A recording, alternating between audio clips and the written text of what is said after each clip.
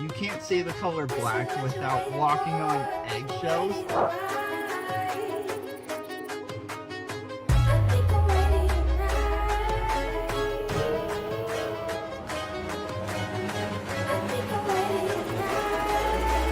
This is what you waited for. I think we're ready to rock.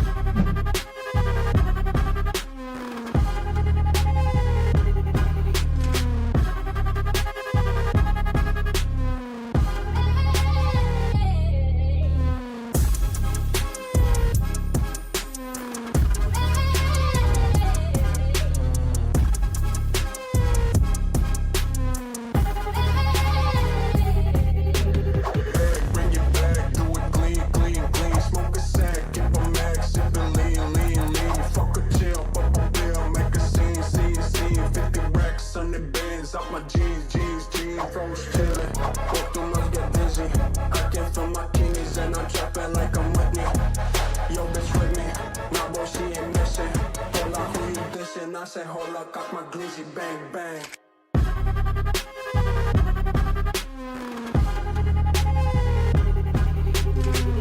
I say, hold up, cock my glizzy, bang, bang.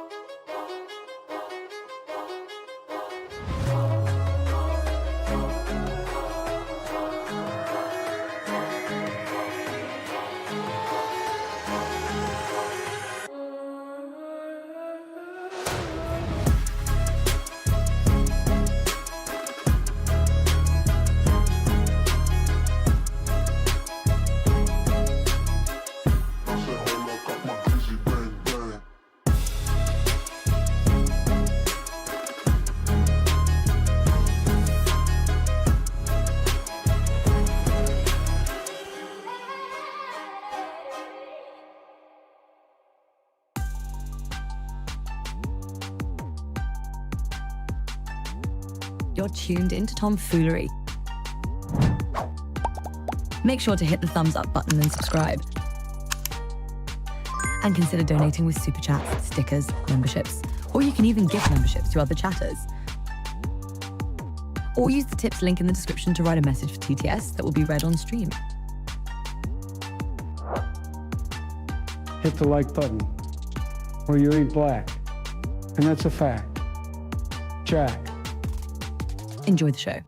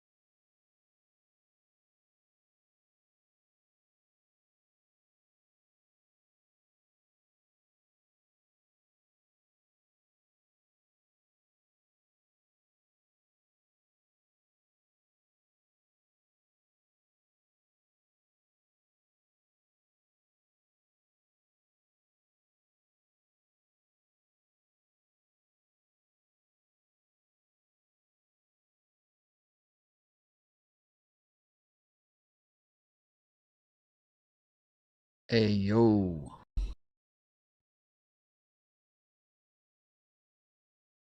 What's up? Sorry about that.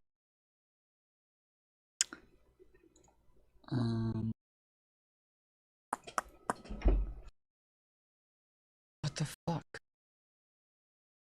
Trying to X out of a program that's fucking with my RAM. Okay, there. Kept popping back up. Today's 7/30/2025. It is 10:41 p.m. Eastern time. Although I don't know if I even have to say that anymore since the time is always in the chat.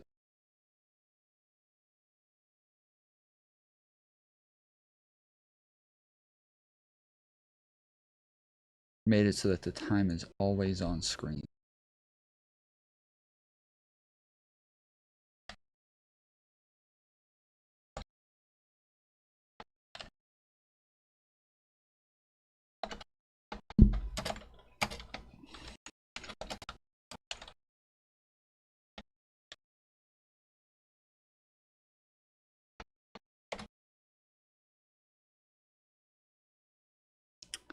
How's everybody doing? Anything interesting today? RAM is cheap. I got more RAM. It's not as much of an issue with RAM, I don't think. I think it's mostly with my graphics card. I think that's my issue. Because yeah, a while ago I had 2 8s, and so I went and got 2 16s, and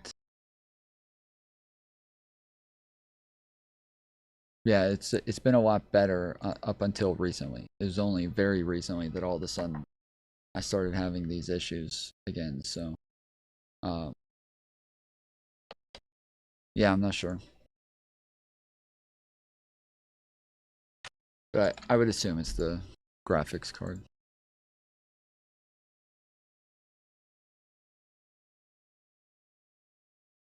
What's your GPU? No, I don't know. I don't know.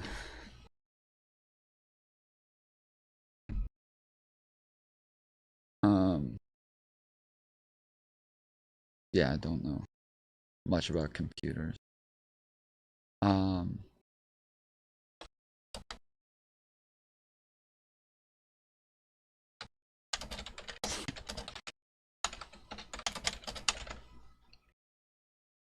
What the fuck? Okay, sorry.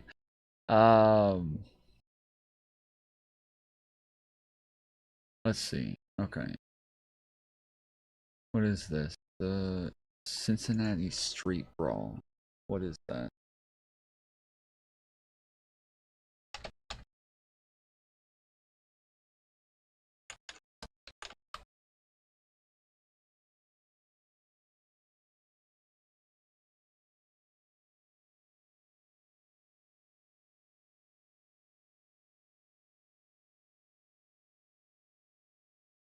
Unbelievably. Oh, my headphones aren't plugged in. Hold on.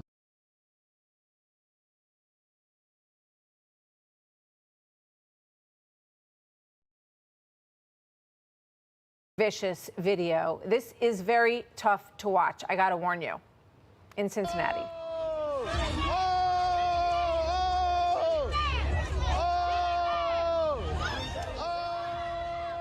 This man was beaten in the street in Cincinnati over the weekend. The police say 5 suspects are facing charges. They're asking others to turn themselves in. Then a woman who tried to defend him also was punched and knocked out cold by a young man on the street. And as I said before, one person Damn, you can see another white dude getting hit with shit back here too. called 911 in this whole crowd. They're all too concerned about getting this whole thing on video so they can post it on their stupid phones. National correspondent Brian Yenna So they can post it on their stupid phone. reports live here in New York. I thought the story was that I thought he punched somebody. Am I crazy? I thought he like punched a woman or something.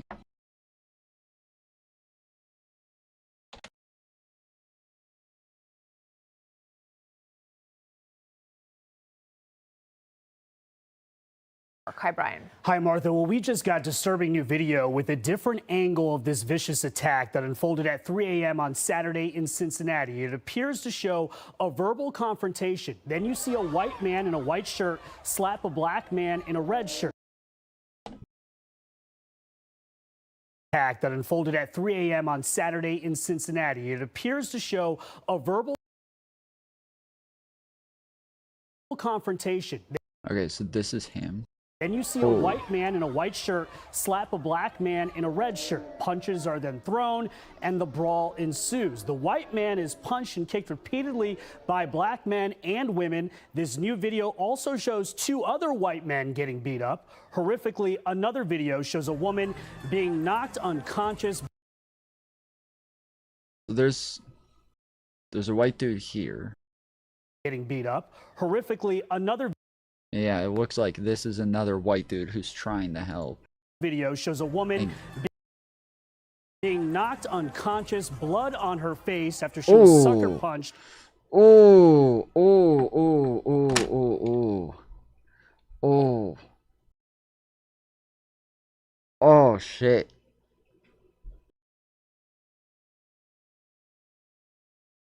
My fucking nose hurts just looking at that, dude. Oh, fuck. By a man, incredibly difficult to watch. Police have not said how or why And then they knocked out a woman this as well. brawl started. Cincinnati's police chief says alcohol consumption played a significant role, characterizing it as a sudden dispute following a verbal altercation. Astoundingly, there were 100 people there, but only one person called 911. The Trump administration's Department of Justice suggesting hate crime charges could be filed. Quote, our federal hate crimes laws apply to all Americans. We at Civil Rights at DOJ will monitor closely how local authorities handle this attack. Vice President J.D. Vance, who's from Ohio, reacting. We have got to make great American cities safe again for families and children. If you want to take your wife or your children out for a meal, you shouldn't be worried about street violence. And the only way to destroy that street violence is to take the thugs who engage in that violence and throw their asses in prison.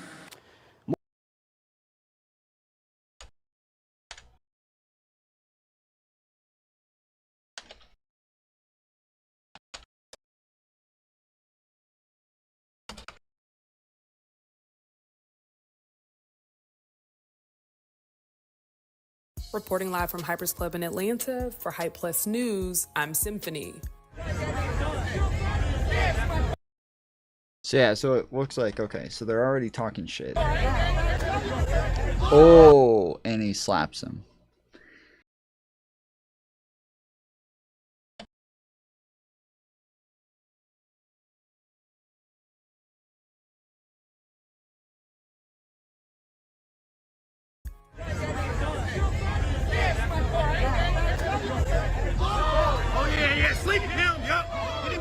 Over the weekend, videos of a fight in downtown Cincinnati have been making its rounds online, sparking outrage and controversy from viewers. Multiple videos were taken from the fight that took place early Saturday morning and quickly circulated on social media.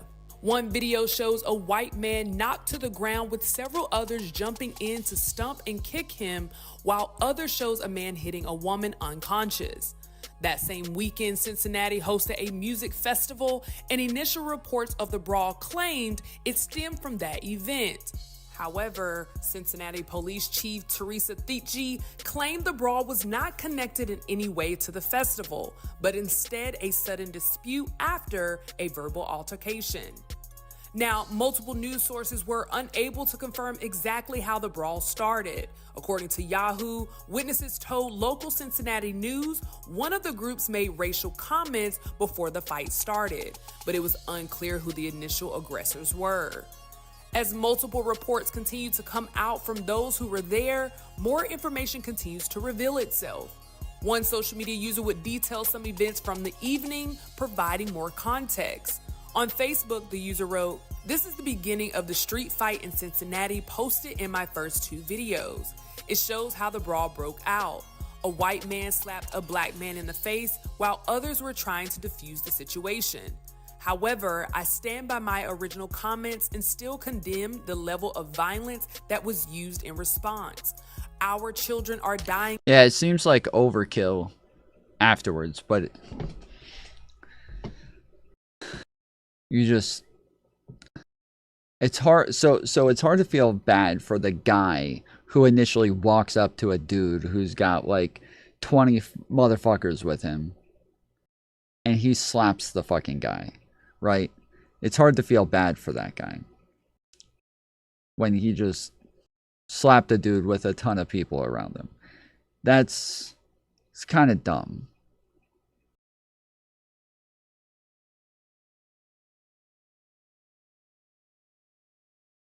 Kind of fucking stupid to do some shit like that.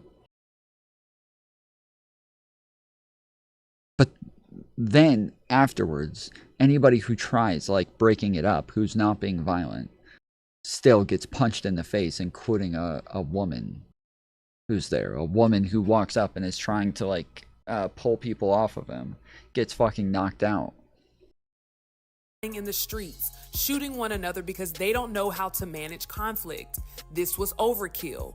Of course, the man should have known, especially being outnumbered, that things were not going to end well, and he must be held accountable for his actions. but it still doesn't justify knocking that woman out, taking their possessions, or stomping on their heads. I'm just saying. They stole their shit? Damn. So a brawl went down in Cincinnati, and I've been seeing clips of the fight, and everybody been saying, oh, it's a hate crime, and the black people just jumped on and attacked the clear folk, and the white lady was laid out. First of all, that white man slapped the black guy first. Now, I'm not saying that anybody deserves to get beat up by a mob, but you can, and they were also hurling racial slurs. You cannot physically assault somebody and then police how they react to you. You cannot physically assault somebody and then police how they react to you. So, if he slapped him and then the other guy pulled out a rocket launcher and blew up that guy and his whole family, you can't police how he reacts, guys. You can't police how he reacts. Now, if I know I'm outnumbered, why in the hell would I put my hands on somebody? And everybody like, oh, what if it was the other way around? It has been the other way around for centuries. Just last month, a black man was in a bar asking about his tab because they were trying to overcharge him for drinks that he did not receive, and the whole entire bar jumped him, and they were all Caucasian men. And I didn't see y'all saying shit about it. Y'all like, yeah, it would have been worldwide news if it was black people. No, we've seen that black guy go into that bar and get beat down by a mob of white men. He had no backup. He was by himself. Y'all didn't say shit about that because y'all don't really give a fuck about semantics. Y'all only care about race because y'all are racist.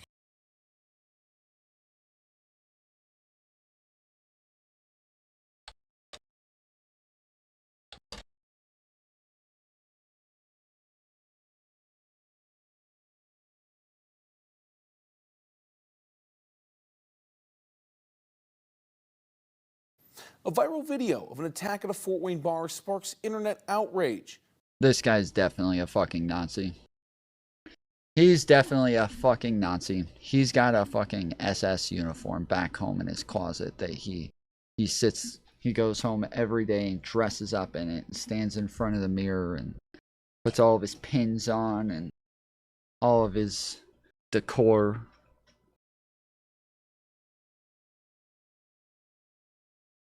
He's definitely a fucking Nazi. Many calling for justice for the victim. Wayne 15's Allie McKibben has the story. The video was taken last night at Pike's Pub and shows several men beating and choking another man. Because Wayne 15 needs permission from the person who originally shot the video, we are unable to show you that viral clip tonight.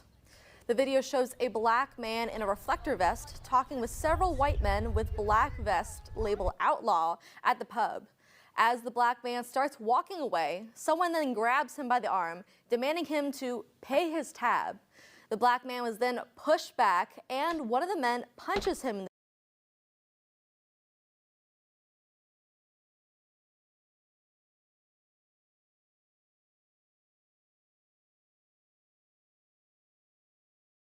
So nobody's able to play the fucking video because they can't get permission.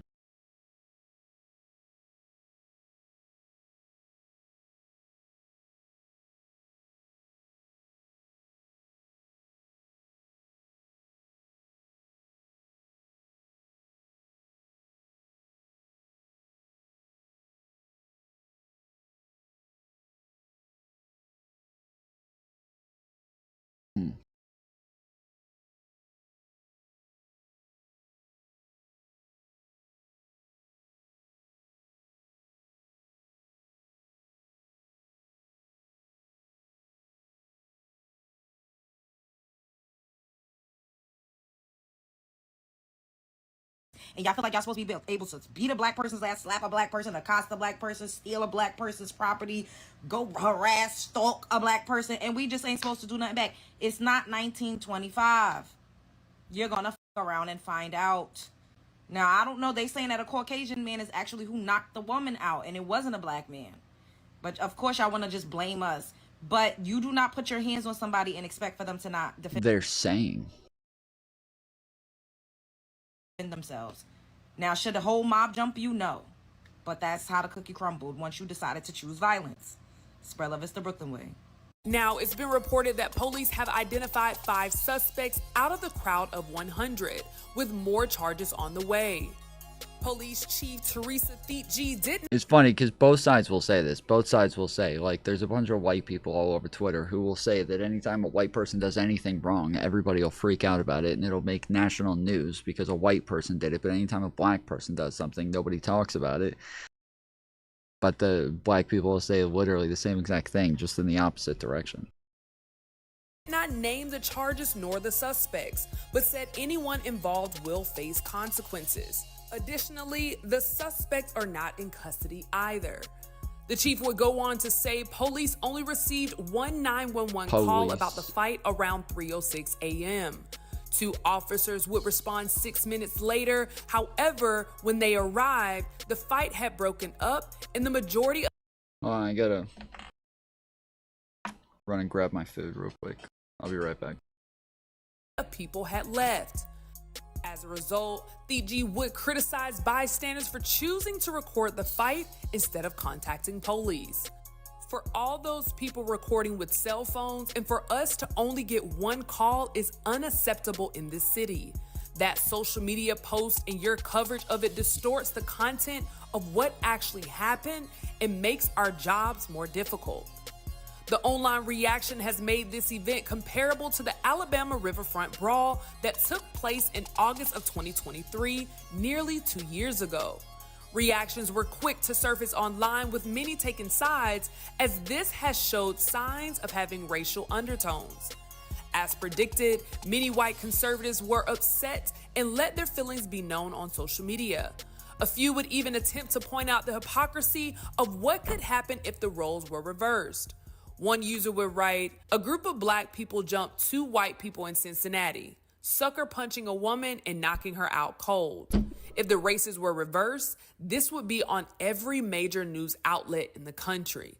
But since it's not the narrative they want, they'll ignore it. This was violence, disgusting, and unacceptable. They should be..." Where's the full video?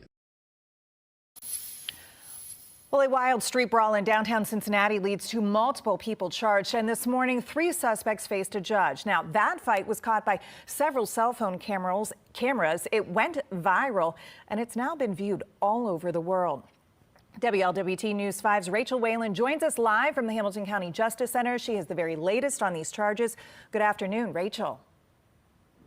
Good afternoon. 3 people. I didn't hear, so far from all of these stories, I haven't heard anything about, like them going to the hospital and having like a concussion or having has anybody said anything like this? I haven't heard of like any like real damage or permanent injuries or broken bones or anything yet, right? Including one with a violent criminal past, now face felonious assault and aggravated riot charges after the chaotic fight downtown. While police say it was a coordinated attack, family members say there is more to the story. The guy who slapped first didn't even get arrested? What? Montana's Merriweather, De'Kira Vernon, and Jermaine Matthews are all charged with felonious assault and aggravated riots. Prosecutors say Merriweather was the catalyst in what they call coordinated attack. He was seen on video whispering to the victim just before the violence began. He was already out on bond for a separate gun and stolen property case. His bond was set at $500,000. Jermaine Matthews allegedly knocked a victim to the ground and... Okay, it could be that they walked up threatening him. It could be that they walked up and threatened him. Like, that could be the case. If they walked up and threatened him first, then, okay, that would make sense. But, yeah, if they don't even... The white guy slapped the black guy first, and then they all came and ganged up on him.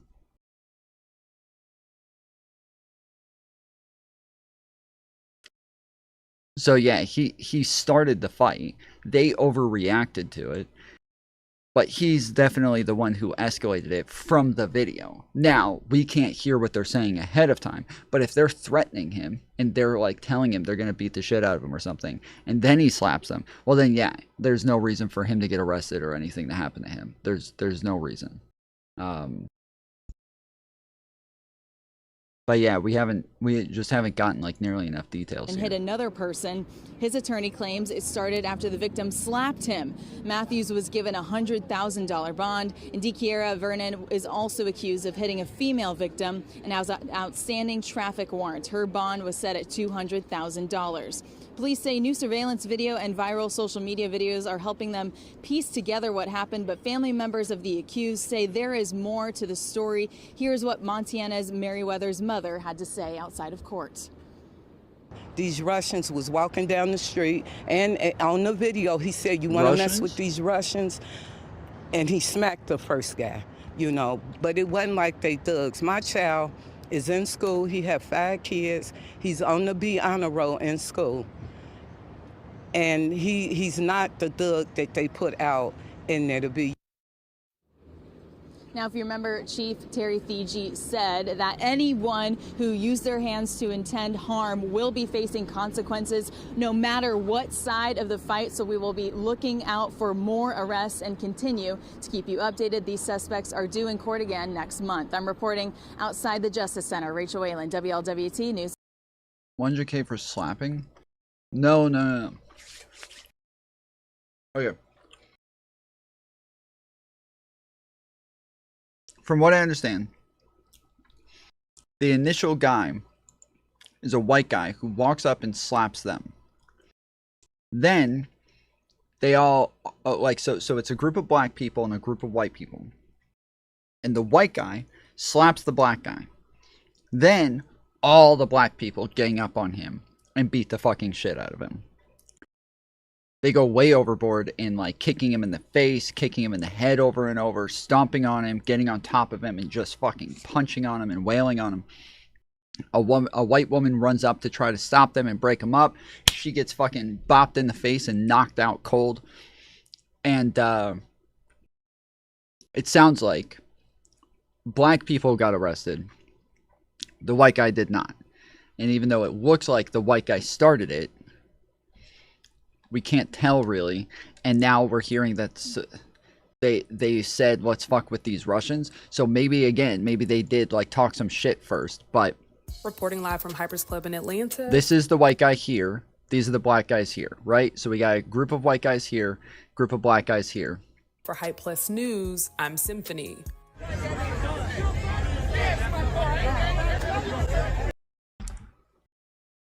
So you see right there. He slaps him. I don't know why they black out the screen like that. That was really annoying. But yeah, it looks like he slaps him. And so it looks like he started it. And then they all attack him. Oh yeah, sleep him, yup. Get him up out of here. Over the weekend, videos of a fight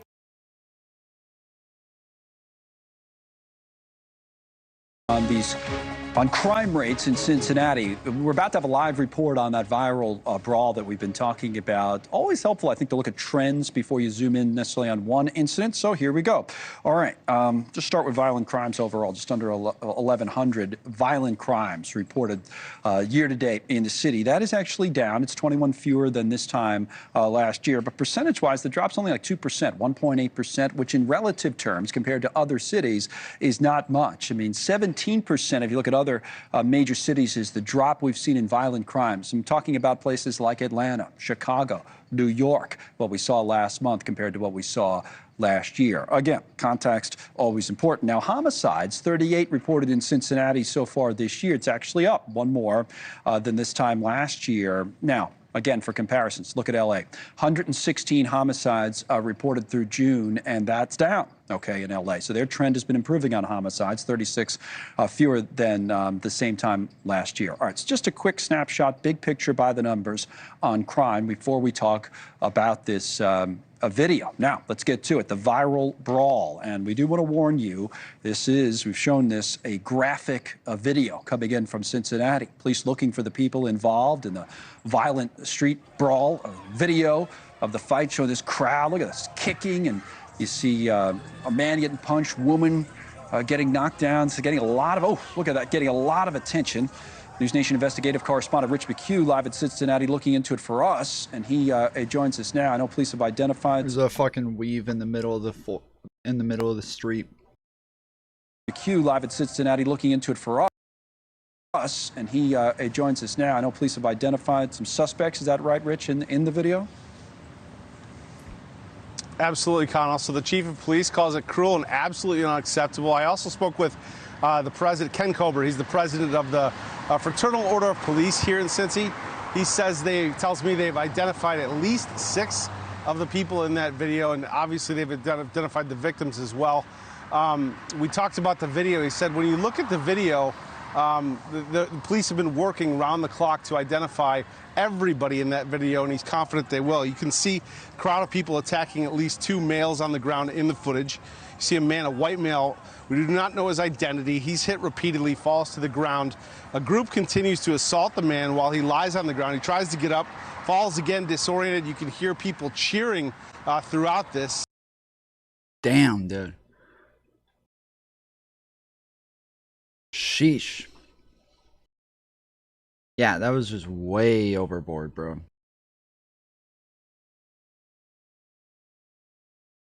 I'm trying to find, like, something that just has, like, the full thing. Several people recorded the initial slap and subsequent attacks on cell phones. Ken Kober says those are critical in identifying everyone involved. They're great video that shows exactly what occurred. And I think that these people are going to be brought to justice. There are also several city cameras in the area, providing even more footage of what happened. Kober tells me investigators are doing everything they can to catch those responsible. These investigators have been working around the clock to identify everybody that's involved, to be able to locate those people, to be able to interview them, to be able to get a true picture of exactly what occurred. Kober says. So they say only 3 have arrested, but they're still waiting for others to turn themselves in and have warrants out, so. Several people have offered tips about what happened and who was involved, but he says officers still need help. There are still some people that have not been identified. And what I ask is that the public, play a part in this, because stuff like this shouldn't happen in our city. But when it does, we need people to step forward. That way we can bring these people to justice. As crucial as these videos will be in building criminal cases, Kober says they show a disturbing reality. Recording the moment, he says, seemed to take a priority over stopping the violence. How do you not call 911? How do you not try to render some aid? I mean, you have a woman that is knocked unconscious. It's just crazy to me that we live in a society that people would rather take video than actually try to stop something from happening or intervening and try to render aid. It just, to me, it's pretty disgusting.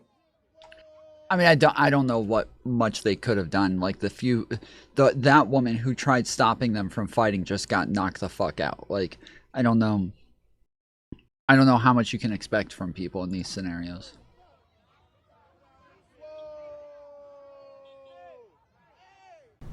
I mean, it is beyond frustrating to see this kind of behavior happen in our urban core. We are spending so much time, so much money trying to build up our community, trying to put Okay, according to this, they have 5 arrested now. Cincinnati on the map as a destination. That's Cincinnati Mayor Aftab Purival talking with me remotely. He was on vacation this weekend and connected late Monday. He says his delayed response was due more to making sure everyone had factual information to present. Those videos of Saturday morning's brawl were pulled from social media via the Facebook account of a group called Get Right Witcha. Purewell says Cincinnati police have suspects in the case and arrests are expected, but did not give a timeline. He also told me the fight was not related to the Cincinnati Music Festival or other events downtown, saying that came from police officers. But he acknowledges it comes as downtown and over the Rhine are struggling with higher crime and violence. What do you say to people now who see this video and say, I'm not going anywhere near downtown or over the Rhine right now? What I would tell them is this.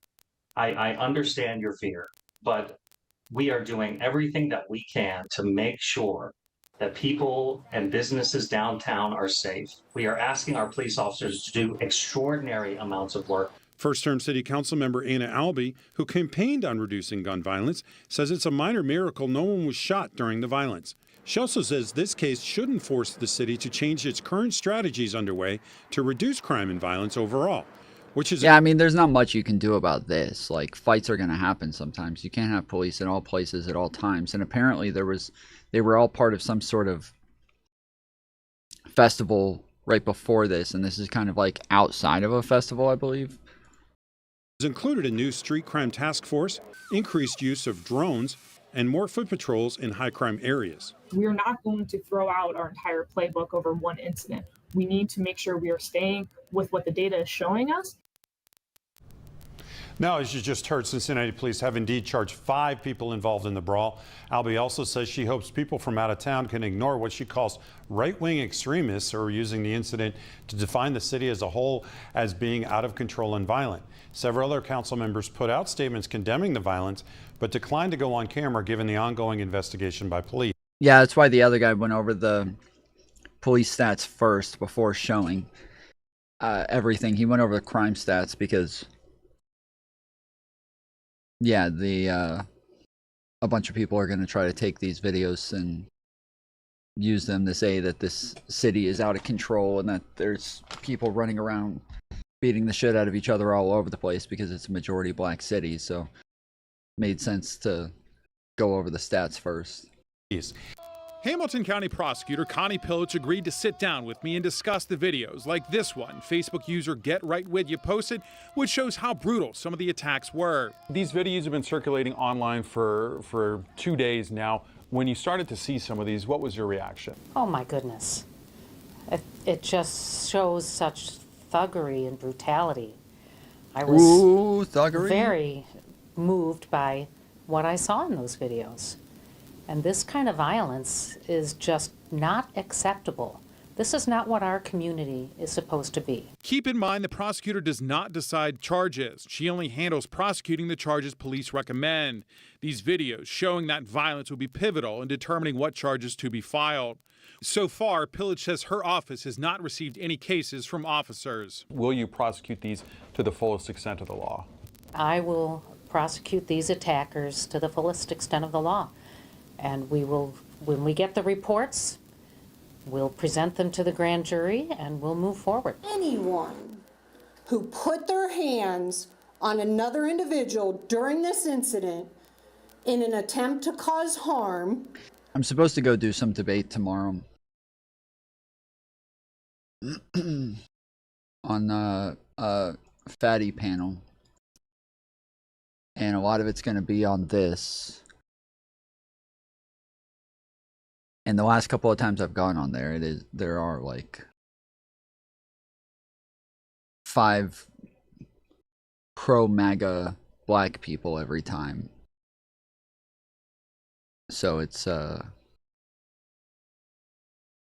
lot of them try to use this like identity politics bullshit every time where they're like, well, I'm black, so I can tell you what it's really like. Like, I don't give a fuck. I don't give a fuck. If you're black.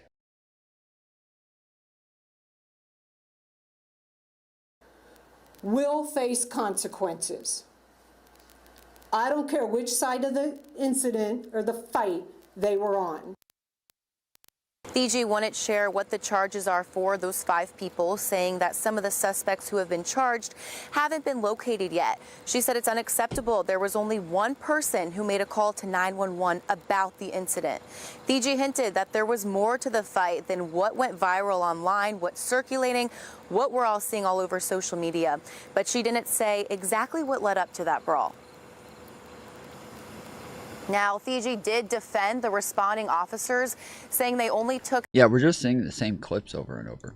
6 minutes to respond to the scene. They received that 911 call at 3:06, got to the scene at 3:12, especially considering the big crowd there Saturday night with the Reds game and, of course, Cincinnati Music Fest. Fiji said she doesn't know the conditions of the man and woman who were knocked to the ground. However, Ohio gubernatorial candidate Vivek Ramaswamy posted on X that he spoke with the woman who was hurt. He claims she told him only one detective reached out to her since Saturday. Ramaswamy added, quote, hardworking Americans shouldn't have to worry for their safety when they have a good time in our cities. Vice President J.D. Vance, Elon Musk, and thousands of other people have seen the video online and commented about it. Hi, of course, Haley Elon Miller, Musk did. Cincinnati Enquirer. Have you seen footage in Cincinnati of a recent street fight, and what concerns do you have about that, given that that's your home city? You said a street fight in Cincinnati? I have not seen this. Sorry, give me a little more background, Haley. I'm not sure about this. There was a group of people who attacked a couple folks on the street in Cincinnati. Senator Bernie Moreno, some others have spoken out about it, have been critical of it. Okay, yes. So what I saw, and I haven't seen the full context, but what I saw is a mob of lawless thugs beating up on an innocent person, and it's disgusting. And I hope every Yeah, see, that just doesn't seem to be the case. I mean, again, it looks like he walked up and slapped them first, but we just don't we don't know why. It doesn't it's just not clear why the dude slapped him. Every single one of those people who engage in violence is prosecuted to the full extent of the law. And they will be. They will be so long as law enforcement in the state of Ohio takes their job seriously. I know Dave Yost cares a lot about these things. But yeah, I actually, you're right. Bernie did send me a clip of this, and we talked a little bit about it. I don't know the full context. I don't know how the fight started. Context is that he's probably being harassed by them. Well, there was one lady who said something about, like, she heard them say, let's go fuck with these Russians. So yeah, it does sound like that could be the case. But the one part that I saw that was really gruesome is you had a grown man who sucker punched a middle-aged woman. And where I come from, at least, when you have a grown man who sucker punches a middle-aged woman, that person ought to go to jail for a very long time. And frankly, he's lucky there weren't some better people around, because they would have handled it themselves. But if they're not going to handle it, the cops in Cincinnati, the law enforcement, you've got to... I'm sure J.D. Vance would have handled it himself. He would have... J.D. Vance, he would have handled it himself. Prosecute people. We've had way too much lawlessness on the streets of great American cities. How many of you all have wanted to go to downtown Akron or downtown Canton or downtown Columbus for a meal, but you're worried because the local authorities in these big cities have allowed lawlessness to run wild? We have got to make great American cities safe again for families and children. If you want to take your wife or your children out for a meal, you shouldn't be worried about street violence, and the only way to destroy that street violence is to take the thugs who engage in that violence and throw their asses in prison. But this last weekend, apparently all the action happened after closing time right here outside. I do see all over Twitter, though. I see this shit all the time, because there's always people all over Twitter posting shit, and I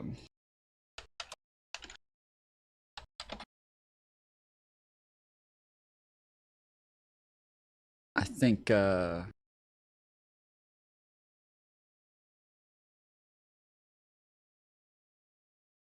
was some fucking like wild brawl that broke out inside of a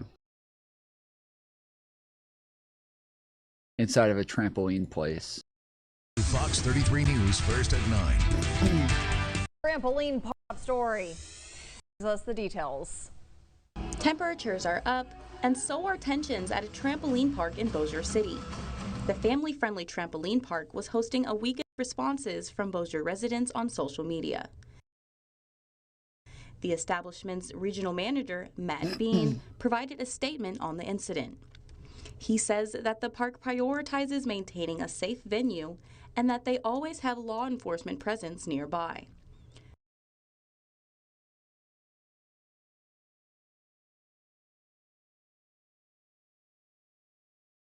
I watched like a 5-minute fucking video of one person just standing in one place as people just come in, just fighting, just beating each other up. Somebody pulls one off the other, they get into a fight, the others get into a fight, they're gone. Now 3, 4, 5 more people come in, they're all fighting, they're dragging each other off by their hair, other people are coming in and fighting. Like it had to have been like 30 fucking people, but over time, like you just see like few people fighting here and there, and it's all over the place. Like it just, the person's just standing in one spot the whole time. And I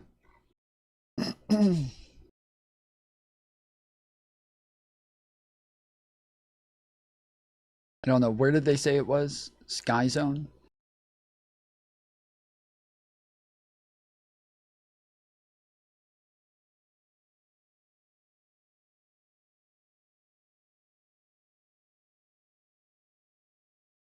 Oh no, this is different.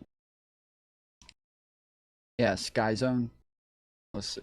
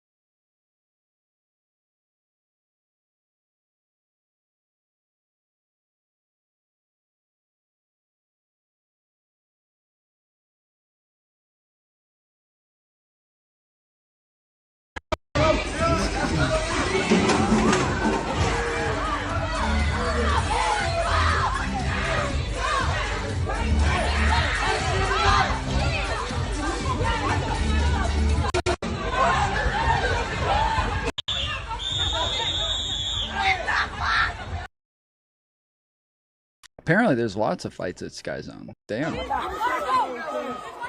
Sky Zone's the place to go to get into a fight.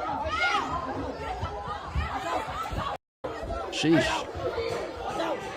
What the fuck? Oh, shit. Damn, I thought I would find one fucking... I thought I'd find one fight.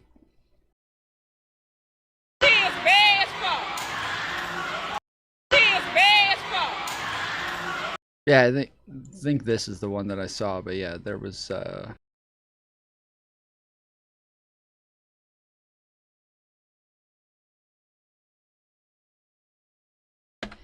were a bunch of fights there.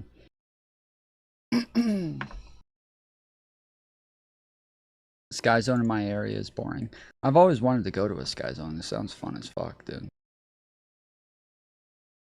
Did you guys see this? This is a debate last night. Oh, crap. Don't get me wrong. I love the ladies. I mean, they rev my engine, but they don't belong in the newsroom. It is Anchor Man, not Anchor Lady, and that is a scientific fact. Uh-huh. I don't know what we're yelling about. You're with us, Ron. What do you think? It's terrible. Mm-hmm. Loud noises. Oh, crap. It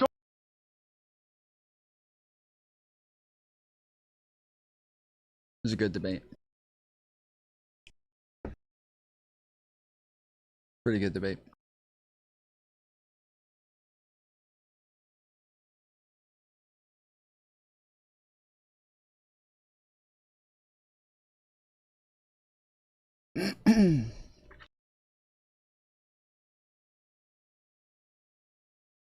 Trump's comments on Epstein raises new questions about when they were friends. Yeah. Did y'all see this? Hold on. I think I have clips of this. This is fucking wild, dude. This is insane. Young age from Mar-a-Lago, and I was recruited at a very young age from Mar-a-Lago, and this is Virginia Guffrey. Trapped in a world that I didn't understand, and I've been fighting that very world to this day, and I won't stop fighting. I will never be silenced until these people are brought to justice. So thank you all very much. For years, I wouldn't talk to Jeffrey Epstein. I wouldn't talk because he did something that was inappropriate. He hired help, and I said, don't ever do that again. He stole people that worked for me. I said, don't ever do that again. He did it again. He stole people that worked for me. So Virginia Guffrey says she was recruited from Mar-a-Lago. Trump says he stole people that worked for me, and I told him to never do it again, and then he did it again.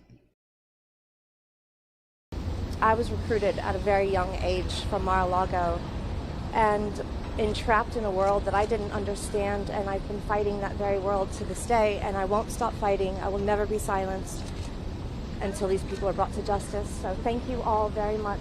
For years, I wouldn't talk to Jeffrey Epstein.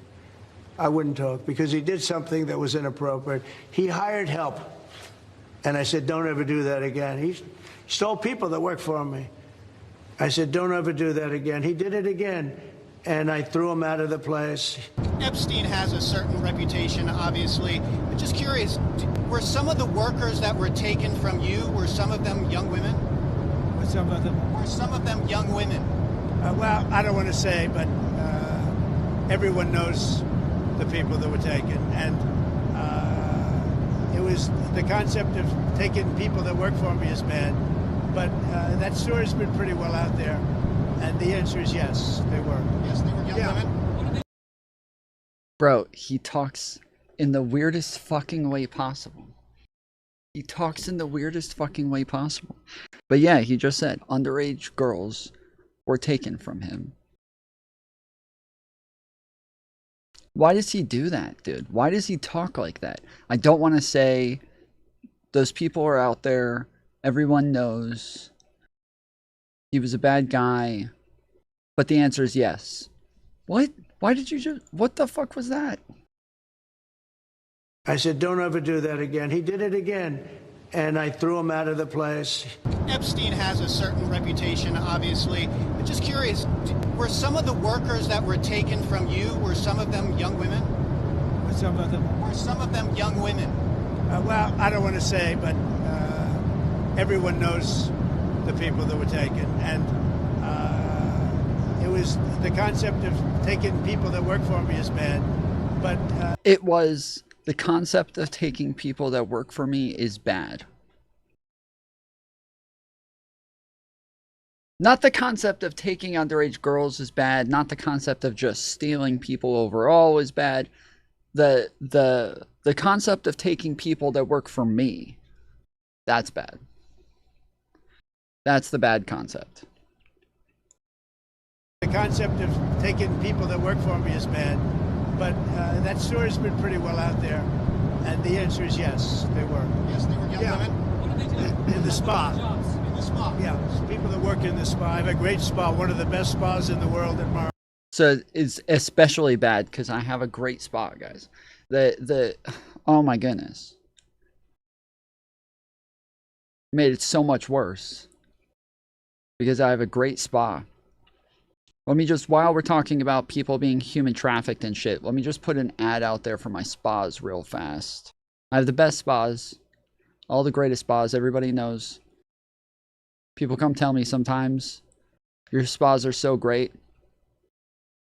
I tell them, you didn't have to say that, but they say it. They say these things. They just come up and they tell me, I have the greatest spas. Yeah, one of the best ever. One of the best spas in the world at Mar-a-Lago. And people were taken out of the spa. Hired by him. In other words, gone. And hired by him, in other words, gone.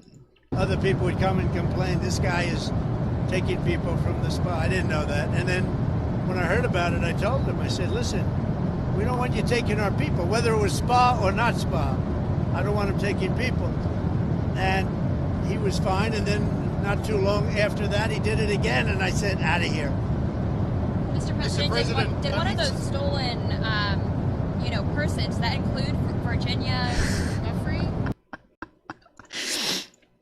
Putin once said that the P-tapes didn't exist, but even if it did, Russia has the best prostitutes in the world. Could you imagine, dude? Could you imagine anybody else talking like this? Too long after that, he did it again, and I said, out of here. Mr. President, did one of those stolen... The first time, we gave him a warning. The first time you steal underage girls from my place, we gave him a stern warning. And a very strongly worded letter. Okay? That's how mad I was about this. When you go and steal underage girls from me, it's gonna be a stern talking to. You will regret it. You'll regret it big time. Persons, does that include Virginia Jeffrey? I don't know. I think she worked at the spa. I think so. I think that was one of the people. Yeah. He stole her. And by the way, she had no complaints about us, as you know. None whatsoever. As you know, she had no complaints about them. I was recruited at a very young age from Mar-a-Lago, and No complaints about them.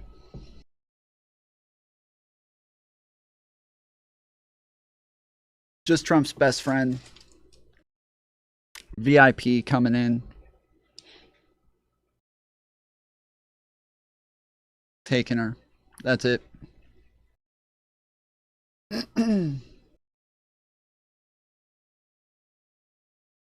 No real complaints.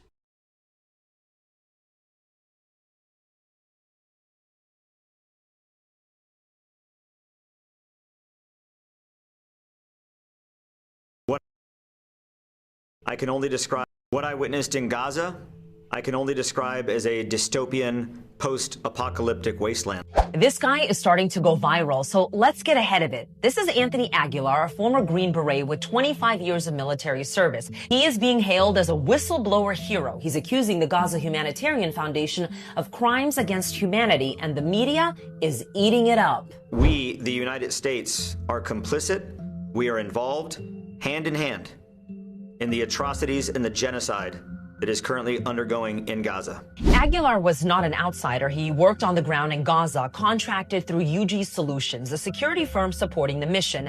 And the text messages you're about to see, well, they were released by legal counsel for UG Solutions, and they flat out contradict everything he's telling the media now. So here are some of those text messages showing he praised the mission. You're doing an AF phenomenal job. You're crushing it. It's a privilege and an honor to see America's best doing this work. You're making a difference every minute. So what changed? Well, on June 13th, he's terminated, even though he says he resigned. June 14th, according to legal counsel, he starts begging to come back. I don't want to leave. I can be of huge value. Take advantage of me as an asset. June 21st, the pressure starts. Figure something out or I'm on a plane come Tuesday and the gloves are off. June 22nd, things start to get ugly. I can be your best friend or your worst nightmare. Stop So he didn't have any complaints about any of this shit until he got fired? effing around, put me back to work. If you want to play games, we can play games. So is this a whistleblower or a fired employee trying to force his way back in? July 4th, he's still trying to come back.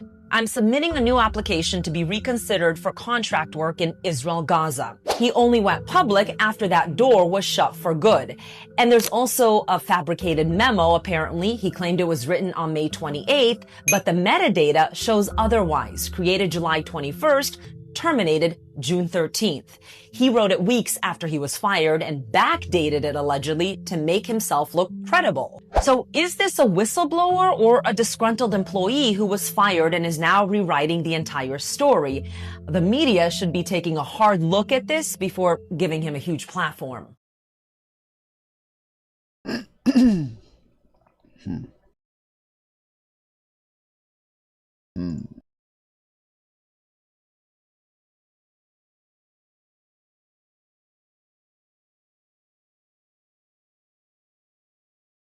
Oh no, is this gone?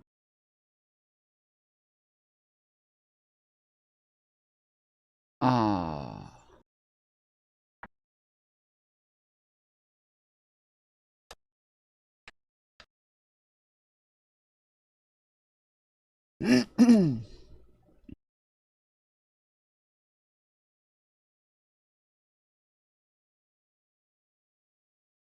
You know I love a good comment section.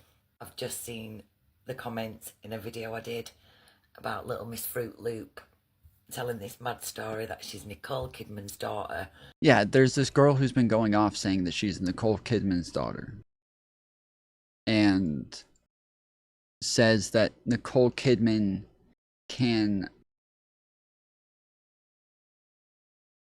that she was like very abusive and all this shit, and then said that Nicole Kidman can also turn people into ladders.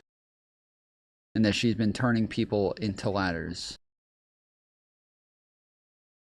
And the other day she got a cease and desist from Nicole Kidman and Reddit And part of it is saying, stop saying she can turn people into ladders.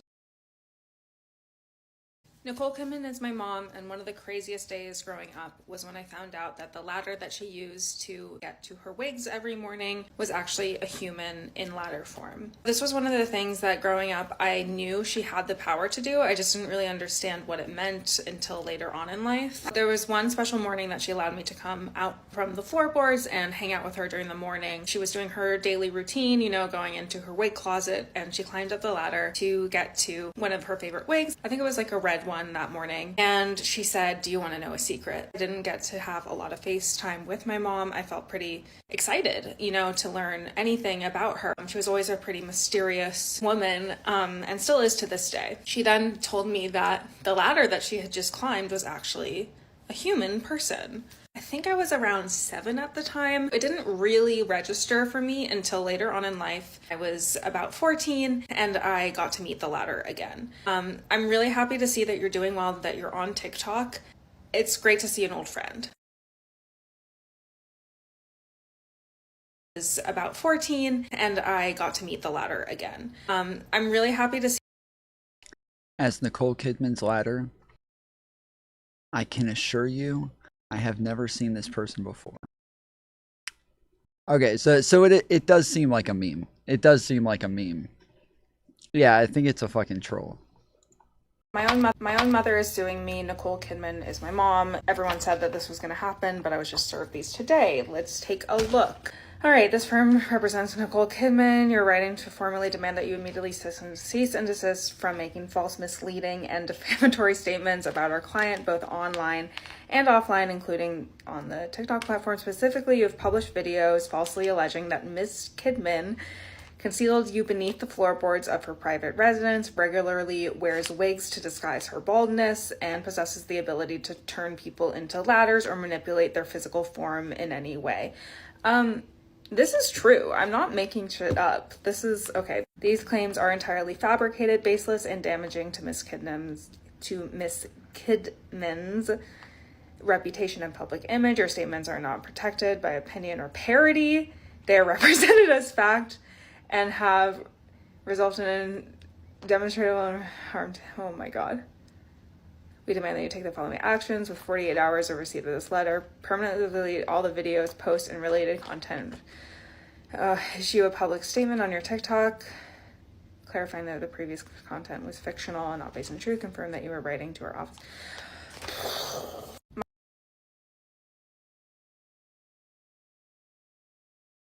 My own mother is suing me. Nicole Kidman is my mom. Everyone said that this was going to happen, but I was just served these today. Fuck, I'm trying to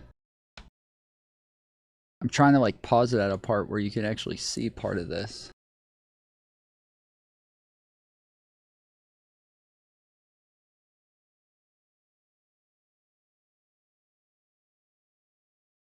Well, I can't read any of this. It's all mirrored, so I'm trying to read it backwards, but this looks like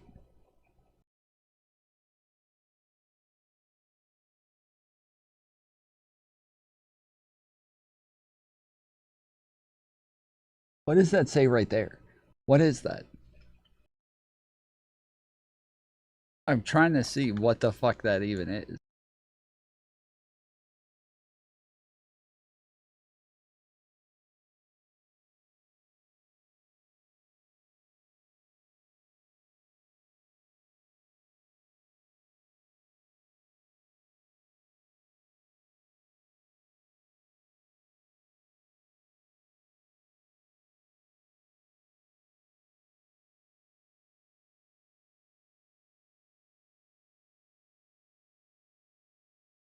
It looks like a fucking dictionary or something. Or the Bible.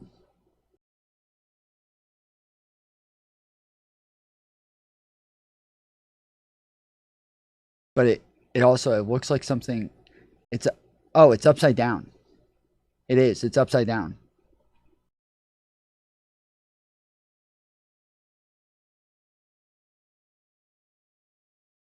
Yeah, it's definitely upside down.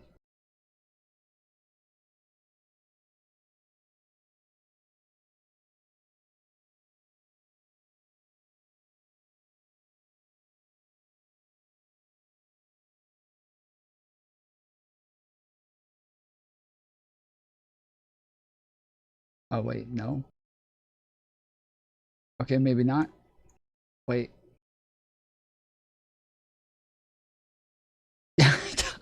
I don't know, dude. I don't know.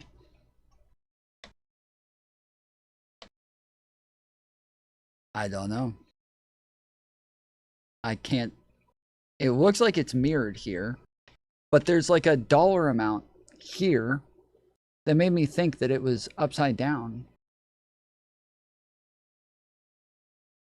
Oh, yeah, no, it does say plaintiff alleges. Yeah, no, okay, so yeah, it does say right there, plaintiff alleges something.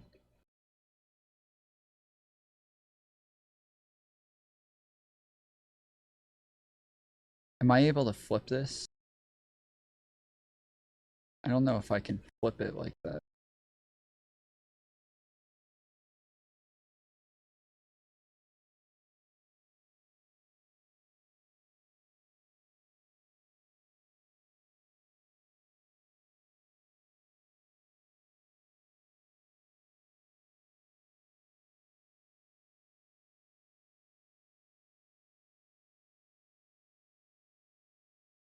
Okay, there we go.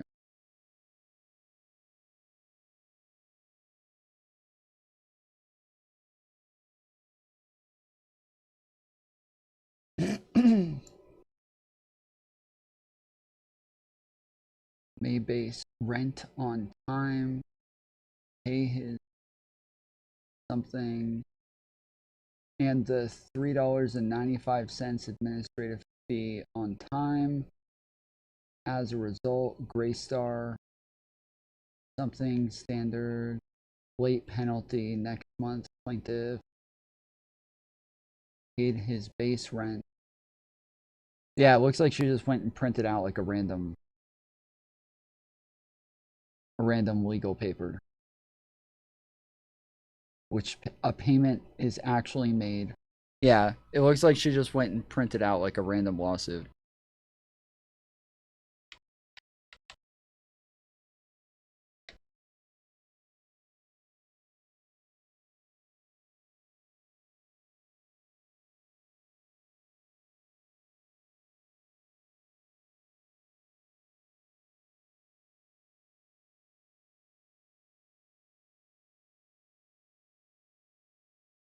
Says, I'm literally shaking. If you want to be ahead of the curve, chartreuse is going to be the next it girl drink.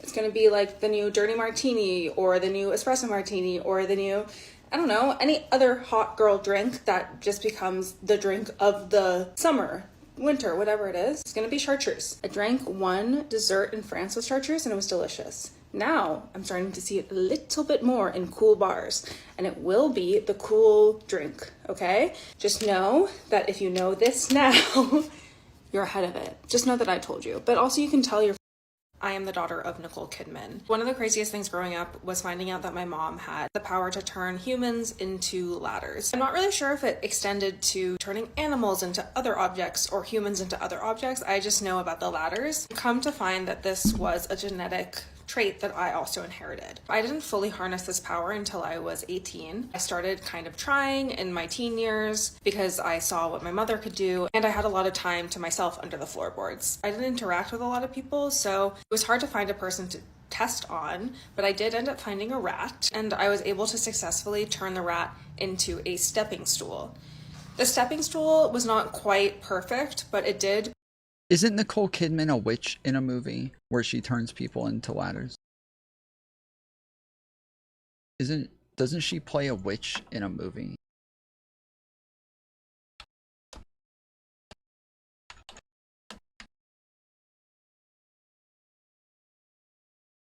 Practical Magic. She plays the role of Gillian Owens, one of two sisters raised by their aunts after their parents died.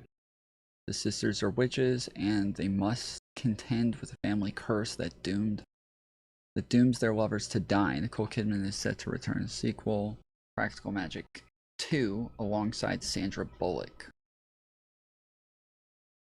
What the fuck? They're gonna do another one?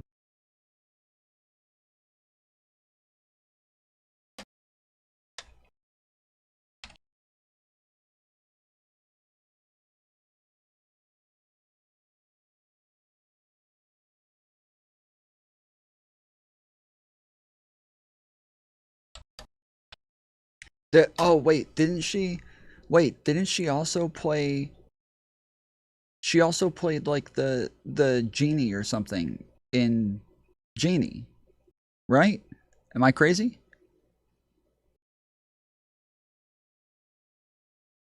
It was like a remake of the old show with the hot chick, with the hot blonde chick from back in the day, Bewitched. Yeah, didn't she do Bewitched?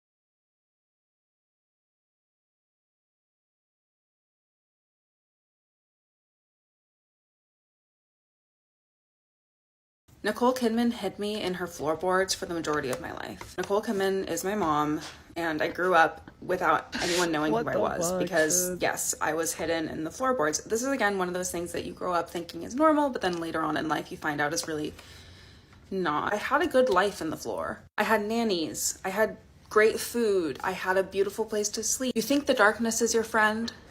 I was born in it. I don't know actually if I was born in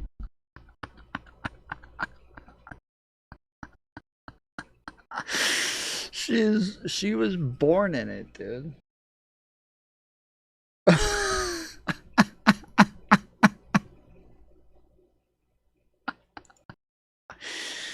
place to sleep. You think the darkness is your friend? I was born in it.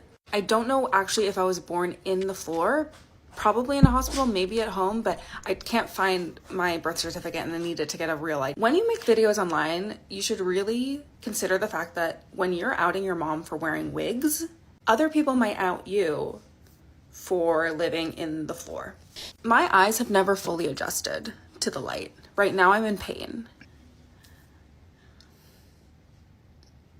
If you want to talk about this more, we can. I don't think that it's for the internet, though. It sounds like it reminds me of the Dark Knight movie where he says, like, yes, exactly. Exactly.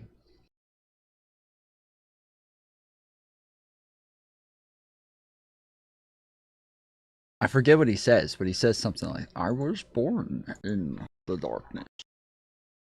I don't remember what the fuck he says, but that sounds like the Dark Knight movie.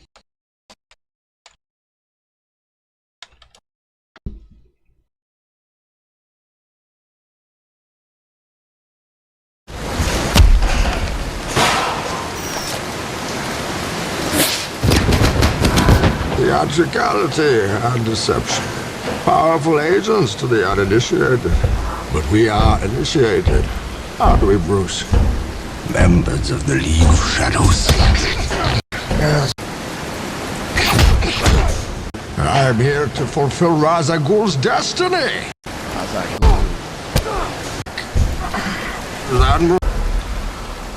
Bro, some of the best fucking video games of all time are the Arkham games. Some of the best fucking video games I have ever played in my fucking life are the Arkham Knight video games. They are so fucking good. Arkham Knight is the best. It really is. Like, I need a new Arkham Knight movie. And he did this in his practice where he was writing the recommendation letters for his autogynephilic trans women patients to go and get their surgeries done. Let me make talking about autogynephilia again. And so this was never meant. Let me make a little money before you go. Econoboy, and I'll let you go. Oh, okay, sorry. $20 from Grassroots Hegemon to say Econoboy right now is saying that Jews, or at least half of them, are equivalent to the panel that exterminated 1/3 of their global population, the people that exterminated 1/3 of their global population. That is anti-Semitic. I will say that it has become a debate. What? Who is worse? Is Tolly more transphobic than Econoboy is anti-Semitic? That's what we're debating right what? now. That's what we're going. Wait, Go ahead, Econoboy. let me just hold Answer on. your So, charges. to the unhinged chatter in the in the Wix chat. First of all, thank you so much for The donating. girl from TYT. Yeah, we watched the Anna Kasparian stuff the other day. With her on Tucker. It was horrible. The Wick. He really deserves it. Thank you for donating, for redistributing your money to Wig. Thank God for that. Fucking mouth breathing motherfucker. So just to be clear, I didn't call half of Jews Nazis, and I don't think that literally everyone who says that they're a Zionist is equivalent to a Nazi. Okay, my goodness. That's just another example of like maybe being a bit too fucking I don't know, quick triggered with your assumptions, I suppose. And maybe Did you guys see Mike from PA got banned? Mike from PA got banned from Twitch today. Oh yeah, well, this is literally it. H3H3 Productions posted Mike should be permanently banned. There is absolutely no reason to allow him back. Anything less is scandalous.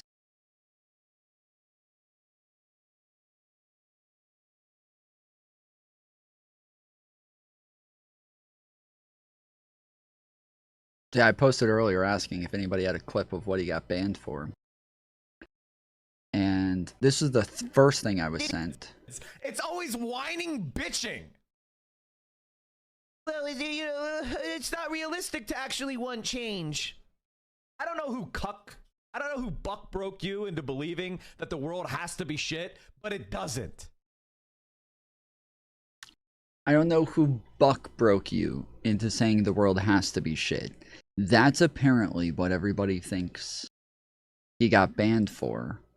And I was like, wait, buck broke? Isn't that just breaking a horse? A horse is a buck. You break horses, meaning that you tame them. You make it to where they're capable of being ridden. No. Apparently, buck broken is something very, very bad.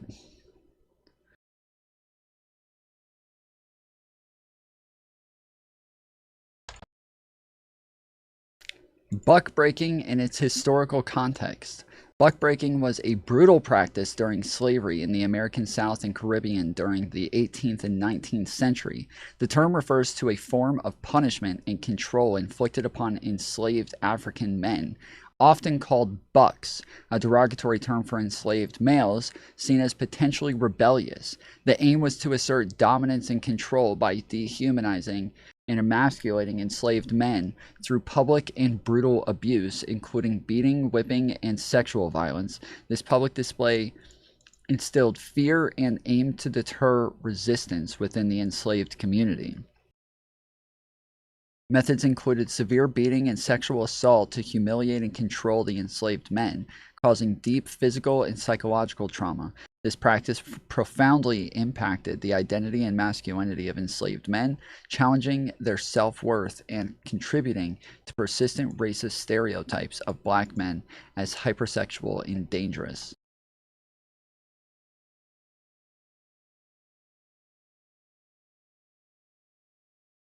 Buck breaking is what they called raping black men to specify them as slaves.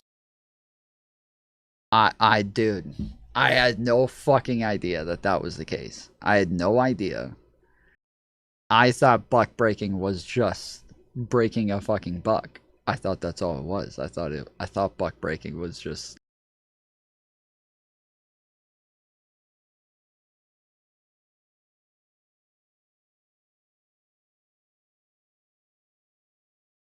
sheesh, dude.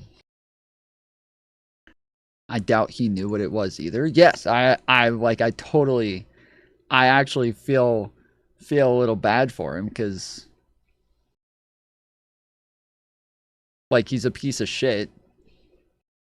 But I don't know who buck broke you into believing that the world has to be shit, but it doesn't. Power to declare war. Just 7 Democrats have signed on to Sanders' proposal. Isn't this pathetic? Isn't this pathetic? The power to declare war rests solely with Congress, and Kane and others want to assert that authority. And that's the dirty secret that Democrats don't want you to know. There is only a handful of actually progressive people aligned with the base of this country in the Democratic Party. What is this chat saying?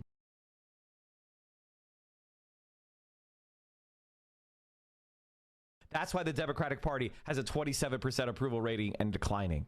Because people are finally waking up to the fact that it doesn't represent you. Even if you're just a liberal who wants incremental change. Even if all you want is maybe a minimum wage increase. Maybe it's easier to join a union. Maybe I want peace and not war. Maybe I want a public option in healthcare. The Democratic Party is against even that. You don't have a home in American politics. The power to declare war rests solely with Congress, and Kane and others want to assert that authority. The president does not have the authority to make this decision. There is no imminent threat to America from Iran, said Chris. So that was the first clip that I was sent, but then I got this one afterwards, which might make a little bit more sense. That is right. The curse of Iran's unremitting aggression, or the blessing of a historic reconciliation between Arab and Jew. In the days that followed That's that, crazy. The Jew is not a fucking ethnic. It is a Jewish is not an ethnicity. This constructed ethnicity. This demonic ethnicity. Demonic ethnicity. Demonic ethnicity, bro. That just saying, like, they love to do this where they're like, oh, it's made up, it's just made up, it's just socially constructed. Wouldn't all ethnicities to some extent be socially constructed? Like, that doesn't say much to say that it's socially constructed, especially from like his worldview. He would say that all of these are socially constructed, race is socially constructed, like all of this shit is socially constructed. But yeah, this. That is right. The curse of Iran's unremitting aggression, or the blessing of a historic reconciliation between Arab and Jew. In the days that followed That's crazy. The Jew is not a fucking ethnic. It's not an ethnic. It is a Jewish is not an ethnicity. This constructed ethnicity. This demonic ethnicity. Wholly invented. That is right. The curse of Iran's wholly unremitting invented. aggression. Wholly invented.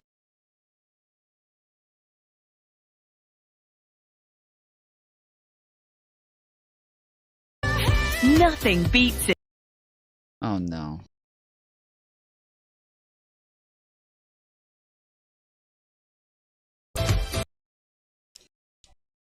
White House.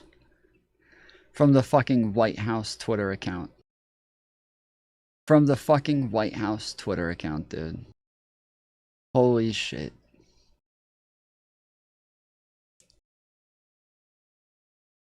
So Dan Saltman quote tweeted with this. Regardless of the hypothetical reality where Kamala Harris would not be as bad as Donald Trump, which we have no proof for. So I quote tweeted that with this. 1-to-1. Make no mistake. Anyone who tries to tell you that Kamala Harris would be different is a delusional moron. Do not listen to them. 1-to-1.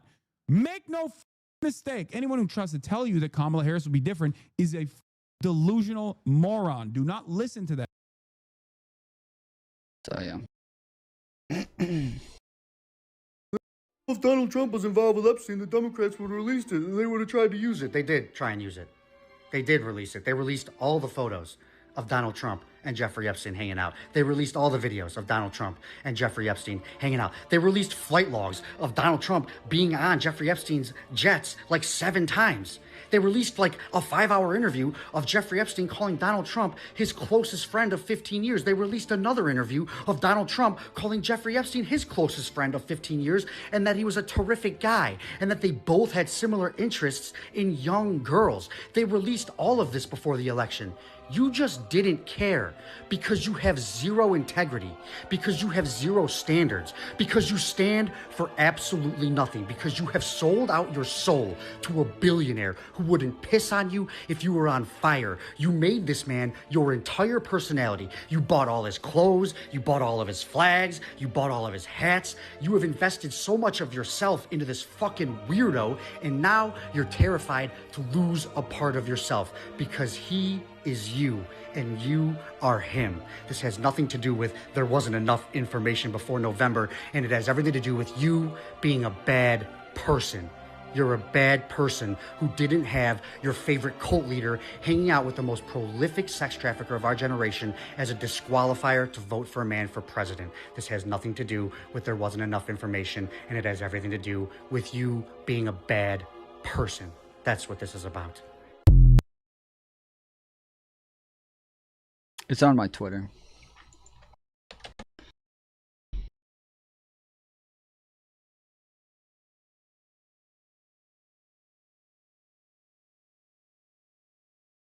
I love this though. This I think I showed this yesterday. It's fucking hilarious, bro.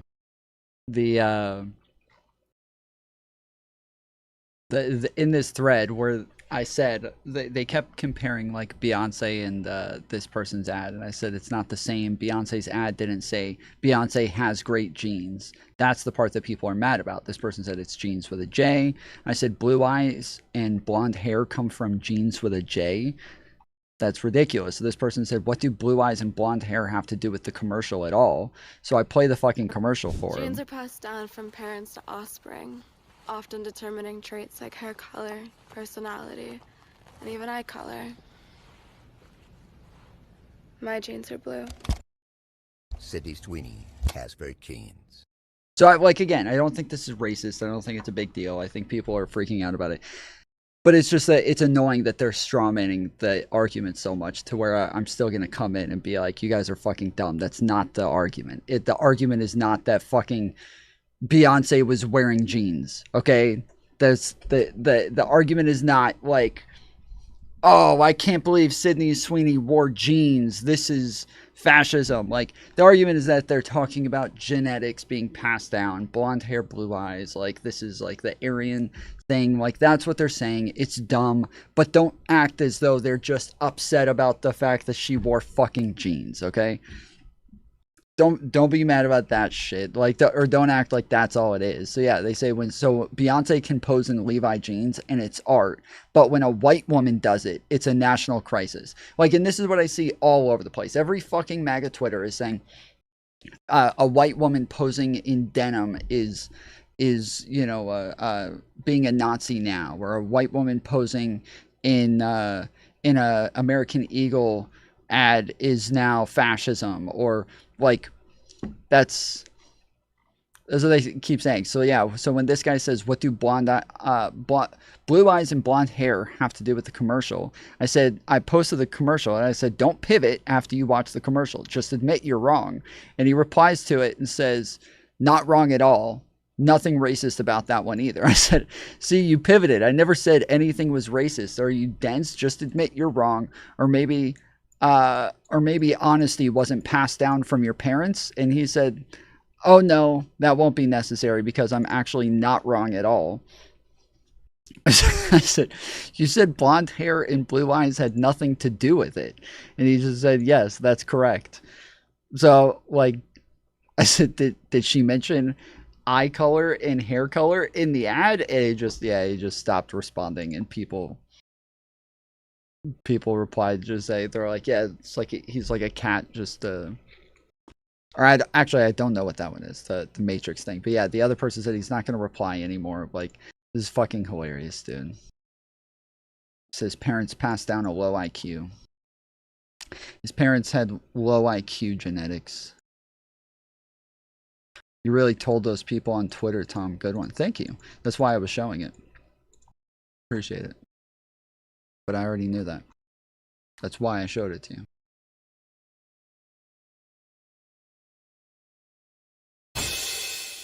Secretary Rubio, thank you so much for sitting down with me. Since becoming Secretary of State, you really have made some big changes here. You kind of pared things back at the State Department. You've restructured some things here. And you actually say that this was long overdue. So tell me about the changes you've made and why you felt like they were so important. Well, the important thing to know is that we reorganized the boxes, in our org chart in terms of how the State Department functions. This wasn't an effort to go in and get rid of people. It was an effort to reorganize. And now, if you get rid of a bureau you're not going to use anymore, obviously you don't need those positions anymore. And it was very small. I mean, it was 1,300 people out of 70 or 50 or 60,000. I read these reports about how we've gutted American diplomacy. It's really silly. But here's the fundamental nature of it. It took too long to get things done. We had too many bureaus, too many offices. They were unaligned with each other. I get these decision memos. And these decision memos have to be cleared by these different desks, these different offices. Some of them had 30 or 40 boxes. 30 or 40 people had to clear it before it even got to me. And that's why it takes the State Department so long to function. So what we're changing on that is, people can certainly give their opinion. If they don't agree with the decision or they have concerns about it, that can be noted. But ultimately, I need to get that decision memo to my desk so we can take action. We can't wait 6 weeks, 6 months to do things. It renders us irrelevant, especially in a world that moves so fast. Let me ask you about... Did you see Crystal and Sagar speak with Alyssa Slotkin? Crystal was being intense. I don't know who Alyssa Slotkin is, but you can send it to me. Russia. The president gave Russia 50 days to strike a peace deal or face possibly 100% tariffs. Where do you think Putin is on this? Do you think this is an effective strategy, and what do you expect to see happen? First of all, I think everybody should be very happy that the American president, the president of the United States, Donald J. Trump, is focused on peace. There's nothing he wants more than to be a part of peace agreements, stopping wars, preventing wars, ending wars. It's not his war. He didn't start this war. It didn't happen. It never would have happened had he been president, but it did. He inherits it, and he's done everything possible to bring it to an end. I think he's growing increasingly frustrated that despite having very good interactions with Vladimir Putin and phone calls, it never leads to anything. So the time has come for some action here, and I think the president has made that abundantly clear. He's losing his patience. He's losing his willingness to continue to wait for the Russian side to do something. He's losing his patience, guys. Here to bring an end to this war that wasn't his war, but he wants to see it come to an end. Since January of this year, over 100,000 Russian soldiers, just on the Russian side, have been killed. It's a bloody conflict with a lot of death and destruction. A lot of this engagement has been really about playing for time and sort of delay tactics to make it look like they're interested in peace, but not really serious about it. He's not going to fall into that trap of being, pulled into endless talks about talks.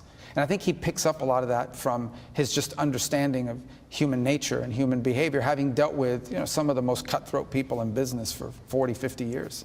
The negotiator in chief. Yeah, he enjoys that part of the job, by the way. He does. He enjoys that part of the job. And I think it's very useful for us because ultimately we know we have... Little Marco, he really looks so small, dude. He's so tiny.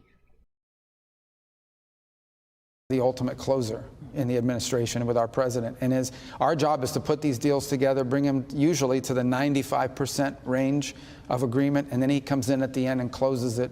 And whether that's on trade or hopefully on peace, that's the role he's played in. It's a very powerful role. That last 5%, those last few yards are always the hardest one in any negotiation.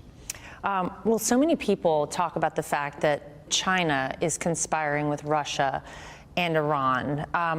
How does the U.S. deal with that and a potential alliance between those three? Everybody knows, it's not a secret, that China is giving Russia as much aid as they can get away with without being discovered. The Europeans have caught on to this. There's no way that Putin could have sustained this war without Chinese support, particularly buying his oil.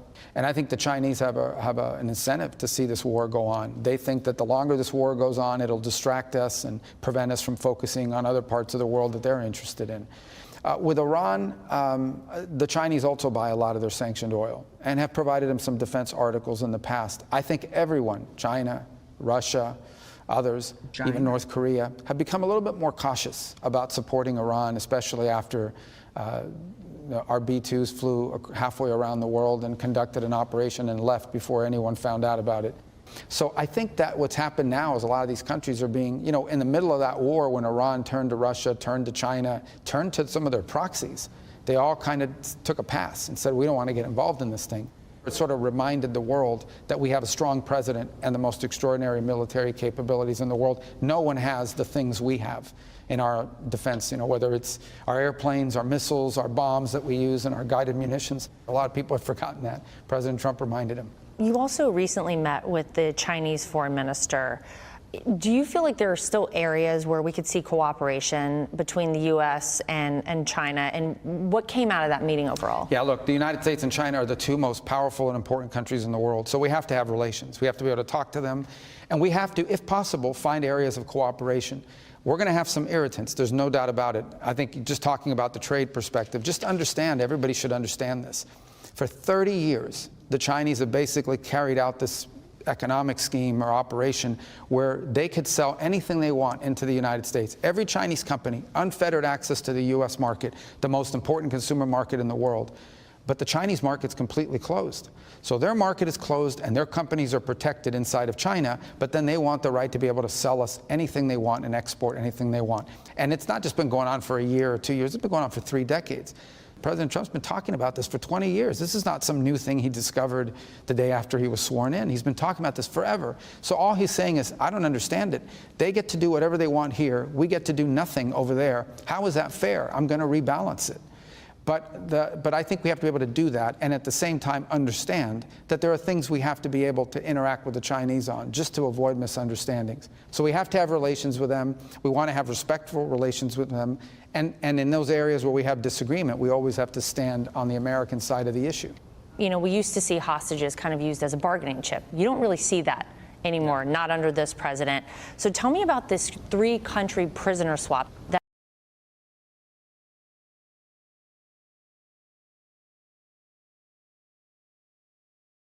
You know, that could be the end of my political career, but I said it anyway. But you are beautiful, and you're beautiful inside. So I wish I had more reporters like you. So you covered Africa for a long time? Yes, for over 10 years. Wow. You know, that could be the end of my political career, but I said it anyway.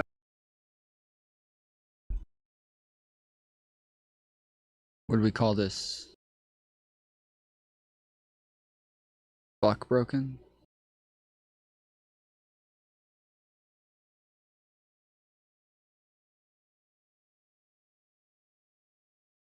Is that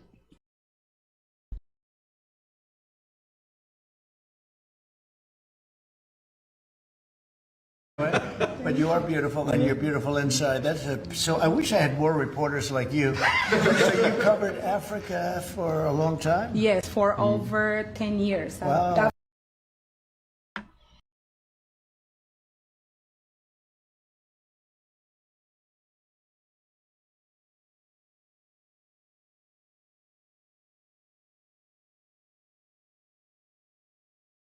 That involved El Salvador and Venezuela with the United States. Yeah, well, let's start with who was in El Salvador. Who was in El Salvador were about 250 members of Tren de Aragua, which is a designated terrorist organization. It's a street gang from Venezuela. Normally, you would take them and deport them back to their home country. The problem is Venezuela was using that as a weapon against us. They were saying, okay, we will do that. We will only take deportees if you give us this concession or that concession.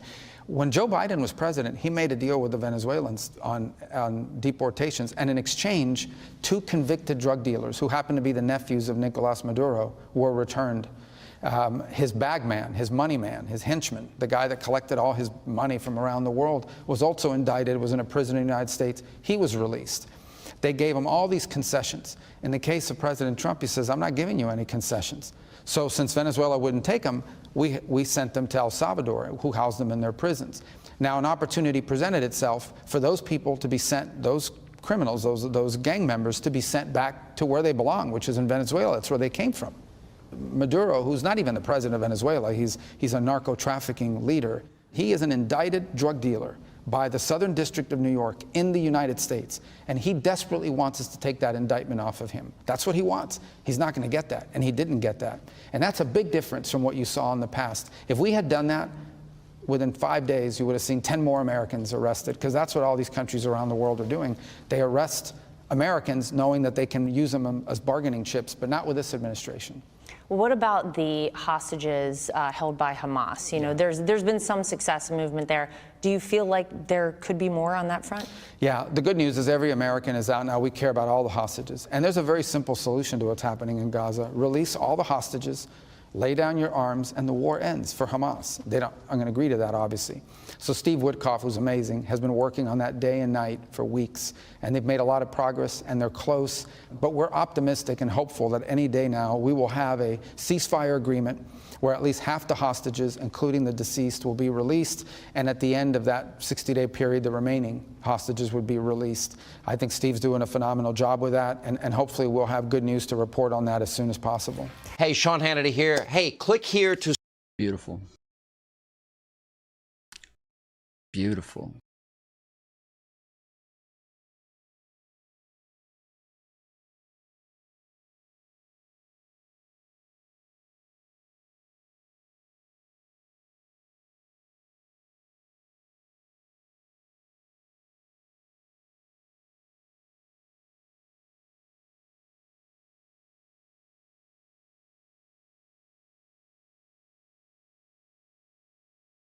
We learned this afternoon that former Vice President Kamala Harris has a bombshell announcement. She will not run for California governor next year. Less than a year after she lost the 2024 election to Donald Trump, Harris's decision has already led to the inevitable speculation that this means that she will run again for president. It would be a really bad move for her to run for governor. It would be a really bad move for her to run for governor. Why the fuck would she do that? Why would she run against Gavin Newsom? That would just be insane. Why the fuck would she run against Gavin Newsom?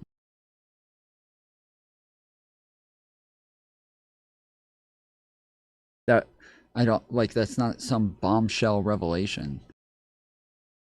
Hey, she decided not to run against one of the DNC's longest incumbents in one of the most important states. Wow. In 2028. In a statement explaining her decision, Harris says this, quote, "For now, my leadership and public service will not be in elected office. I look forward to getting back out and listening to the American people, helping elect Democrats across the nation who will fight fearlessly, and sharing more details in the months ahead." Yeah. Yep. Listening to the American people.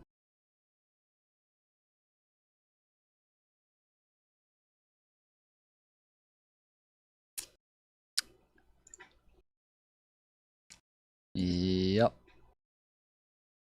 Sounds like she's gonna run again. What do you think of a Newsom 2028 run?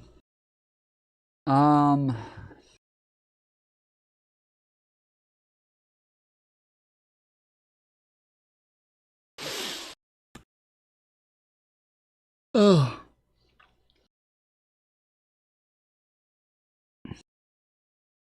I don't know. I think it would be dumb. But you know, it's I don't have anything against him. I just think that he's a little bit too bombastic and flamboyant, to where obviously we want less of that within the presidency. And if Trump isn't running, I think that he would have been great to have run against Trump at some point, right? That would have been a very good, like, person to run against Trump at some point. But if he's not running against Trump, I think that he's not really what we're looking for. We want, especially if like somebody like JD Vance is running, we want somebody who is more clean cut, more presidential, more older, somebody who's more well spoken, like more bland, more fucking just the blandest motherfucker you've ever seen. That's what we want. We want somebody like that. John Ossoff, maybe. John Ossoff, I don't think he's been around long enough. I don't think he can do it. He just got into the Senate like a couple years ago. I don't think he can do it. Ossoff is kicking ass with his anti-corruption. It's a good message. I mean, Ossoff might even not, like, he's got to struggle just to win his district again, I believe.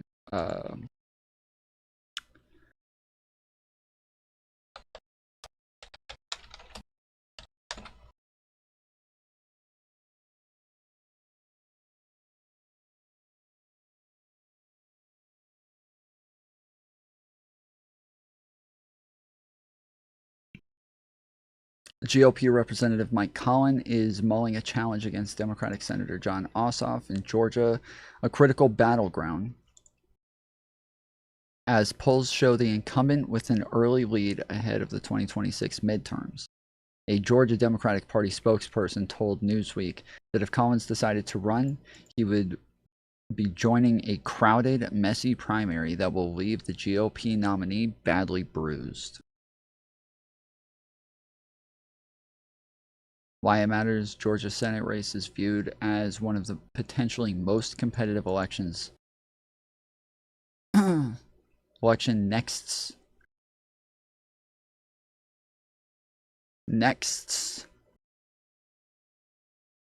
One of the most competitive election next year.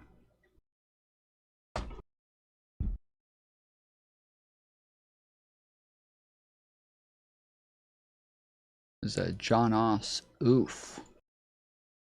That S, I believe, was supposed to go at the end of election. So this article lost all credibility. Y'all ain't changing shit.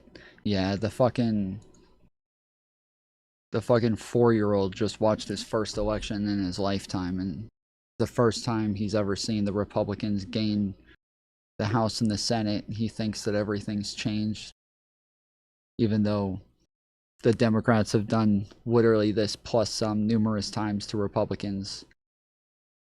It's gone back and forth. Republicans have done it numerous times to Democrats. Like, that they think that Donald Trump has started some fucking revolution. You're running a Cope channel, says the person who sits in my chat and whines and cries the whole time, but can't bring himself to come actually talk to me because he's too fucking scared. That's the one who sits and tries to troll the whole time is the one telling me I'm coping. That's great. Ossoff can't do it. He might be kicking ass, but voting record has pissed people off. Yeah, I don't think he's ready. I don't think he can do it. It's too early. If people are saying it's too early for AOC, it's too early for John Ossoff, okay? If they think it's too early for AOC, it's too early for Ossoff. I don't want to hear another Republican member of Congress ever again pretend to care about deficits and debt.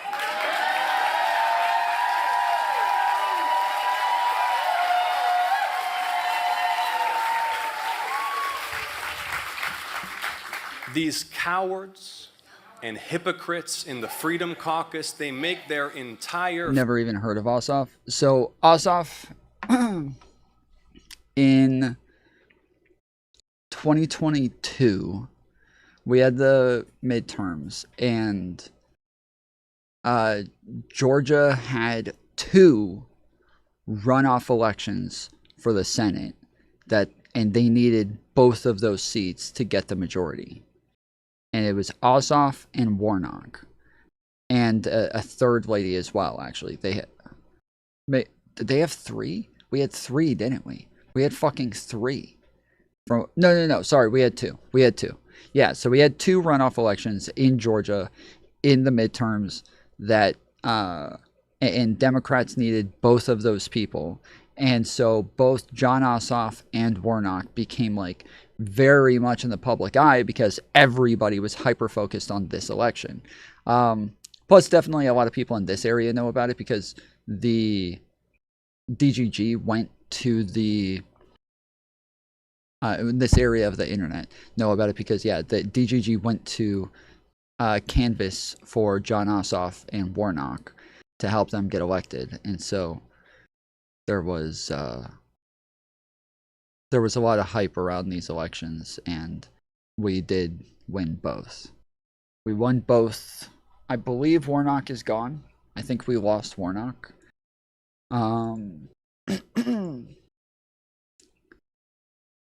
And so I believe Warnock is gone, but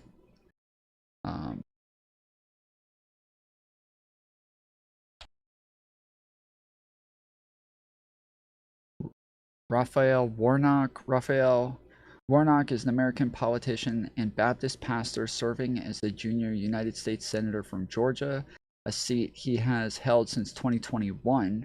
A member of the Democratic Party, Warnock has been a senior pastor of the Atlanta. Oh, maybe he is still there. I thought that he lost his seat.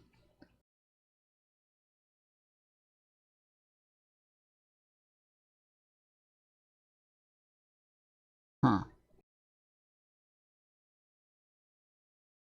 From an hour ago from the AJC. That's the Atlanta Journal-Constitution.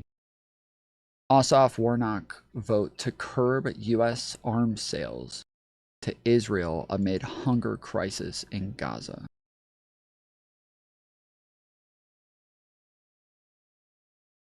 Shit. I read arms sales. I was like, holy fucking shit. If you guys start talking about guns, holy shit. My head just came. I'm triggered right now. I'm super fucking triggered right now just from reading arms on there for half a second, thinking they were about to be running on some anti-gun bullshit, dude. My head came so close to fucking exploding for a second when I thought they were about to push some fucking anti-gun legislation. Holy shit. My heart is fucking pounding right now. I was about to fucking freak out. Holy. All right. We're okay. Ossoff Warnock vote to curb U.S. arms sales to Israel amid hunger crisis in Gaza. U.S. Senators John Ossoff and Raphael Warnock voted late Wednesday to limit the sale of U.S. automatic assault rifles to Israel, the latest steps by the 2 Georgia Democrats to oppose weapons transfers to the American ally amid widespread hunger and suffering in Gaza. Ossoff, who faces re-election next year, voted against a separate resolution that sought to block a $675 million package of heavy bombs and guidance kits to Israel. Warnock voted to support the embargo.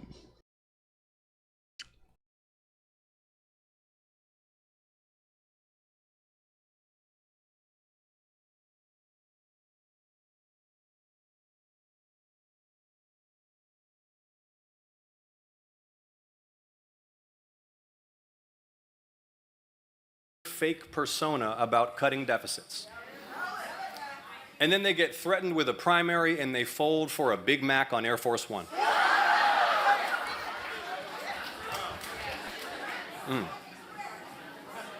So now our kids and our kids' kids and their grandkids have $4 trillion more debt to pay down. And it's not even like it's for a good cause. It's so someone worth $50 million can buy another vacation home to visit once a year. Tom, what type of gun limits? I'm not even saying that I'm opposed to them necessarily. It's not even about that. I'm not saying that I am or I'm not. I'm saying that if you're running in fucking Georgia, of all places, already, like, it has been very clear, the message has been very clear, Democrats need to stop running on gun legislation shit. They need to stop doing it, okay? Like, that has been made crystal clear. Democrats need to stop running on this shit. It has been a losing battle for them for the last, 12 years? 15 years? It has not been good for them. But when you're in fucking Georgia, of all places, Georgia, yes, that would just be a fucking death sentence. That would be a death sentence for you. I'm not pissed off because I'm like, oh no, my guns. No, I'm thinking, what the fuck? We need Democrats. Yes, don't pull a Beto, exactly. Do not pull a Beto O'Rourke and go off on fucking guns and just totally ruin everything. Yes, the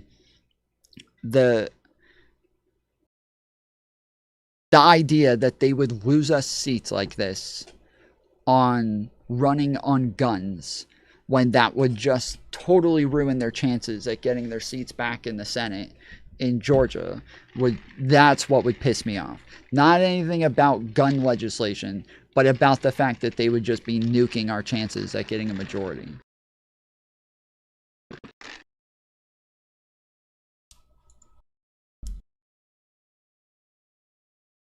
You don't think the 10-year ban was...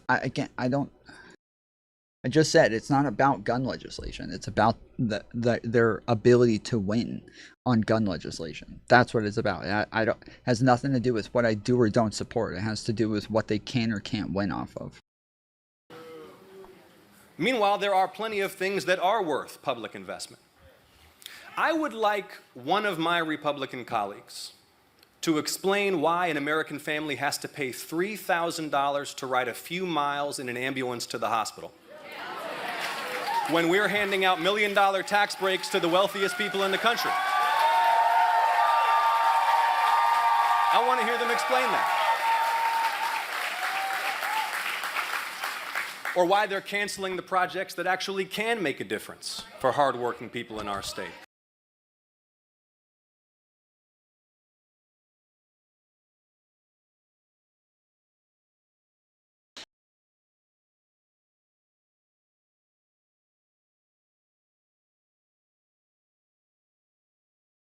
But give me something in return. Bye. Fuck you. The guests are mostly white males. Yeah, let's get into that. Put your manners back in. I'm Jewish. Celebrities are often subjected to agenda-driven interviews, where interviewers push biased narratives instead of asking genuine questions. They prioritize controversy over conversation and double down when challenged. But what happens when they're Bro, your fucking video is titled "When Celebrities Destroy Woke Interviewers." You give me a fucking break, bro. Give me a fucking break. Your video is titled "When Celebrities Destroy Woke Interviewers." And you're complaining about people trying to rage bait and get controversy. attempts are met with unshakable confidence, sharp wit, and undeniable truth. Here are 10 moments when disrespectful woke interviewers got owned instantly. Starting off with the time an interviewer crossed the line with his loaded questions, prompting Tom to deliver a sharp warning before shutting him down completely. Was Nicole the love of your life? What do you mean, Peter? You were married for 10 years. Listen, we raised children. How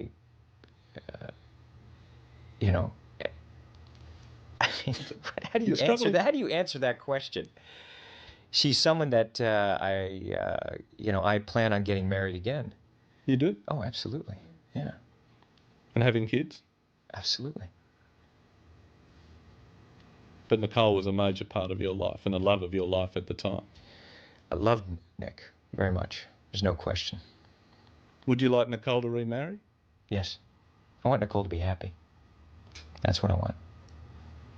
And do you have a relationship where you talk, it's a parenting relationship, and talk professionally about each other's... Listen, here's the thing, Peter. Yeah. You're stepping over a line now. You're stepping over a line. You know you are. Well, I suppose they're questions that people want to know. Peter, you want to know. Take responsibility for what you You want to know, Peter. If you want Nicole's number, just ask me for it. Okay? Want to know. Don't say what other people. This is a conversation that I'm having with you right now. You're right. Okay. So I'm just telling you right now. Okay? Just put your manners back in. Despite being asked such bizarre questions, Tom kept his cool, unlike Mike Tyson, who completely lost it when confronted by an interviewer about past allegations. Now, some of your critics would say, there's a race for mayor. We know you're a convicted rapist. This could hurt his campaign. How would you respond to that? Hey, I don't know who said that. You don't even know who said that. You know what I mean? And I don't have no comment to that, because it's negative, and you're being negative. And I met the mayor, right, and nothing they can do about it. We actually had a really good time. We talked about George Cervallo, who's a legend in your city, great man, with whom Mike spent quite a bit of time yesterday talking about his life, highs and lows. So interesting, because you come across like a nice guy, but you're really a piece of shit. Hey, with that comment. Come on. That was a piece of fuck you. That was a piece of shit. We're doing live TV. Yeah, I don't care. What are you gonna do about it? All right, you got a show that you're doing tonight. We are. A lot of people. We are. Where it comes the raw and it's the real truth. Yeah, a lot of people are be there to see your show. Just tell us a bit about it. It speaks for itself. Anyone saw the show. Yeah, this is all too woke for me, guys. This is way too woke. And you're sort of doing the same thing tonight, but... In a way, yeah. But Richard, thank you very much indeed for coming. Don't thank me, I've done nothing for you. It's refreshing to see liberal narrative... Okay. This is apparently the most viewed part of the video, so I'm trying to see what the fuck this is. What do you want? That explains a lot, but Oh, this is like, but, shit, this is like half the fucking video. You think you're free of all of that? Or whether that's still something I'm sorry, I really don't. What are we doing? Well, I'm just asking questions, that's all. Right. Bye. Are you... I'm sorry. It's hilarious how this interviewer has become so infamous for his failed interviews. Here's yet another instance where he got put in his place. Richard IOID is here. So if you were asking yourself a question now, what would it be? I mean, couldn't you get anyone else to come? Perhaps that would be the question. I mean, in a way, the book's a comic book about film, really. It's not a deconstruction of the idea of interviews, particularly. Hopefully, it's a container for jokes that is themed around film. So it's not about Richard IOID at all? No, any more than the Moose story by Woody Allen is about his grappling with wildlife. So, what would you then ask yourself? You know the 2,000-year-old man that Mel Brooks played wasn't actually 2,000 years old. Really? He was still Mel Brooks. Oh, okay. It's not possible to be 2,000 years old. He was kind of joking. But it's like, you see, I mean, you know what happens now, in that normally, in an interview like this, I ask you a few questions about your book. Yes. Because that's what you're trying to say. Yeah. I'm not allowed to promote your book because of broadcasting rules. Of course. So I then ask you something serious. Yes. Now, the serious thing I'd like to ask... Which I will parry. Is that you're the son of a Nigerian and a Norwegian. Yes, which is quite unusual. And I wonder, do you feel a very strong sense of being a role model for British Norwegians? I do, and I feel that Norway as a nation looks to me and my activities in many ways to marshal any kind of policies that they can drum up, and have been doing so for a while. In fact, they're starting to send me the Christmas tree rather than directly to Trafalgar Square. They just send it to me now. But do you think there should be more British Norwegians on British television? I think there should be more Norwegians everywhere. I feel, they have a relatively high birth rate, and the population stays the same. They're fleeing. It's like rats leaving a ship, and they just can't, they're everywhere. It's, you can't move for Norwegians in this city, and I, for one, think it must be stopped. Also, I don't dislike interviews. It's a bit more like it's like commuting. I accept it as a part of this, but no one loves it with all but it's fine. I get that. But give me something in return. I mean, because the other part of you is, well, look. That was not a good chat up line. What do you want? That explains a lot. But this guy does seem totally fucking like flabbergasted, like he Like he had a whole interview planned and now it's all fucked. I don't know who the other guy is or anything about him, but I can see he's just totally fucked here where he's like, well. But you know, I've given you my heart. You are a rarity. I'm 10 a penny. In the entertainment industry right now. I'm not in the entertainment industry. I don't entertain people, and no industry can be built on my nasal voice. But you are, and you are young, Cambridge educated, 72. black, British. Yeah, the vibes are not immaculate, bro. Sure. And that's quite a rare subset. Yes, it's a hell of a medical form. But you're not going there, you know, while there's this massive campaign. Where should I be going? Well, no, what I mean is, you know Lenny Henry and David Harewood and all those people who are I know who other they are. black people in the entertainment industry. There are others, yeah. Have been pushing this big campaign about diversity in television. Yes. And you're not going to go there as a subject. How do you mean go there as a subject? Well, do you? Do you go there as a subject? I do personally. Where are yes. you? Where are you? I think there should be more, but now you're interviewing me. And, well, that's interesting. And that's fine. You see, what was interesting, I thought, about your interview with Tarantino, apart from, you know, the notorious nature of the kind of I'm shutting you down, was the bit when he said, this is an advert for my movie. Exactly. That was the interesting bit, and that, to me, was the elephant in the room. Not, you know, I mean, you gainfully kind of and pushed through and tried to get him to talk about violence, which he wasn't going to do. But he was outraged that he could not advertise his film. And that, I thought, was very interesting, and is interesting about the essential lie of the interview situation. And you're sort of doing the same thing tonight. But in a way, yeah. But Richard, thank you very much indeed for coming. Don't thank me, I've done nothing for you. It's refreshing to see liberal narratives fall apart, but what happens when a woke interviewer tries to corner how is that a liberal narrative? I'm so fucking lost, dude.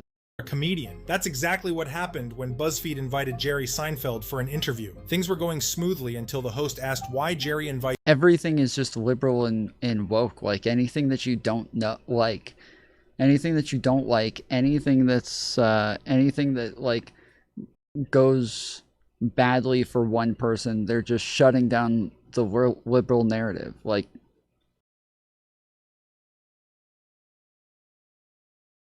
it's just, this is so fucking dumb, dude. Invites only white guests, a clear attempt to push an agenda. However, Jerry's unexpected response shut down the narrative entirely, leaving the host speechless. Talk to? I have noticed that most of the guests are mostly white males of 22 episodes. Yeah, that you've let's had. get into that. No, but you take a look over here, Peter. What do you see? A lot of whiteys. What's going on here? Oh, this really pisses me off. But go ahead. Really pisses me off. People think it's the census or something. I mean, this has got to represent the actual pie chart of America. Who cares? It's just funny. You know, funny is the world that I live in. You're funny, I'm interested. You're not funny, I'm not interested. Okay. And I watched Curb Your Enthusiasm recently, and there's like a couple episodes in there where Curb Your Enthusiasm is about the guy who... Okay, so the show, Jerry Seinfeld, it's like, it was supposed to be about like him and his friend Larry David, and they're just kind of like just stupid nothingness bullshit. But Larry David wasn't really an actor and just wasn't really into being in the show, so they wanted to cast somebody else to play him. And so then later he makes his own show, Curb Your Enthusiasm, which is about his life. That's just as the guy who wrote Seinfeld, just trying to live his life afterwards. And there's a couple episodes about the, like, where they bring up the fact that they didn't have enough black people in the show, and that they're racist, and there's numerous people who accuse them of being racist in the show, and it just becomes like a whole big, very awkward thing during these episodes, because there's like black women who walk up and they're like, I auditioned for your show. And it's like, sometimes they're even like famous actresses, and they walk up to him like in a bar, and they're like, "Hey, I auditioned for your show and you never called me back. Why not?" And he's like, "I don't know. We went with somebody else." They're like, "Yeah, you went with a white girl instead of me. What the fuck?" That's a good episode. It is. It's funny because like after he runs into this chick the next day, he's walking with his friend and a black guy comes up and he makes a racist joke. And it's funny. I feel like this is a thing that like you guys don't understand how hard it is to be white, okay?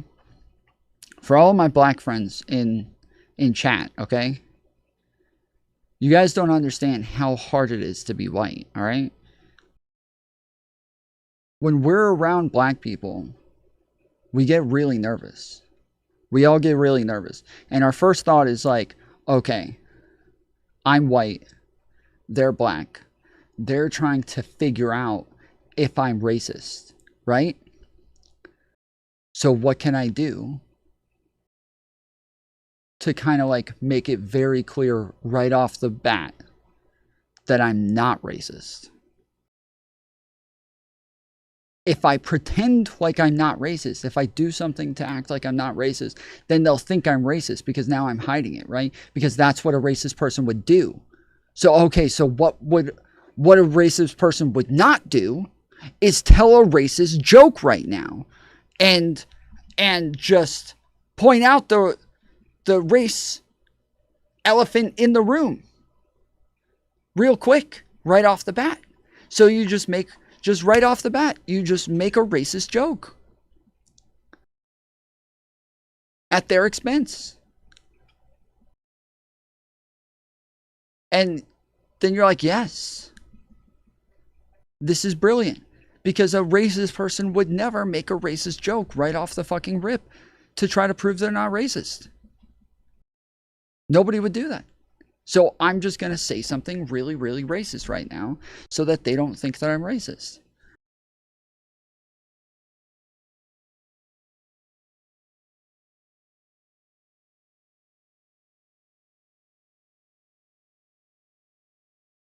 It doesn't always work out very well, but it didn't work out well for Larry David. The guy immediately thought that he was racist, and he was a doctor of some sort. And so he walks off pissed off that Larry David made a racist joke. But then later, they needed a doctor, and so they go to him and apologize for the racist joke and try to prove that he's not racist. But he's got a bunch of friends over. And they're all like, "What happened? Why are you apologizing?" And so he has to like explain to this group of black people why he's apologizing, because he said he made a racist joke earlier. And so all of them are like, "Okay, yeah, don't say that again. That's it's funny, but that's not good. Don't say that sort of thing." And so he's like, "All right, yeah, I shouldn't have said it. My bad." And then the lady from the bar walks in, and it's like, "That's Larry David. That's the racist motherfucker I was telling you guys about earlier." It's so fucking good, dude. So good.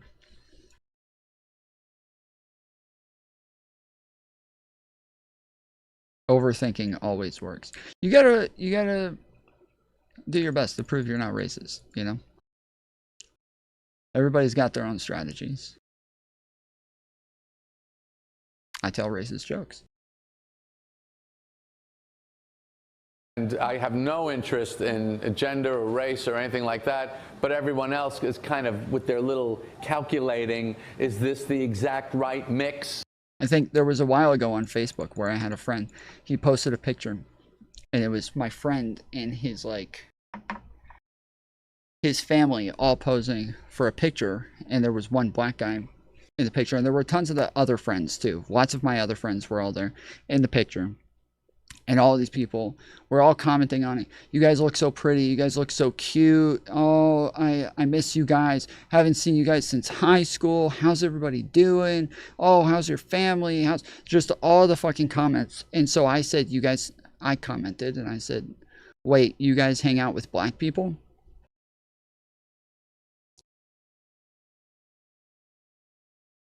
And they were pissed, dude. I never talked to any of those people ever again. None of them. None of them ever talked to me ever again.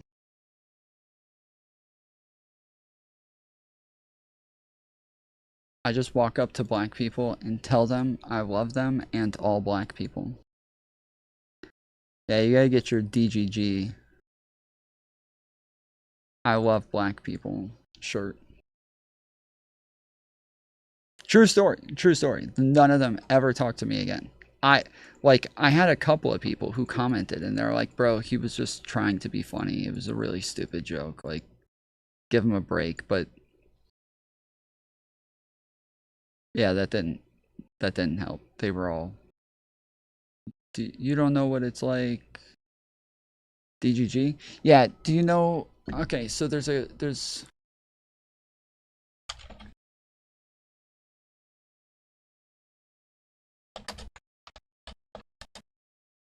right mix, you know. I think that's to me it's anti-comedy. Similar to that is this.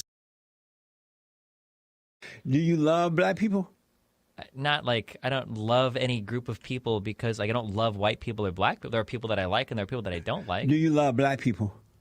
I don't understand I don't love like groups of people that look a certain way, no. Do you love black people? I don't love groups of people that look a certain way. I asked you about black people. Do you love black people? Like a particular black person or certain types of black people? Do you love black people? Sure, I love black people. Wow.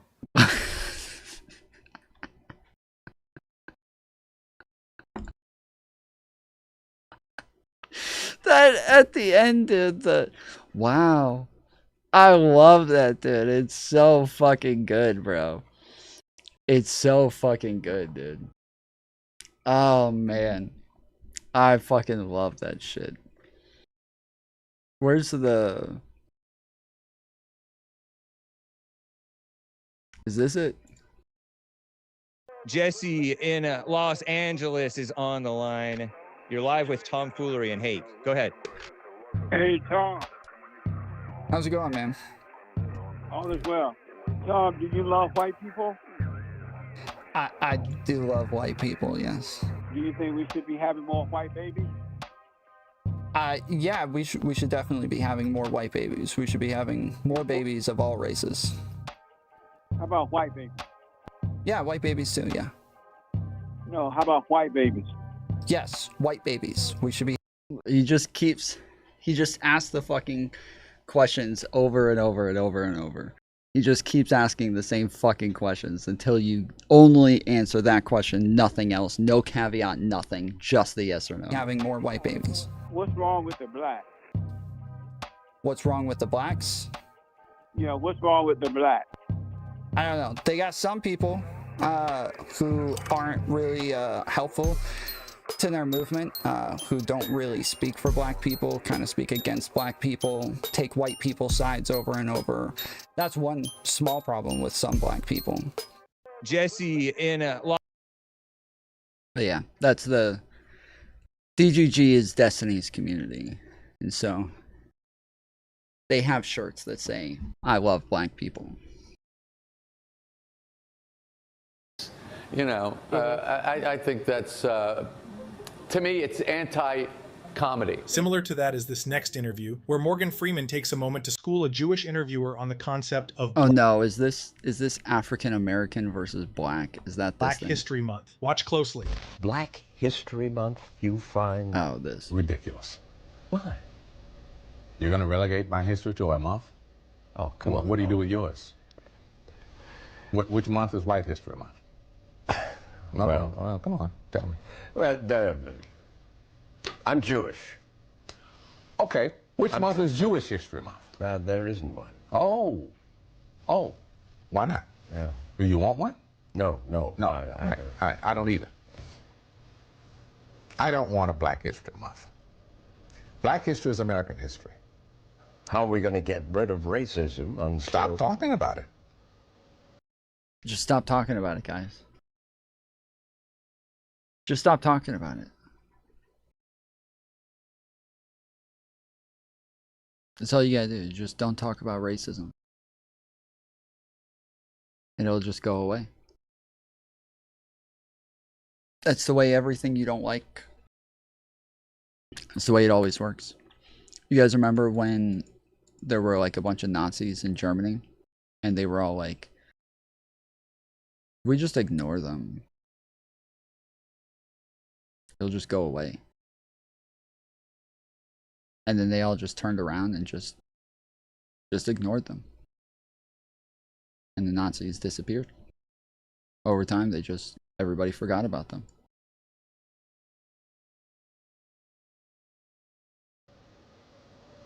I'm going to stop calling you a white man. Yeah. And I'm going to ask you to stop calling me a black man. I know you as Mike Wallace. You know me as Morgan Freeman. It's pathetic to see agenda-driven people pushing their narratives. It's so stupid, dude. That is such a stupid thing to say. Just, well, I'm not. Don't call me a black man anymore. I'm gonna call you Mike Wallace. Well, can I call you a man? Yeah, sure. You can call me a man. Wait.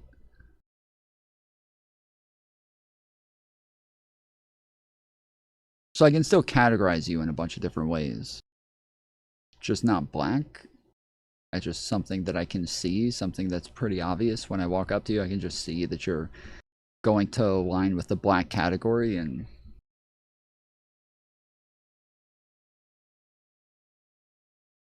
just don't recognize that you're black anymore. I think Morgan Freeman's kind of cooking there, not gonna lie. No, this is stupid. This is dumb. Saying just like don't recognize race, like this is just a ridiculous thing. Like saying like it doesn't exist, ignoring it and just pretending it doesn't exist, right? The whole idea of like becoming colorblind, like this is it's a thing, sure, like I guess you could recognize it, but it's not like we don't try to tell people to stop like recognizing different ethnicities. We don't tell them to stop recognizing different nationalities, right? We don't say, dude, stop asking me where my family's from. Why do you guys ask me where my family's from? Just stop talking about it. Just stop recognizing that my family is from Italy, dude. Just stop recognizing that my family's Irish. It's ridiculous. It's a ridiculous thing. Like, we don't do this with anything else. And to say that, like, to get to being colorblind, that is like, okay, sure, that can be like a thing. But like, what is colorblindness even? Like, because is it to the point where, yes, we can't even like, where it's like saying like, don't recognize that my family was from Italy? Is that colorblind? Is that like, do we get to the point where like I'm not allowed to even acknowledge that he's black? If somebody robs me and it's a black dude, of course it's a black dude. But if they rob me and it's a black dude, am I not allowed to tell the cops that it was a fucking black guy now? Like, that sounds like some woke fucking shit. That sounds like some woke bullshit. But that is how far they'll take these fucking arguments. Is, yeah, if somebody comes and robs me, I shouldn't even recognize the fucking race of the person, when it's an obvious way of just categorizing the way that they look.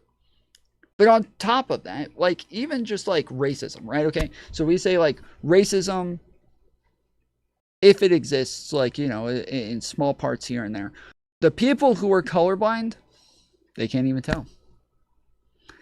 They can't even tell. They don't even know that it's happening. They can't see it. When racism happens, they can't see it. They're colorblind. They don't, they can't even acknowledge it. In order to acknowledge that something racist was happening, they would have to acknowledge race, and that's something they just cannot do. They could not do that. They have to be colorblind. So in order to be colorblind, you know, in order to get racism to go away, we're going to be colorblind. But also, when racism happens, we're not going to acknowledge it, and we can't see it because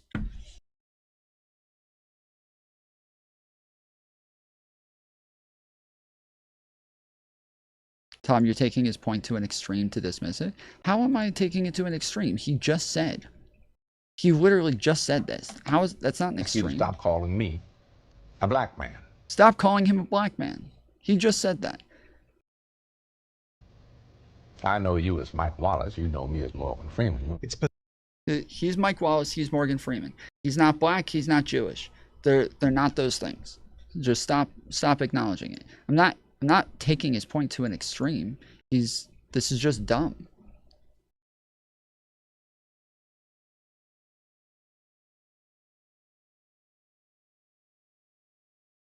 I understand what you're saying, but there is way much more focus on race and ethnicity and whatever. I personally think it's way better if things focus. But that's not the answer. Like, the answer is not like stop acknowledging that race is a thing, or stop knowing when race is there. Stop stop referring to people as black or white. Like, that's not the answer. It's just like sometimes people are too overly in their feelings about fucking race, and you just call them out for being too fucking too much of a bitch about it. Like, just say that.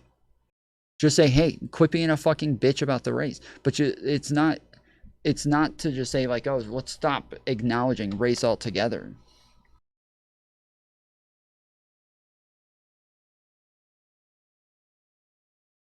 Have you heard Camille Foster talk about? No, I've never heard this.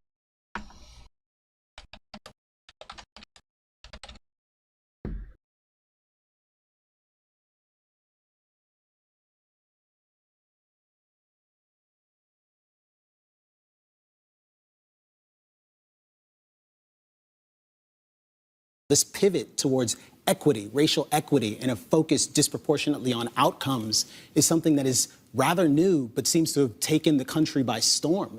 So again, when people on the left say equity,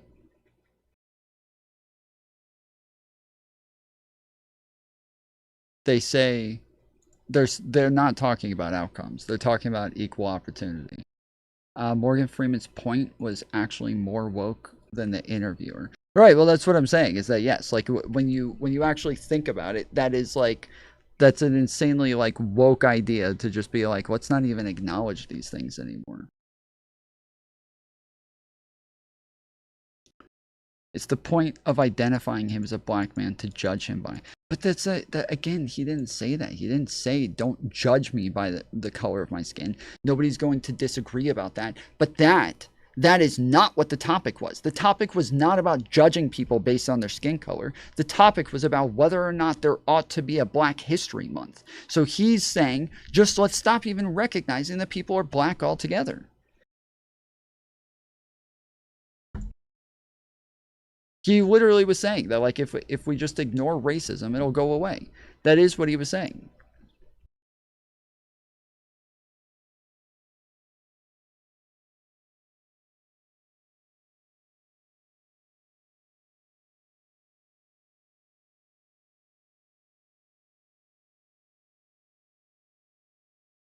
Tom, don't even call me a person anymore. Yeah, I'm just an animal. We're all animals. I hate that people keep acting like I'm human. It's ridiculous. It's almost the only thing people can talk about. Equity meaning as opposed to equality. Equity as opposed to equality. Which can you? I can give you a practical example of that. Yes. COVID, we were just talking about a moment ago. We know that the most vulnerable population when it comes to COVID are older people. That if I took people over the age of 55, sure, that's 80% of the deaths. There have been actual conversations about prioritizing people on the basis of their race, because COVID is said to disproportionately impact Black people relative to white people. It is a ridiculous proposition, but it's a— Wait, it does, though. It's not a ridiculous proposition. It's just fucking science. What the fuck? It's not, what the fuck? It's not a ridiculous proposition. It's just fucking science. It's just fucking math. It's because they're black. So some of it has to do with like genetics. Some of it has to do with diets within the black community. So it has nothing to do with the fact that like they're not saying like, oh, you know, COVID is racist. Like, it's trying to get the blacks. Like, it's that, like, black people had worse diets, poor health, more obesity, you know, genetics that made them more susceptible to these sorts of things. They have, like, differences in, like, cortisol levels that'll make them more susceptible. It's not because they are black, it's because they are healthy, no? For poverty reasons, I guess. Some of it's poverty reasons, some of it's like cultural. And so yeah, so to say that like the notion that black people are more susceptible to COVID is a ridiculous proposition. That's fucking stupid. They are. They just literally are. Like, they just literally were. So again, like, these people are trying to just say like, guys, let's just stop. It's so annoying because there's people who run around saying race is just a social construct, race isn't real, race is like, and they'll take this to an extreme and just act like, you know, race was made up by white people to just be racist, right? Even like technically throughout history, that is the way that it came into prominence, but it would have been there one way or the other. Why? Because we all fucking categorize everything. We all categorize everything. Like, race isn't even where we stop. We still go on to like ethnicities and cultures and like, you know, nationalities and all of these other things that we use to continuously group people by these different by these different measures, and to take it to the opposite extreme where it's let's just ignore this altogether and like let's stop acknowledging the categories. It's fucking dumb, dude. The problem is that when people think of race, they think of racism. That's the problem. Okay, that is the issue. They cannot separate. This is from both sides. From both sides. They can't think of race without racism. Whereas race will exist regardless of racism. Race will exist regardless of racism, and we will still have ways of categorizing people. That is the thing, is that we will always categorize each other in this way because these are visible attributes that we can see and the patterns that we can recognize to where we can now just categorize them and say, this is this group of people. It's simple. It's always going to exist. But they both sides have this problem where they're too fucking sensitive to where they can't separate race from racism. And so now they can't even think of race without racism. And so now anytime the term race comes up, most of us think, yeah, we can get to a point where we can all acknowledge race without racism being attached to it. But there's the extremes on both sides are like, no, race is the problem. Let's not even acknowledge it anymore. It's a proposition that's found its way into the mouths of governors here in California, the pages of the New York Times. We're actively talking about this kind of ridiculous because we actually know when we look at the global impact of COVID in the United States, again, 80% of the people who are dying are older, around 18% of the people who are dying are black. A life lost to COVID is a life that matters. 18% of the people who are dying are black. 18% of the people who are dying are black.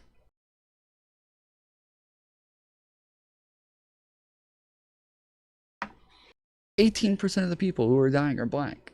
Like, motherfucker just proved the fucking point while acting as though the proposition in and of itself is ridiculous. He literally just proved the point that there is a disproportionality of 5%. Just and I don't know when this came out, but yeah, it says 4 years ago, so in 2021. But yes, we had like a lot of data in, I think, mid-2021 that showed that black people not only were more likely to catch it, but also more likely to die from it. And they were just, yes, they were more susceptible to it overall. They were more likely to have like a much worse reaction overall. And we can focus on the people who are vulnerable without making this about race. Making it about race only obscures the actual issue. If it's a small percentage compared to the risk factor of age, yeah, of course. But that doesn't, again, that doesn't negate the fact. Like, that's the point, is that he says the proposition is absurd. That's what he said. The proposition in and of itself is absurd. This guy's fucking retarded. That's not, the proposition isn't absurd. He literally just, I said it's just math. It's just simple math. It's not absurd. It is just fucking objective math. And then he gives you the math right afterwards. And then still he gives you the math to try to prove that it's absurd, while doing the exact opposite. He just proved that it's not absurd, that it is true, that the proposition is not absurd at all. It is just true. And it's separate. If you separate race from economic insecurity, sure, right? Like Hispanics are hospitalized at 3-4 times the rate of white people for a variety of reasons. For a variety of they're essential workers. Right. I'm saying it's a slight overrepresentation of race, which could be better explained by class, when the major overrepresentation is age. Again, it's not really class. Again, it's not just class. We're not just talking about class. We're talking about like part of culture in the black community. There are a lot of things that just made them a lot more susceptible. So it wasn't just like somebody who's poor and white is just susceptible as somebody who's poor and black. No, there are actual genetic variations that made these things different. And some of it was were because of cultural differences, but or sorry, not genetic, biological differences. But yes, some of it was a lot of it was due to cultural differences. And so even just saying, well, there's other things that were bigger. Okay, so what? Saying there's other things that are also important. Sure, this was barely brought up during the pandemic. Like, this was barely even talked about. By far the majority of people, from top to bottom, were talking about the fact that health was like one of the biggest things that made a difference. And then age was one of the biggest things that made a difference. Those were the things that were talked about all over the place, top to bottom, front to back. Like, that's what I saw every fucking where, is just being healthy, washing your hands, like eating right. Like, these were by far the biggest markers for whether or not you were going to have a good or bad time with COVID, which I ate horribly. So I had a very, very hard time with COVID, but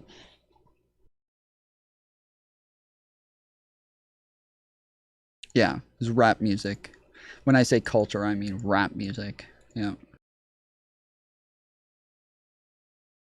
Yeah, just saying the overrepresentation is small in comparison. That doesn't change anything. That makes no fucking difference.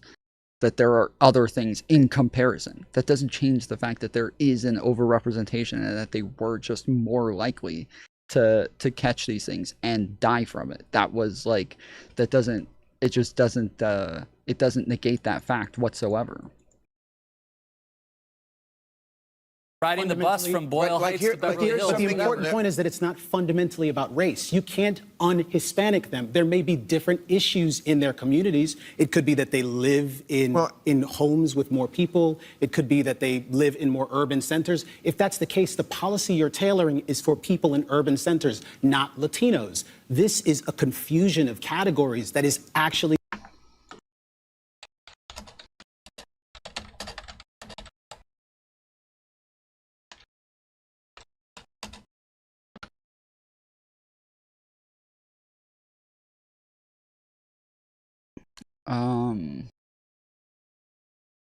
Black Americans are more likely to experience lower incomes and higher poverty rates, leading to greater financial instability during economic downturns, occupational exposure, housing and environment, access to health care, chronic health conditions. Black Americans experience a higher prevalence and earlier onset of chronic conditions such as diabetes, hypertension, and obesity compared to white Americans. These conditions can increase the risk of severe illness and death from COVID-19. Yeah, that was like what almost every study we read was about the actual like health conditions.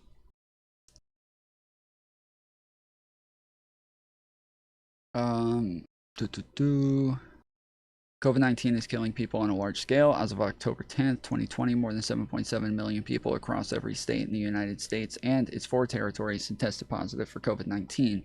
According to the New York Times database, at least 213,000 people with the virus have died in the United States. However, these alarming numbers give us only half the picture. A closer look at the data by different social identities such as class, gender, age, race, and medical history shows that minorities have been disproportionately affected by the pandemic. These minorities in the United States are not having their right to health fulfilled.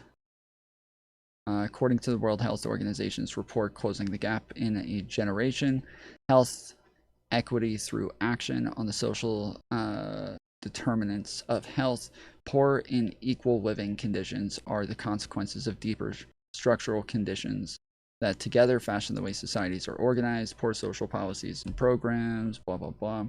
Is there a... I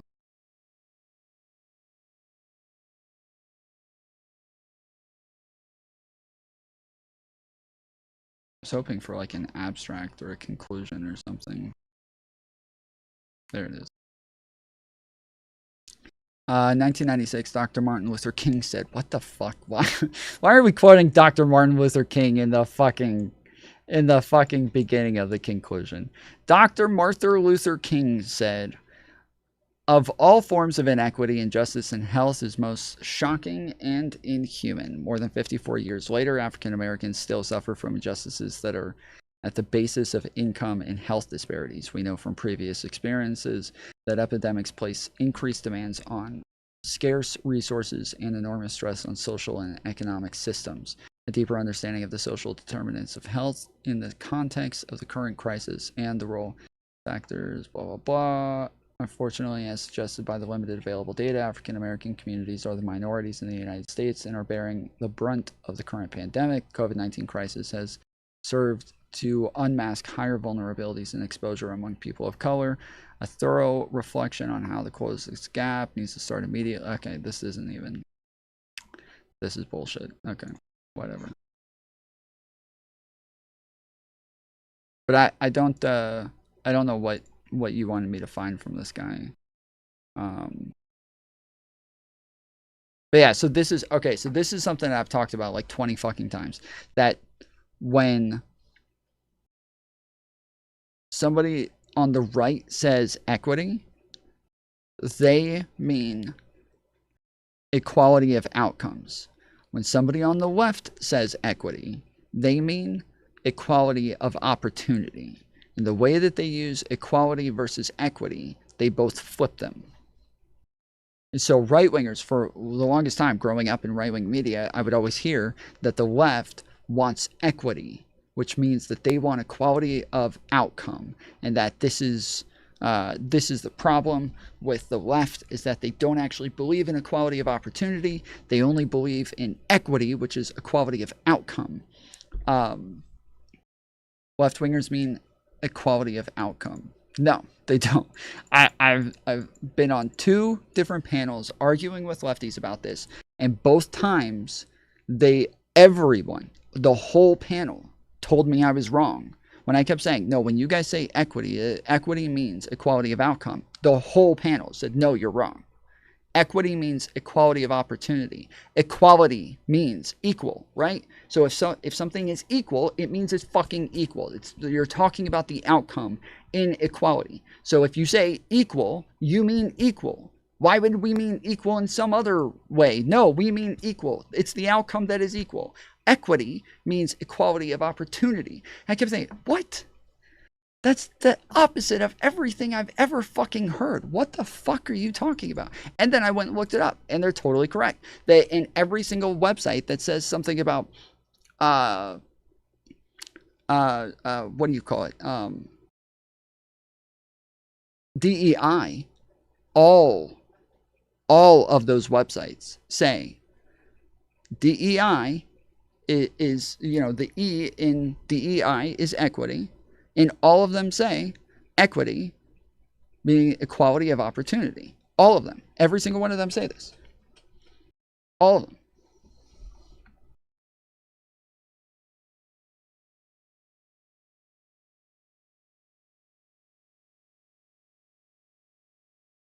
Yeah, Tali, I just said I don't know what I'm supposed to be looking for. Is there if there's like a specific video or something that I can click on? I just asked.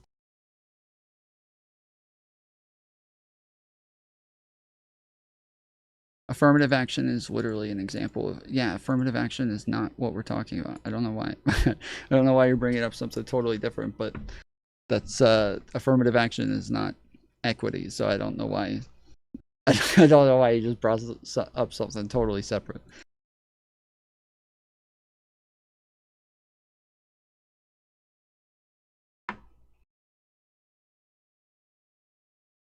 Lefties like Piketty use egalitarian to refer to 100% equality of opportunity. Yeah, I guess so. We'll see.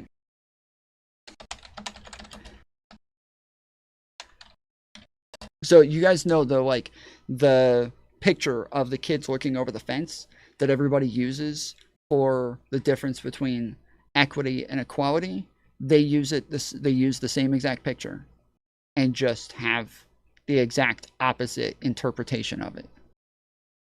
They use the same exact fucking picture and just come to the exact opposite conclusion of it.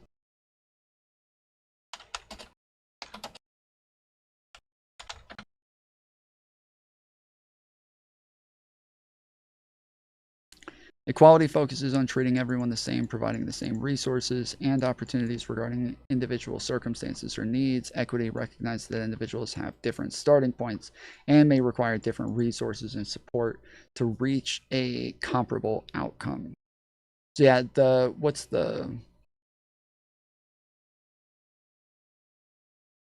this one. This one. So people would say this is equality because they all get the same resources, and so the short person doesn't get to see over the fence, the middle person does a little bit, and then the tall person gets to see over just fine because they all get the same opportunity. And then over here, equity makes it to where each one of them gets to see over the fence at the same height, whereas the left would use this and say that this is not the same opportunity because they all don't even have the same chance at seeing over the fence. They just don't even have the chance at looking over the fence. This makes it to where they actually have the same opportunity to see over the fence. And then so yeah, that's like they both use the terms exact opposites, and it drives me fucking nuts. But it was the first year that I was arguing against all of these people on Prime Kai's panels. Drove me fucking crazy. Tom, the AI agreed with me. So what? I don't know. You guys drive me fucking crazy sometimes where you act like we're having a different argument than what we're having, and my head's gonna fucking explode. Okay? Y'all gotta... Holy shit. The AI did not say, this is what the left means when they say equity. KO Dave. The AI did not say that. It didn't say that. At no point did it say anything about the fucking left and what they mean when they say this shit. It didn't say that. KO Dave. It did not agree with you.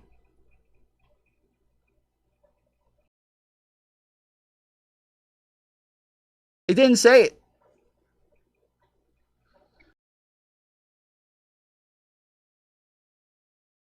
I don't know what you read. It didn't say the left means this thing when they say it. Didn't say it.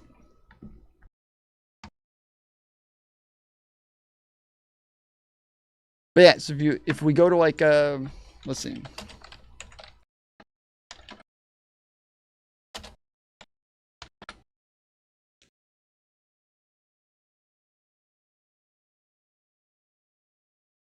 What the fuck?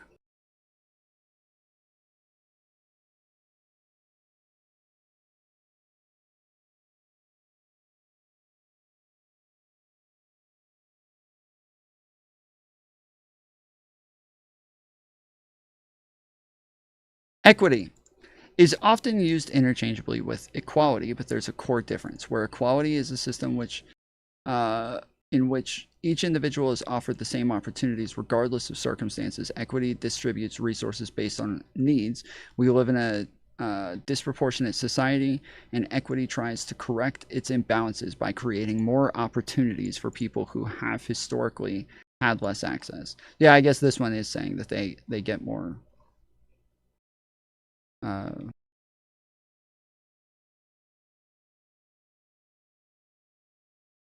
they get more opportunity. Yeah, we've been over this like 20 times. This is the first fucking time that we actually clicked on a DEI website that didn't say that.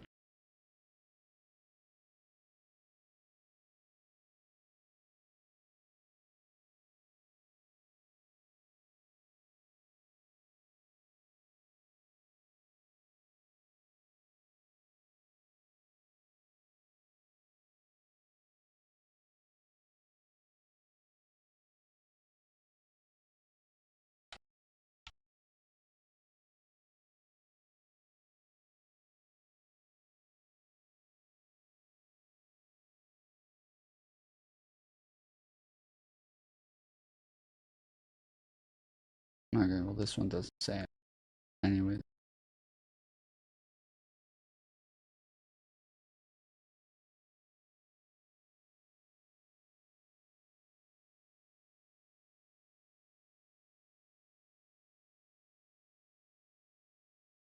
About my own plans. All right, our panel is here in the arena. CNN political director and our Washington bureau chief, David Chalian, CNN political commentator Jonah Goldberg, Democratic strategist, former senior advisor for the Harris campaign, Adrian Elrod, and CNN political commentator, Republican strategist, Brad Todd. Welcome to all of you. Thank you very much for being here.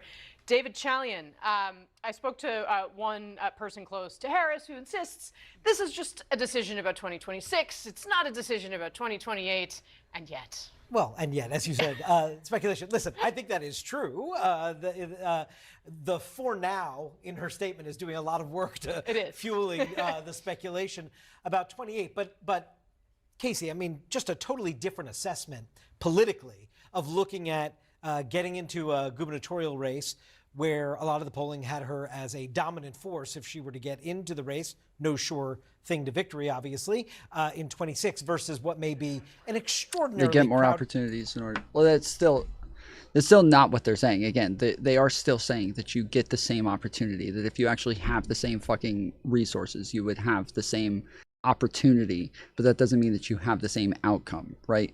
What is the... You brought it up a little bit earlier, the other thing. That is like a more equality of outcomes sort of thing.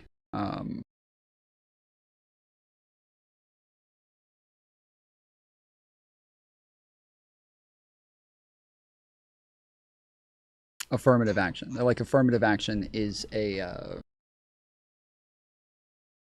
is like an equality of outcome thing. And so yeah, that's the way that they talk about it, because it does make sense when you talk about equality, like something that's equal. It does mean it's a equal outcome. That is what it means. Like two things are equal. We are talking about an outcome, right? That is like equals are outcomes. That's what it is. But the problem is that when we talk about these things, what you consider to be an equal opportunity changes based on resources. And I think that there's just too many fucking semantical differences in the way that people describe this shit. Because it's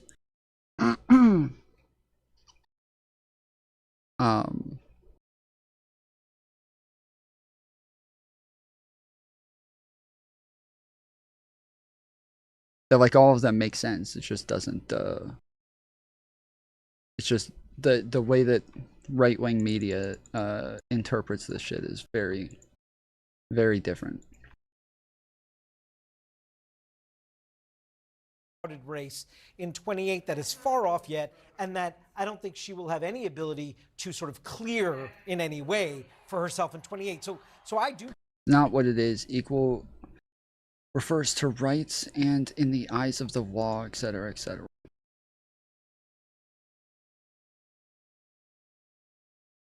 What do you mean?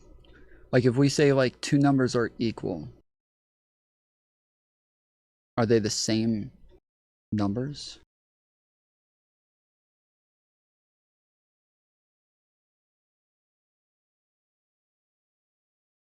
Well, wait, when you're talking, okay, I get what you're saying. You're saying like, yes, under the law. Yes, I get what you're saying. Under the law, yeah, they're treated as the same. But that doesn't mean they literally are the same. It just means that they're treated as the same. Yeah, okay, I got what you're saying. Yeah. Take the advisor that you talked to and others I've spoken to at their word that this is not a decision about 28. Obviously, she's doing everything she can to preserve her options, and we're going to see a lot more of her in the next 18 months than we've seen in the last 6 months. There's no doubt about that. But I don't read this as automatically she thinks she's going to jump into the 28 presidential race. Adrienne Elrod, what do you think? Look, I think her statement speaks for itself. This is a woman who has served Californians as San Francisco DA, as Attorney General, obviously as in the United States Senate, and as Vice President of the United States for the entire nation. I think she wants to take a step back, really focus on, how can she help the American people? How can she be a part of, pushing back against some of Trump's dangerous and divisive policies without having this transactional relationship with voters, which is exactly what she made clear in her statement, that she wants to be able to go out there and fight for people without having to go through the slog of running for office. She deserves to have a little bit of space here in this moment to, not always be running for office, not always be. Yeah, she doesn't currently have any positions, right? She has no positions in government whatsoever.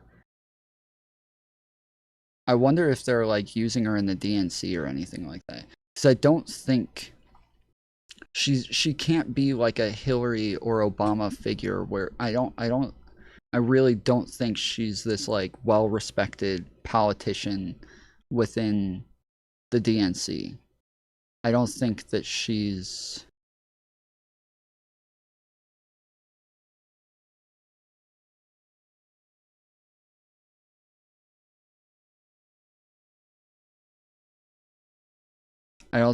capable of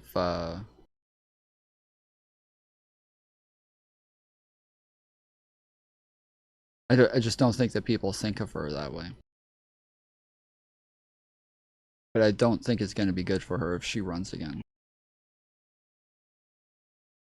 I definitely do not think she should run again. In elected office, but also making sure that she can be a viable force in the Democratic Party and a very important voice. And I'm also confident that if she had run for governor of California, she would have won that race. But she certainly, of course, has made it clear that she wants to keep her options open. But in keeping that her options open, there's no guarantee. In fact, there's really we got less than 5 minutes left. We're at 0 out of 25 today. You guys want the content to continue? Consider sending a donation with tips. The link is in the description.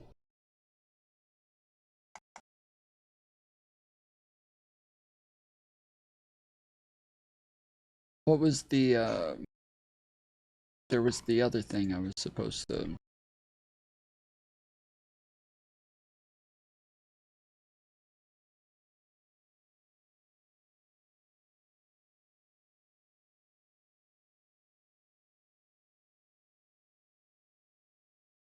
Look, I didn't ask to be the king of summer. It just kind of happened. This tan? Genetics. I just got my color analysis back. Guess what? Golden summer. Literally. I can't help it. Every time I drink a Dunkin' Golden Hour refresher, it's like the sun just finds me. So if sipping these refreshers makes me the king of summer, guilty as charged.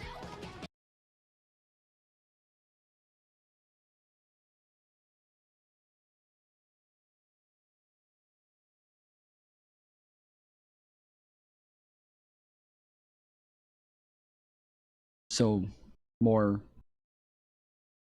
genetic stuff. Dunkin' appears to release its own version of the American Eagle ad feature actor Gavin Casalegno. The Dallas, Texas-born model was heard talking about his genes similar to the American Eagle ad. Look, I didn't ask for this, blah, blah, blah. The ad was reportedly a partnership with the Summer I Turned Pretty show, which Casalegno stars in. The ad is already causing blowback from the left, with some vowing to take the day off from getting their coffee at Dunkin'. Oh. They're gonna take a day off. Oh shit. He's also been canceled for being MAGA. LOL.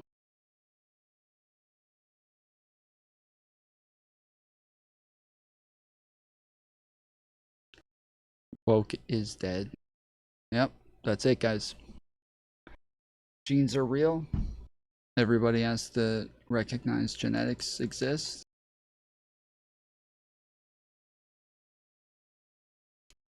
They should have, bro, they should have gone the exact opposite direction. That would have been based as fuck, dude. If they went the exact opposite direction and just had like a really good looking black chick talking about like that she has like the how toned and strong she is because she has the fucking warrior gene. And like showing off her nice legs, saying that she's got extra thigh muscles.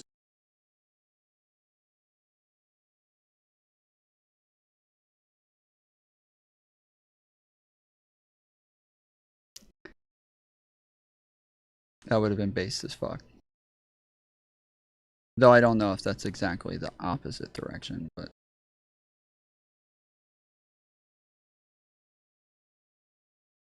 maybe kind of more of the same.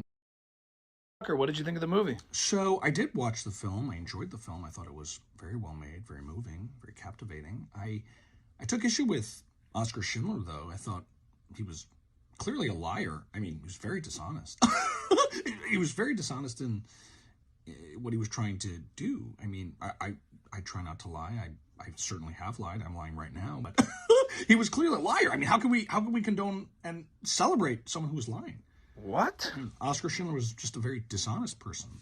And one could argue, I'm not making that argument like at all, but one could argue that he was the primary villain in the story. Oscar Schindler was the villain? I'm not saying what everybody else was doing was okay, like at all.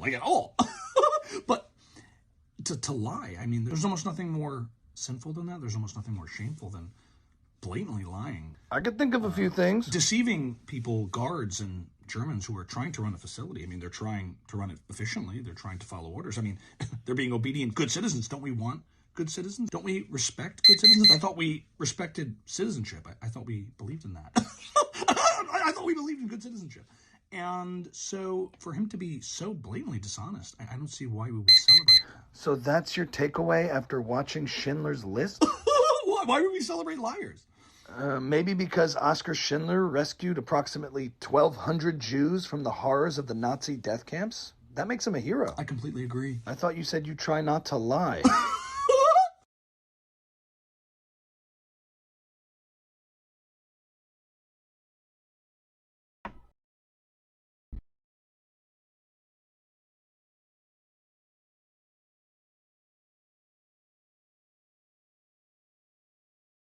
White people are AI. Y'all know about the Garden of Eden, right? The one that they tell everybody about in the Bible, where the first humans existed. What if I told you that's not where the real first humans existed, but that's where the real first white people were created? Before. You think she's gonna go down like an explanation of like evolution or something?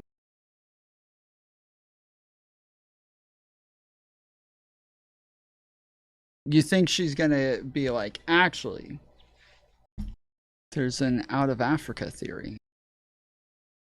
Existed, but that's where the real first white people were created. Before the Bible, we had actual scrolls and tablets that stored ancient text, and no one questions the real meaning of this shit. That's why Eve and Adam was in the Garden of Eden, because the real Garden of Eden was the lab. The human race, aka the Caucasian people, were created in the image of God by a black man who was a scientist, because before white people ever walked the earth, black people did. He took the black man was a scientist. He had a lab before white people even evolved. Makes sense. the Eve gene from the black woman, the only carrier of it, and went and cut it in half and smashed it together with an atom. Since they no longer carry the original gene, it was watered down, they were no longer connected to God the same way that the people who were born the natural way were. This is what I mean by AI. So white people, your own people lied to you too, and black people, they lied to us because they don't want nobody knowing they self. And that's why I created my own journal to help you actually learn the truth that is inside of your own brain right now. Is linked in my bio because you already know it.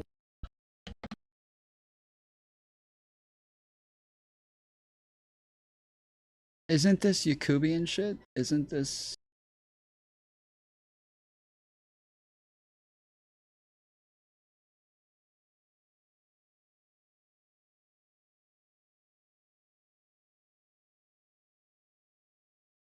What's plastiline? We went over it yesterday.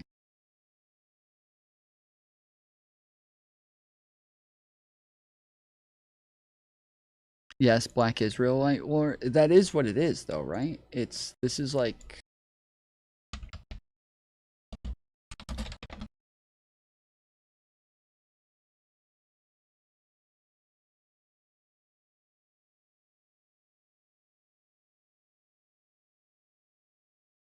You may recognize this man. His name is Yaqub, or Yaqub, or Yaqub, or Yaqub, or Yaqub. He lived 6,600 years ago, and if you are white, he is your father. Not only that, you're also Greek, but we'll get to that. Yaqub, as we know him, first appeared in the writings of Wallace Fard Muhammad, the founder of the Nation of Islam, simplified as the NOI. Tom, can we do movie night in Discord soon? People need to join the Discord. We're at 953, so we got to get to 1,000. And then once we get to 1,000, we'll do a movie night. So make sure you guys join the Discord. There's a link in the description. Click the link. Or Noi, which is an offshoot of mainstream Islam with a focus on black nationalism, and was expanded upon by his successor Elijah Muhammad, most specifically in his chapter Making of Devil in his 1965 book Message to the Black Man in America, The White Devil, which outlines the role of Yaqub in making the white devil race. To get the full picture of Yaqub, I would like to share his life story with you. Although the following story is not the same as the original story outlined by the Noi, as it expands upon a few extra plot elements such as the nature of Yaqub's origin. This is the most complete story of Yaqub I can find, and it is my personal favorite iteration. The story of Yaqub begins with aliens and the Hollow Earth. Thousands of years ago, many alien groups came to Earth after leaving their planet. Not much is known about their original planet. We only know that it was destroyed by evil, forcing the aliens to flee. These aliens took up residency within the Hollow Earth, also known as Agartha, as humans were already living on the surface at this time. These surface humans all belonged to the Ebenoid tribe, and white people did not exist. This was around or before 4600 BC. The alien visitors were able to live in the center of the Earth because there is an inner sun, and from this Hollow Earth they were able to establish great civilizations. The most prominent alien group living within the Hollow Earth were known as the Shiuk. The Shiuk are dark-skinned, large-headed humanoids. Inside these large heads, the Shiuk have oversized and extremely dense brains, making them far more intelligent than your average human. The Shiuk did occasionally interact with the surface humans, and were seen by humans. Yeah, anytime somebody says, white people have always oppressed black people or some shit, bring up the Yakubian theory. Bring up the Yakubian theory and say, actually, black people created white people in fucking test tubes. As mystics, prophets, and sages due to their immense knowledge and odd appearance. The Shiuk had a leader named King Fukor, who had a daughter, Princess Rehia. He also had two brothers, Amo and Yushak. Yushak had a bitter jealousy of his brother King Fukor. His other brother, Amo, loved and married a woman from the surface, and due to this was exiled to the surface, which is a serious punishment, as remaining in the Hollow Earth allows the Shiuk to remain practically immortal, whereas banishment to the surface will result in an eventual death from aging, as all humans eventually face.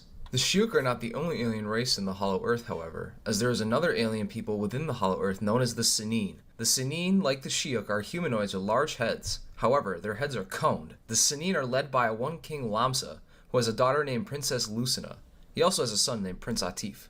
There's also a third race living within the Hollow Earth known as the Samin, who are grotesquely fat, human-elephant hybrid creatures that are created from grafting the evil from the Sinin. And due to this relationship, the Sinin people are responsible for quelling and policing the Samin, as they are a very violent species. One day, the Samin attacked and raided Shiok villages, stealing resources and food. Upon hearing this, King Fukor sent a telepathic message to King Lamsa, telling him that the Sinin were lacking on their Samin wrangling duties and must drive them away from Shiok lands. King Lamsa mobilized quickly and was able to drive out the Samin at Fukor's behest, although tensions between the tribes remained. In order to make peace, Lamsa and Fukor decided to create a marriage pact, marrying Sinin Princess Lucina to King Fukor, and Shiok Princess Rehia to Lamsa's son Prince Atif, which succeeded in creating a temporary peace. However, all was not well in the Agarthan Hollow Earth, as Lucina was deeply unhappy with this marriage arrangement. She felt like an outcast among the Shiok and hated their laws and people. So yeah, so this is the Yakubian theory. Yeah, this is well, this is why people believe in like religion and shit, because that's just way more exciting than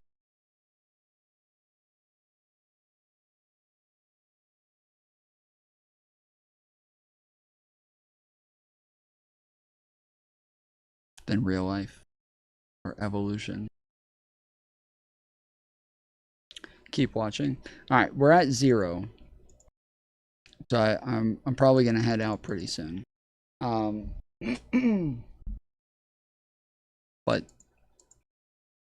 we're only on the first round, and we're at 0 out of 25. So yeah, we gotta fill up the dono goal pretty quick. Had a hatred for King Fukor. You know who else has a hatred for Fukor? Yeah, he keeps having a white hand, dude. It's fucked up. This is racist. That's right, his brother Yushak. For some reason, Fukor seems widely hated. Lucina and Yushak met, and through their shared hatred of Fukor began... Also, he always puts the hand on their left side, when the thumb would be on the outside, but it keeps... like, the thumb is on the inside over here each time.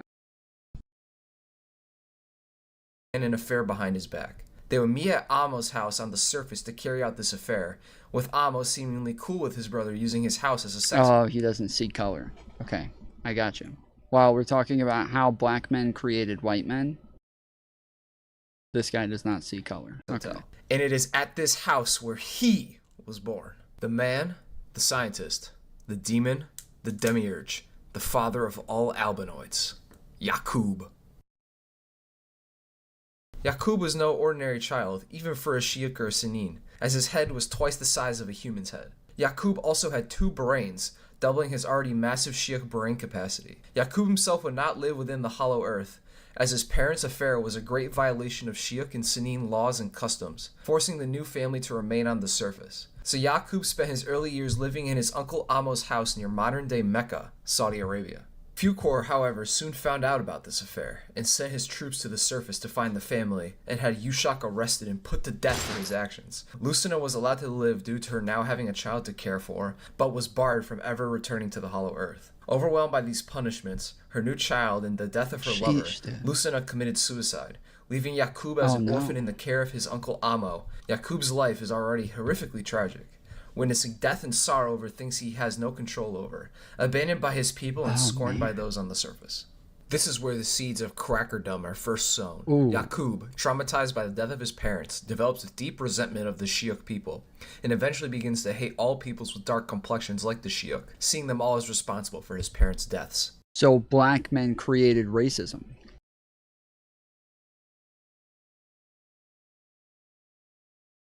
Black people created racism. That makes sense.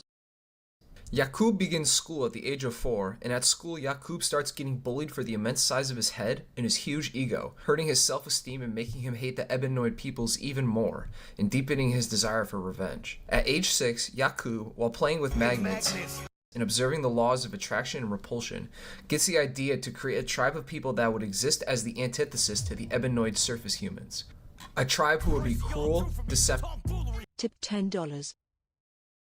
Hey, yo, Clay. Appreciate the $10.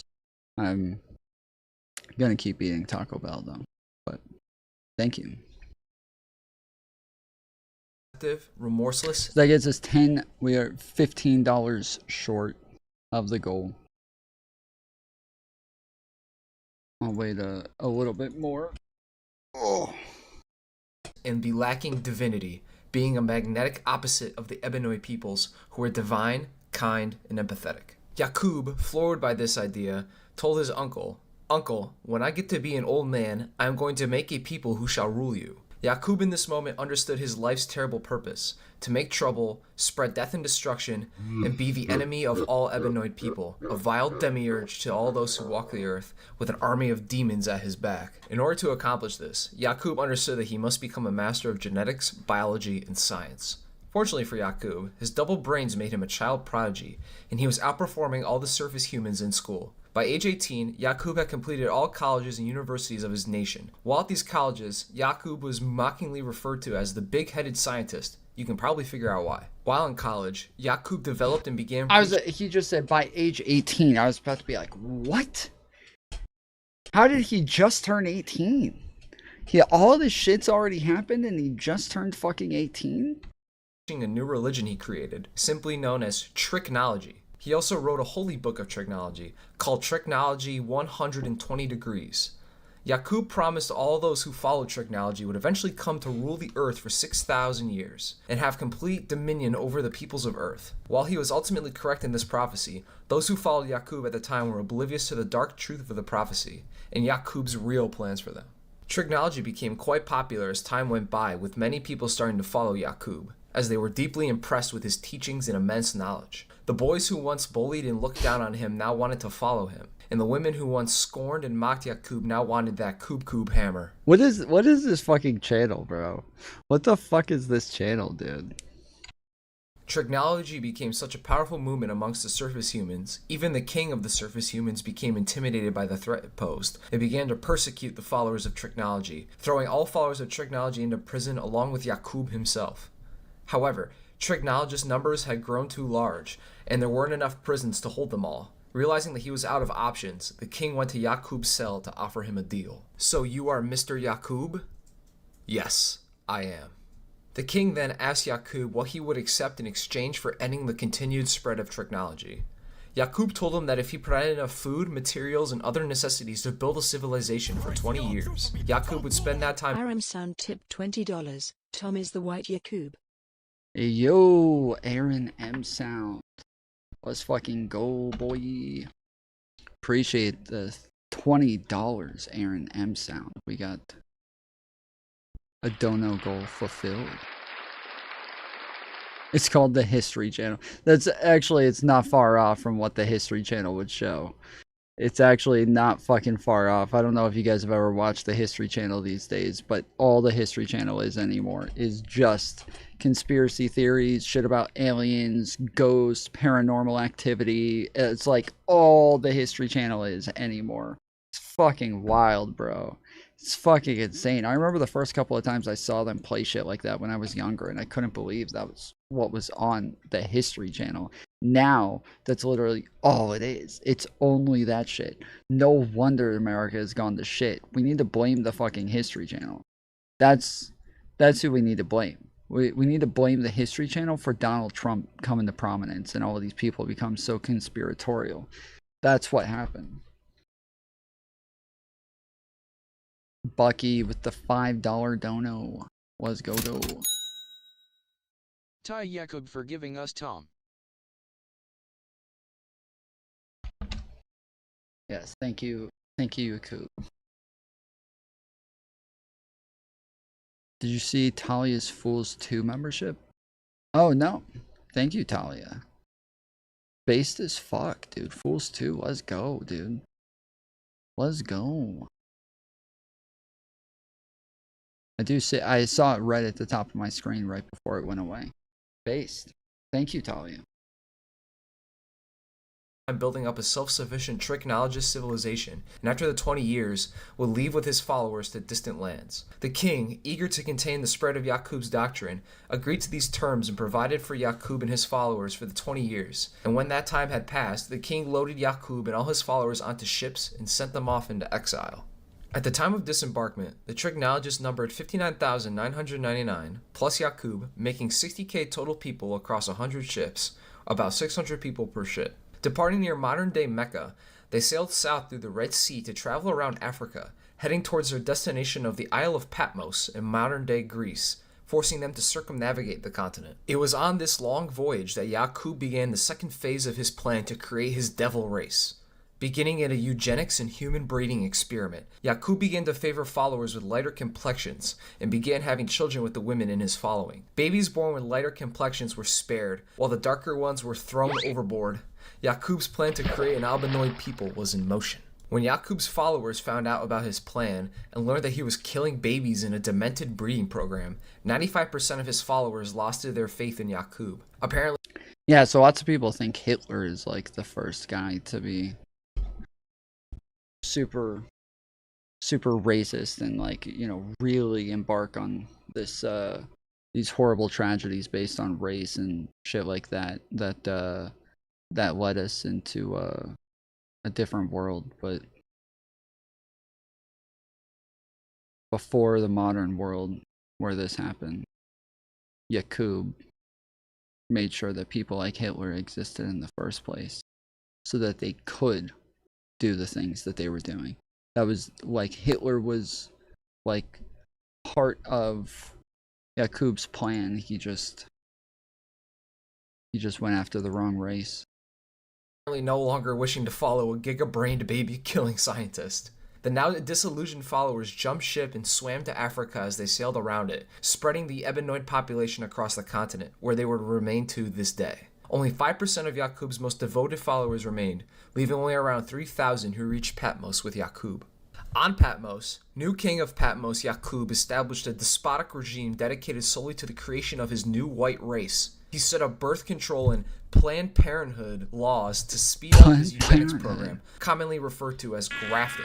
Only lighter-skinned followers were allowed to have children, and darker-skinned followers were just summarily executed. When a child was born with a skin tone too dark for Yaqub's liking, they were killed by having their heads pricked with sharp needles as soon as they were born. However, this wasn't enough for Yaqub, as his goal was nothing short of the total annihilation of the Ebenoid peoples. The corpses of the killed babies would be fed to wild beasts, and if no wild beasts could be found to feed the babies to, the babies would just be incinerated instead. Damn. Yaqub continued this process for many years, tutoring his grafted offspring to continue his work. Yaqub eventually passed away at the age of 150, but his loyal followers continued his work.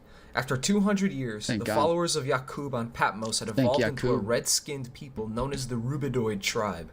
After another 200 years, the Rubidoid tribe had again evolved, this time into a yellow-skinned people known as the Citrinoid tribe. Finally, another 200 years later, the people on Patmos had evolved into Yaqub's desired people, the Albinoid tribe. These Albinoids were inherently wicked and carried the evilness their father Yaqub had held his entire life. The Albinoids, now fully ready and imbued with the power of trichnology, returned to the city where Yaqub and his original 59,999 followers had left 600 years ago. In only 6 months, they began causing chaos and war amongst the Ebenoid people. This was around 6000 BC. The king of the Ebenoids knew that these people were of Yaqub's creation. It is unclear if this was the same king who sent away Yaqub, which would make him well over 600 years old. The king rounded up the Albinoids and stripped them of their clothing. However, their nakedness was unsightly, so they put some aprons back on them to cover them up.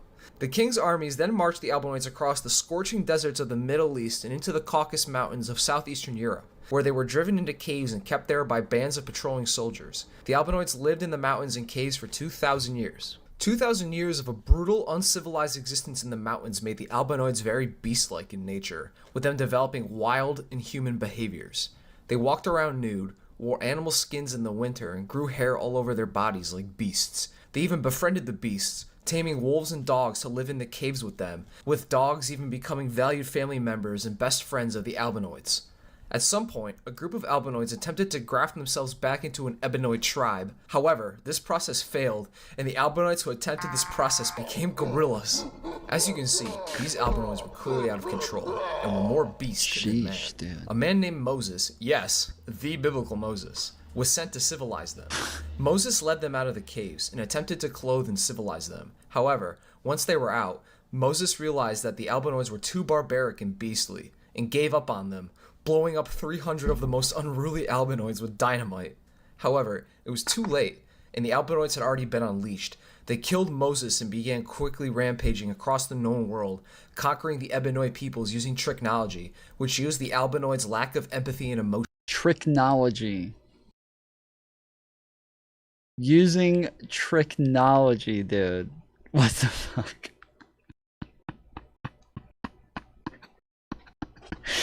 Of course it is. Along with their natural affinity for lies and deception to bring the world to heel before them, building up their empires of violence, colonizing and subjugating the Ebenoids of the world for their own nefarious gains, and inventing machines and tools to cause further death and destruction, thus fulfilling Yaqub's original promise of 6,000 years of global domination to those who followed him, leading us up to where we are in the modern day.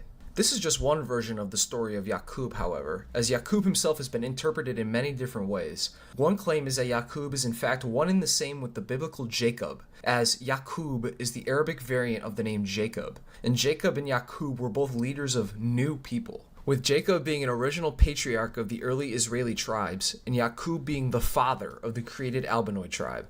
Malcolm X even went farther with this interpretation, reinterpreting the famous story of Jacob wrestling with an angel to Yaqub wrestling with the king of the Ebenoid tribe to secure. When you hear people talking about the white devil and shit like that, this is what they're talking about. So this is mostly like a black Hebrew Israelite theory where this is what they talk about. This is why the black people are the real Israelites, and that white people didn't come along until later, so everybody was black at that point. And then yes, Yaqub created the white people.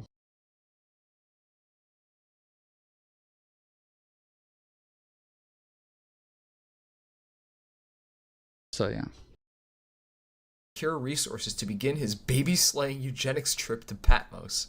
However, he also goes on to say that the biblical character of John of Patmos is Yaqub as well, saying that John was creating a new race on Patmos like Yaqub, which obfuscates the role of Yaqub even further. As to the true origin of Yaqub, Ernest Allen argues that Yaqub may have been inspired by a real historical event during the conflict between Muslims and Christians over the control of Spain in the 12th century. Muslim leader Abu Yusuf Yaqub al-Mansur defeated the Franks at the Battle of Alarcos in 1195. After the battle, 40,000 Europeans were captured and taken to Morocco to work as slaves for Yaqub's building projects. After a while, the prisoners were set free and were allowed to settle between the Moroccan cities of Fez and Marrakesh. Another source from Yusuf Nuruddin says that the story of Yaqub may have come from the doctrine of the Yacobites, taught by the Moorish science temple which Fard Muhammad had probably belonged to before starting the Nation of Islam, that teaches that some pre-Columbian civilizations were founded by a West African Moor named Yaqub, who had landed on the Yucatan Peninsula, where the Yacobites evolved into a large-headed race of scientific geniuses, kind of like our friends of the Shi'ok, which is used as an explanation for why artifacts such as the Olmec... Do people watch this to be educated? Well, I mean, the guy who's teaching you about it doesn't sound like he obviously doesn't believe in it, otherwise he wouldn't make it look so fucking ridiculous, right? But he is educating you on what the theory is, what these people believe, and just, yeah, like, obviously, yeah, they would watch this to be educated on what the fuck Yaqubs are. Heads had African features. It could be possible that this story was adapted to the current story of Yaqub by Fard and later expanded upon by Elijah Muhammad. The story of Yaqub isn't without its issues, however, even within the Nation of Islam. Malcolm X, as mentioned before, was for a time a proponent and believer in the story of Yaqub. However, following his pilgrimage to the Middle East, he rejected the story of Yaqub and denounced the teachings of Elijah Muhammad as extremely limited in a form of racist zealotry, which stood against his now traditional and more compassionate Islamic beliefs. Elijah Muhammad's successor, Warith Din Muhammad, rejected the story almost immediately, trying to pivot the Nation of Islam away from the Yaqubian story to a mainstream Sunni Islam religion. However, later on, Louis Farrakhan reinstated the original Fard Muhammad and Elijah Muhammad-led Yaqubian doctrine and reasserted his belief in the story of Yaqub, which brings us to today, where the story of Yaqub is still put forth by the Nation of Islam as the truth on the origins of the white race created by their great evil father, Yaqub, the big-headed scientist. So the channel is called Owen Kung. He has 53,000 followers. And most of it seems to be video game shit. This was his second video.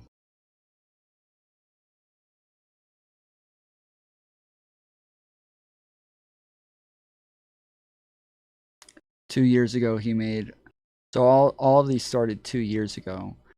This is all fact, no cap history. Civil war.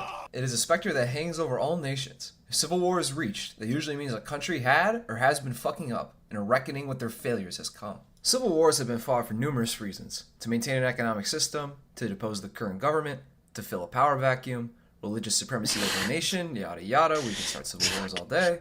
But one civil war stands over them all. A civil war that killed more people than World War I, and killed around 26 times more people than the American Civil War. It took place in the only nation a war like this could even happen. China?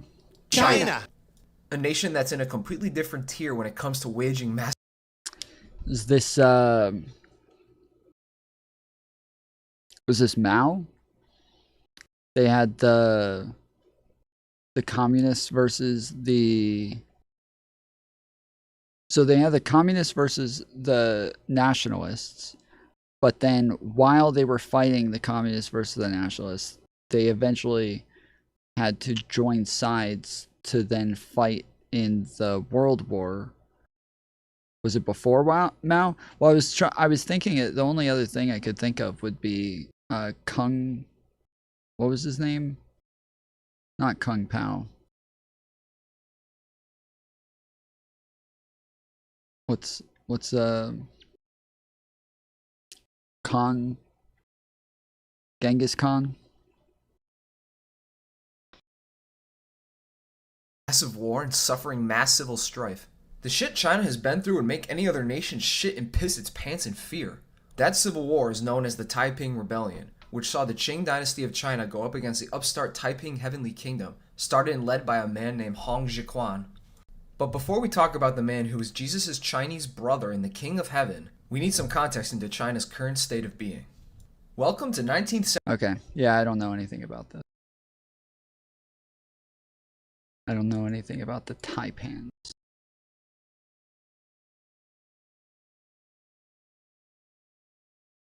And I'm not going to. You can't make me.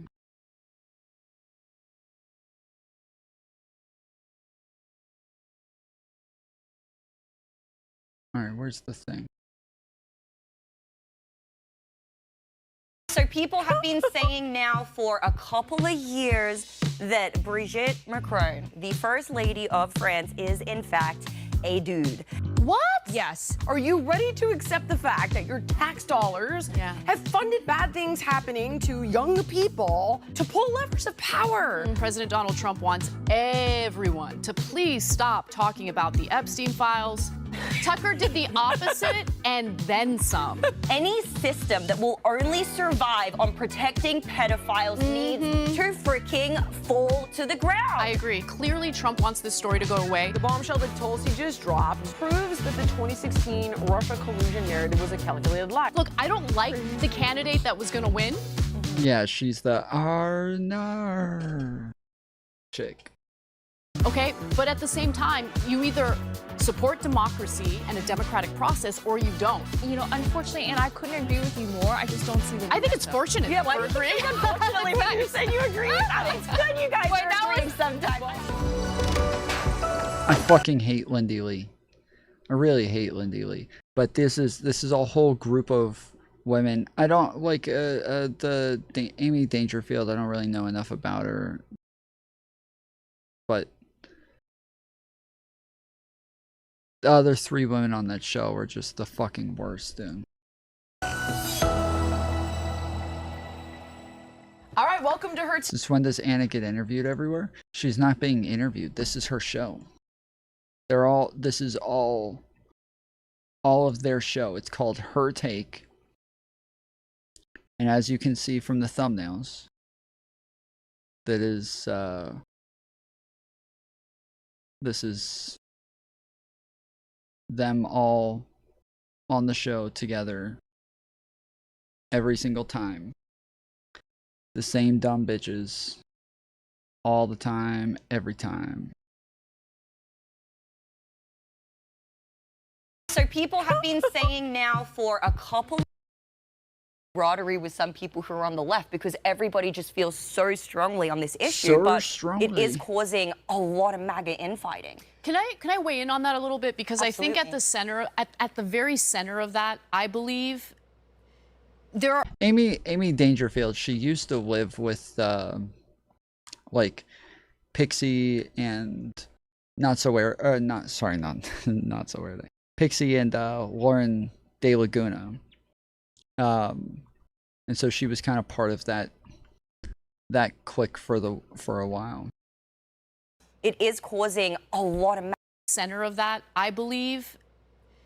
There are alliances forming, and those are good alliances because to me, it represents Americans who really care about fairness, justice, and this country. Yeah. And so for me, I think it's a beautiful thing to see like part of the MAGA base be so vociferous in pushing back against this notion that there are no Epstein files. Yeah. It's actually, first of all, there are no Epstein files. That was the first lie. Right. And then you hear from Trump in that post, no, there are Epstein files, but they're totally made up by the Democrats. Right. And then there's the doctored video purporting to show that, oh, no, Epstein totally killed himself. He wasn't murdered. Obviously, it was doctored. Yes. Wired magazine did the investigation, and they proved it.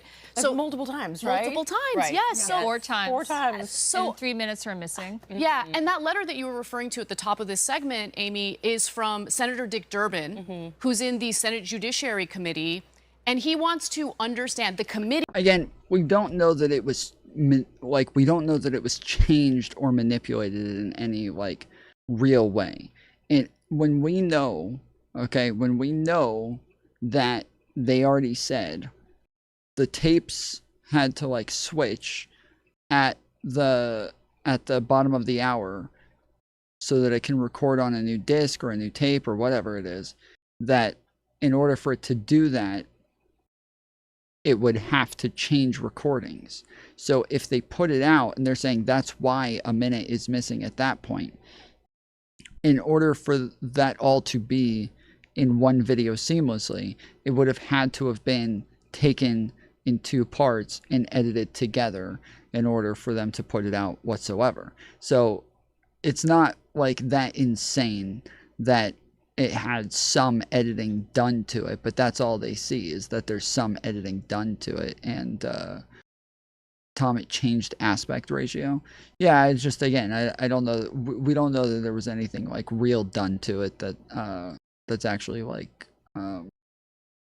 important.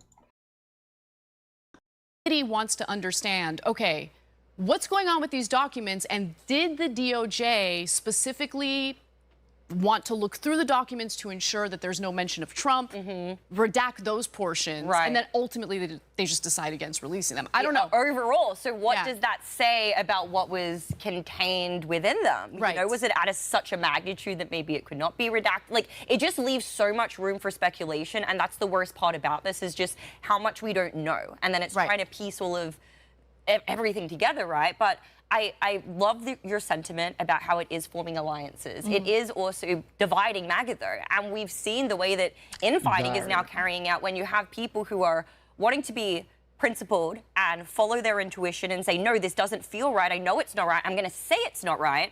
But then you do have people like Charlie Kirk, who came out on July 15th, and him, along with many others within the movement, are, of course, acquiescing to Trump's demands and basically saying, guys, we're just going to trust this investigation, just trust the government, we're going to stop talking about it now. We can go ahead and play this clip, please, Connor. Honestly, I'm done talking about Epstein for the time being. I'm going to trust my friends in the administration. I'm going to trust my friends in the government to do what needs to be done, solve it, balls in their hands. I've said plenty this last weekend. So if you guys want to see my commentary on it, that's fine. Did you see he walked back his walk back? He did. Just walked back, yeah. So now he's calling for a special prosecutor, which I think is actually, goes to Anna's point, it shows the integrity of some of these people. Because Anna also demolishes the argument Democrats have been making that MAGA is a cult. MAGA obviously is not a cult if they're willing to hold Trump's feet to the fire. So I'm actually really proud of all these figures. It's not just Charlie Kirk, though. Benny Johnson has been The problem is that they are still a cult. We've always known that they were willing to disagree with Trump at some places. Again, this has kind of always been the case, is that they're always willing to disagree here and there, but it's always in the ways where Trump isn't like extreme enough, or he's not like crazy enough, and then they just forget about it pretty quickly.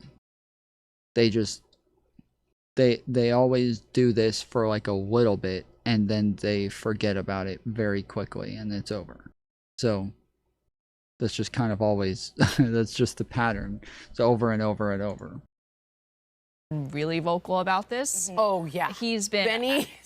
Absolutely, dog with a bone on this one, and it's been incredible to see the measures that Congress is even trying to take. You know, we did see Ro Khanna propose an amendment mandating that the Department of Justice publicly release all of the Epstein files.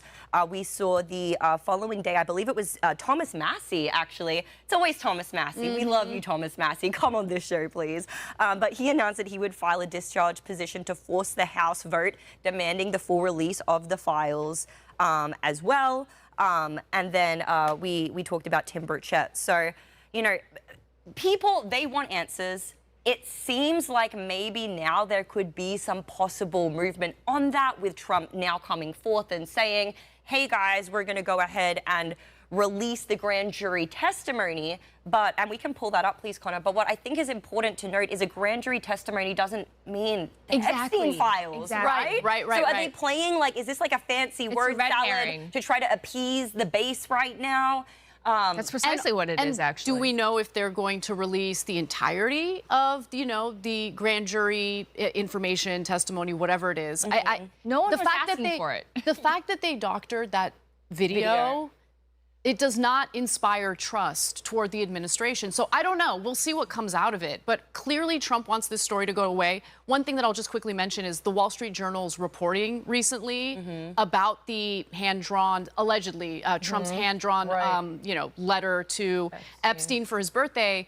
I think that actually ended up helping Trump, because now you're seeing, you know, Bannon, for instance, and other MAGA people kind of circling the wagon to protect Trump. Because think about it. What grounds them is their hatred for our media, right? For good reason. The media is not really fair oftentimes or whatever. So they see this as another example of the media unfairly attacking Donald Trump. But I think what supersedes that is what Trump's brand was coming into the federal government, which was anti-deep state. Right. And now the way he's behaving makes it appear as though he is in it. That is what I wanted to throw out there when we kind of got through all of the details that you were giving us, is this is intelligence. Everybody has talked about this. We know that he is linked to intelligence. Andrew Schultz just got put everywhere with his little tinfoil hat on, saying, are you ready to accept the fact that your tax dollars have funded, I don't want to say it out loud because that's friggin' YouTube, bad things happening to young people to pull levers of power. So to me, do I think Trump is personally involved in this? I think there's a lot of people on this list. I think that both sides could potentially be on this list. 100%. And it's the bigger thing I think we're... Did we always know that she was this fucking crazy? I didn't find out until like maybe a year ago, when she started doing her own talk shows and like talking to people like Anna Kasparian, where I started to realize how fucking nuts she was. Before that, she was just some workout lady. Like, why is the lady who who screams and yells at fat people and like verbally abuses them the whole time, why do we give a fuck what she has to say? Like, why do we care? Why is she all of a sudden around talking about this shit?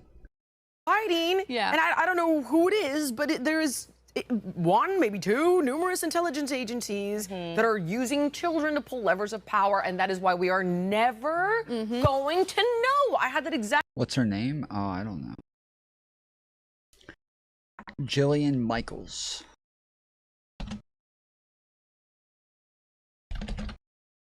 She used to do like shows on like NBC and ABC and shit like that, like huge network shows. Yeah, she does all of this like fitness stuff.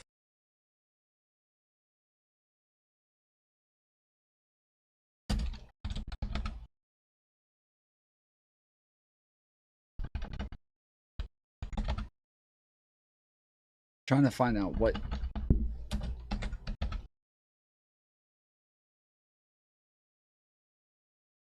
Yeah, I don't remember where she had a show. Jillian Michaels is a health and wellness expert, author, and television personality. She's best known for her role as a strength trainer and life coach on NBC's The Biggest Loser. So yes, that's what she was on. The Biggest Loser.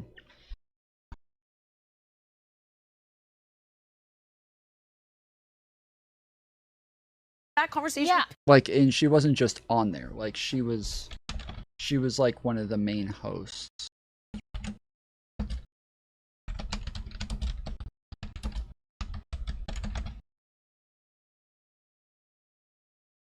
I'm bored with the pathetic story.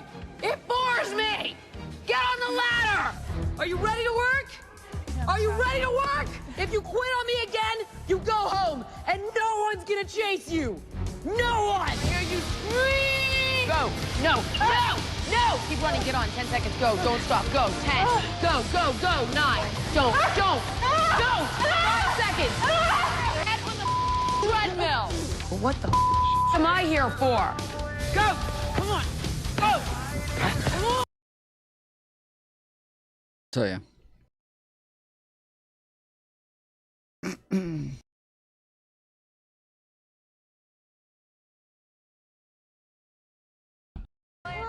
Two more way up. Jillian is going to work our asses off this last chance workout. Keep your focus. 3, 4. Twist, twist, twist. Out. Boom. Lift your stomach. Breathe. But you did a double take looking at that number. I mean, I didn't think I'd lose that much. Bro. Bro. Bro. Bro.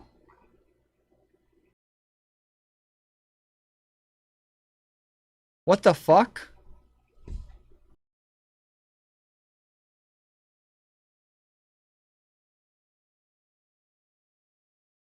What the fuck? That's Sammy from Days of Our Lives. That's Caroline Levitt. That's so wait, so she used to be like she used to be a television personality too?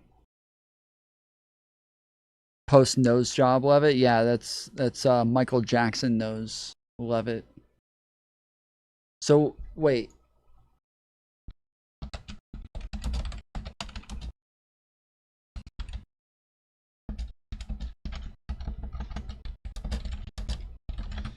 Was she on?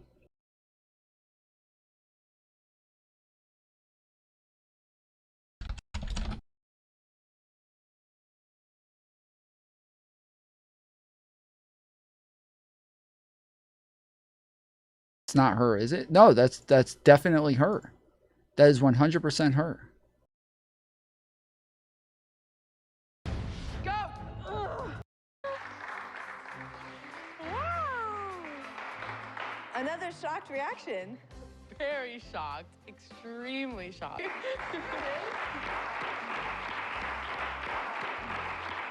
Laura gets up on the scale and she loses 6 pounds. The month she was home, she lost 7.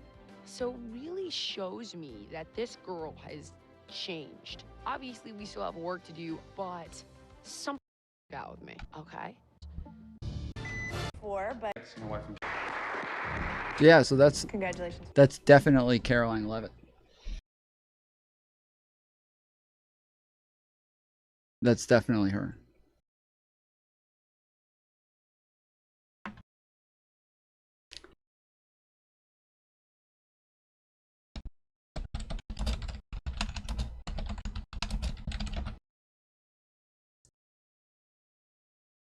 Former Biggest Loser star tries hand at White House correspondent.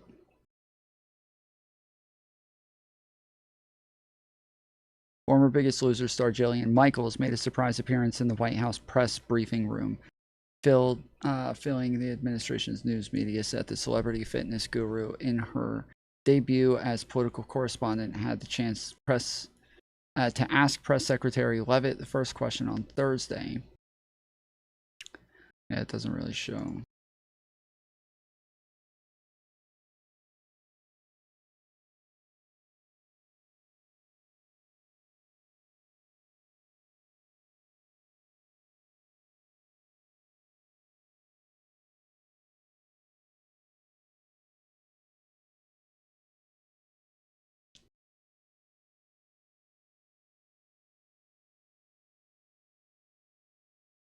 Yeah, maybe it's not her. Is that... How the fuck is that not her, dude?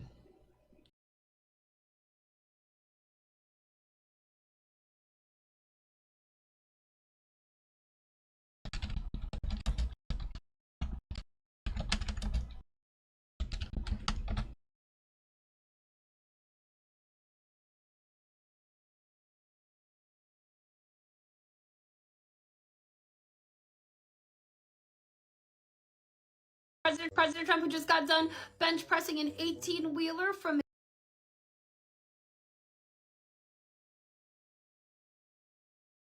I don't know. I think McDonald's. that's her. They delivered some special rewards for us having a successful strike against Iran last night, so President Trump went to the Oval Office to celebrate with his 2 McGriddles and 3 Diet Cokes before calling Benjamin Netanyahu and being like, hey bro, we did it. Peace through strength is how President Donald J. Trump is going to lead this country and keep Americans safe, which is exactly what he's doing.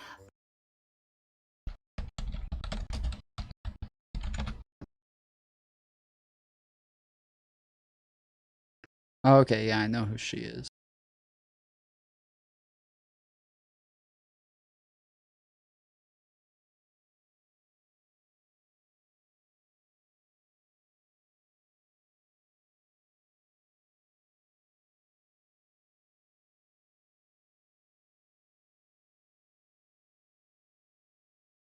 EBD months ago. Anna, I really loved your point about the Wall Street Journal, and I think we have to really emphasize who owns it, which is Rupert Murdoch, and the fact that a Rupert Murdoch publication issued this story. And by the way, it's up, Connor. I have it in my assets that I provided in the document. Actually, what did you?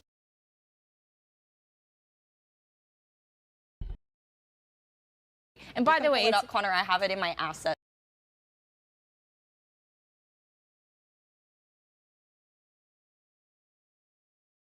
That just caught me so off guard, dude. Murdoch publication issued this story. And by the way, it's up, Connor. I have it in my. In your what? Murdoch publication issued this story. And by the way, it's up, Connor. I have it in my assets. Huh. Okay. That I provided in the document. Actually, what did you guys hear what Michael Cohen said in response to this? He said, I've known Trump for decades and I've never seen him doodle. So I don't know if this is true, but it's so interesting that it's a Murdoch publication that is issuing this, which kind of gives everyone the permission structure to criticize Trump. Because if Murdoch is doing it, then others can. I mean, Murdoch is Fox News. Trump's response here. I look forward to getting Murdoch to testify in my lawsuit against him in his pile of garbage newspaper. That will be an interesting experience. And Amy, you bring up a really good point about Congress. What Senator Ron Wyden is doing is extremely interesting because he's not just clamoring for the Epstein files, which we all want. He's looking at the money trail, and he's discovered that there's been 1,000 transactions amounting to more than $1 billion through various financial institutions. And if you want to find out who his clients are, Epstein may not have a list lying around conveniently, but it's in the banking records. And after he committed suicide, we're allowed to say that on YouTube? After, he died, banks actually flagged every single one of those transactions as suspicious. Yeah. Not a single So you guys know, it's always like the anti-woke channels who do this. It's always the anti-woke channels who are like very, very careful about what they do and don't say on YouTube. It's always them. It's always them. I don't like, it's like they purposefully bleep out like random fucking words just to make it seem like they're being censored in some sort of way.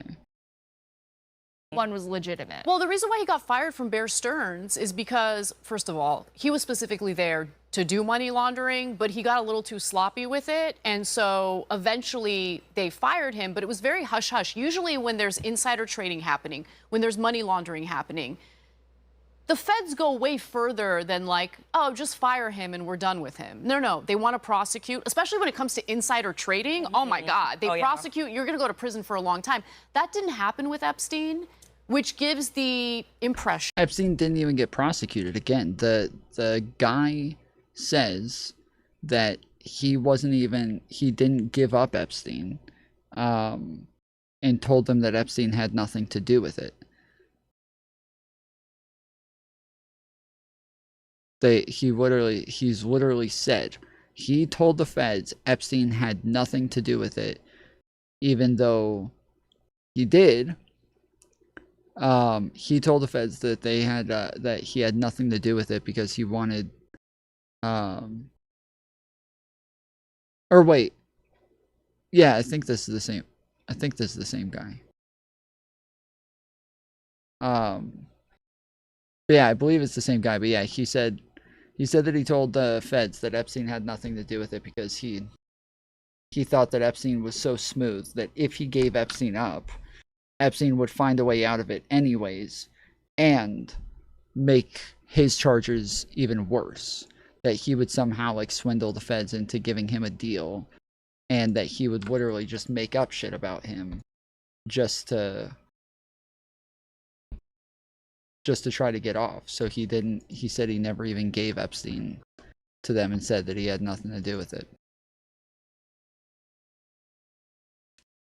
Talia, somebody tell Talia she's way behind. That the feds were aware of him. Right. And it was intelligent. Alex Acosta said this. Yes. Really quick. He literally came out. I'm so sorry. No, you're Alex Acosta did not say he was intelligent. He didn't say this. Really fine. There's one thing that you all make excellent points, and it makes me want to bring it back to this point when you're talking about the deep state and is Trump a part of it, all of this stuff. One thing we have to talk about in this timeline was July 17th, Maureen Comey. Yeah. Fired. That, if we're going to talk about the deep state, the amount of cases that woman has been on that could potentially have allegedly. Trying to wait for this to stop skipping all over the place, but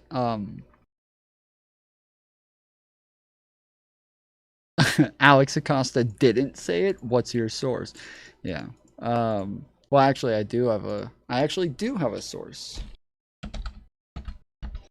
Funnily enough,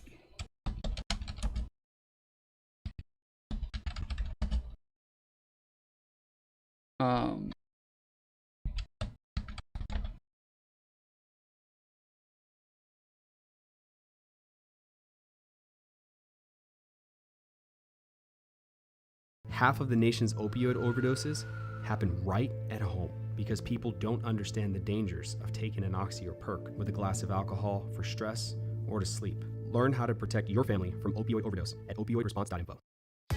This is the moment that you've been waiting for. When your mom gets set. Discover extraordinary lost worlds. I know scientists that would give their right arm for this. For nearly an hour today, U.S. Secretary of Labor Alex Acosta answered questions about a plea deal he brokered as a federal prosecutor in Florida more than a decade ago. At the time, financier Jeffrey Epstein received a jail sentence that critics have called unusually lenient. Earlier this week, him registered. We believe that we proceeded appropriately. That based on the evidence, and not just my opinion, but I've shared the affidavit, based on the evidence, there was value to getting a guilty plea and having him registered. I understand what the victims say, and I'm not here to try to say that I can stand in their shoes or that I can address their concerns. I'm here to say we did what we did because we wanted to see Epstein go to jail. He needed to go to jail. here with us now to delve into Secretary Acosta's comments and other developments in the Jeffrey. Maybe this isn't the clip. I thought it was from PBS.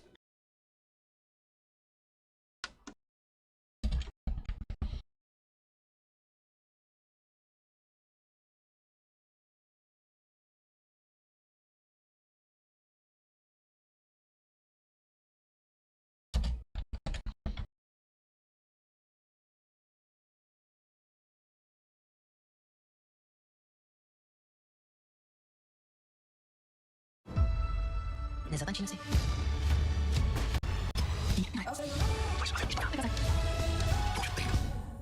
Jeffrey Epstein, a prolific financier, is now facing 45 years in prison on charges that he was running a sex trafficking ring in the early 2000s that It's the included same underage thing. girls as young as 14 years old. Epstein pleaded not guilty and has said any more on this story. They seized scores of 13 months To engage in sex act, they do mistreating and abuse. trafficking of minors. Plea deal. The state charges that. Managers knew that. Be with. It's even said. Yeah, shit. I could have sworn it was here, but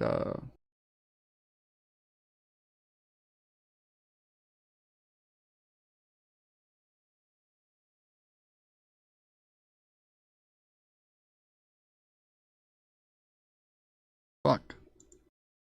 Yeah, he actually talks about the Mossad claims.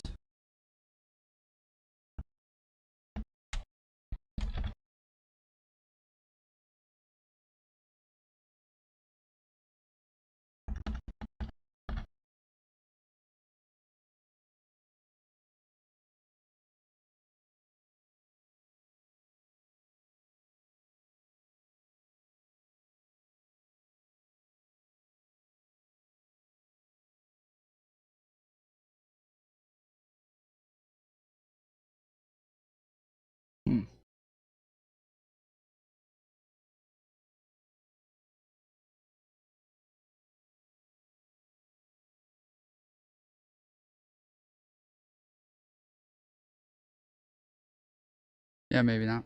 I don't remember where it was. We went over it in a video, or I mean in a stream one day, where we found a clip of him talking about it, and Alex Acosta said, like, yeah, it's not really a thing that's been substantiated. Somebody just said this one time, and that's that. Wasn't.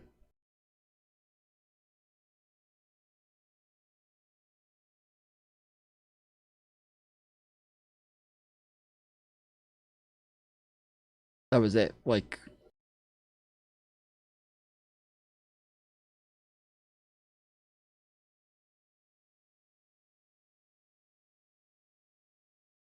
yeah, I don't know. All right. Let's see if this is.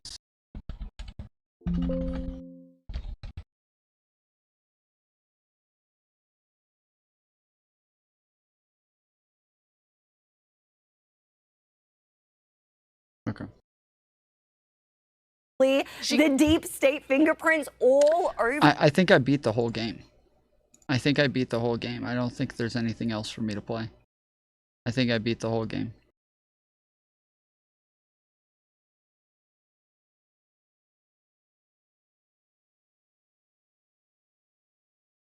Yep. I beat the whole game. Fuck.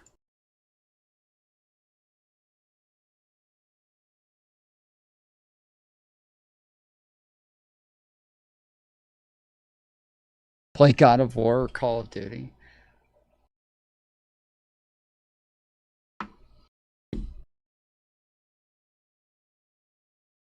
Where's Philly? We need shouting. I don't know. He said yesterday he wanted to come on today, but I haven't heard from him.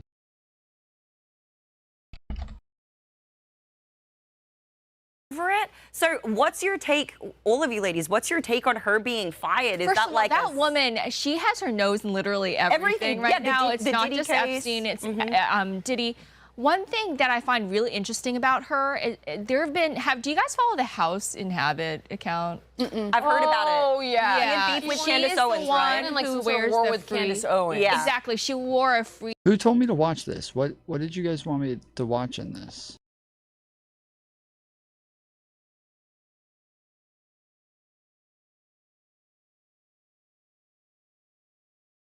Interference posed no credible threat, yet they pushed the Steele dossier anyway, igniting a years-long campaign to delegitimize Trump. She's calling it a treasonous conspiracy, and she's urging the DOJ to prosecute Obama-era officials.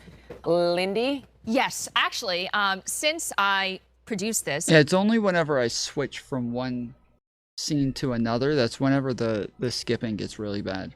And it's just after a while of waiting after the scene transitions, then it just goes away. But the skipping only seems to happen whenever I switch scenes. I don't know what it is.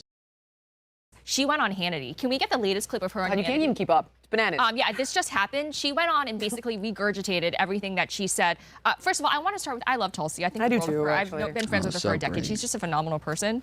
Wow, this is a bombshell. This is like knocking down one of the pillars of the Democratic establishment. They've been saying for about a decade now that Russia interfered with our elections. And what Tulsi Gabbard is saying is that the evidence wasn't there. No. That Obama and his officials arrived at the conclusion first and then fabricated the evidence to support that conclusion. Oh, I didn't get that piece. They fabricated the evidence? That's why she's calling for Oh, I'm so sorry. Okay, I totally I didn't know about that either, so I want to know more. What I mean, Like, so what did they fabricate? happened last night. That's why. No, they looked for pieces of evidence to support the conclusion that they already came to. So that's why she's calling for the investigation and prosecution of Obama officials. So it wasn't fake, it was like cherry picking.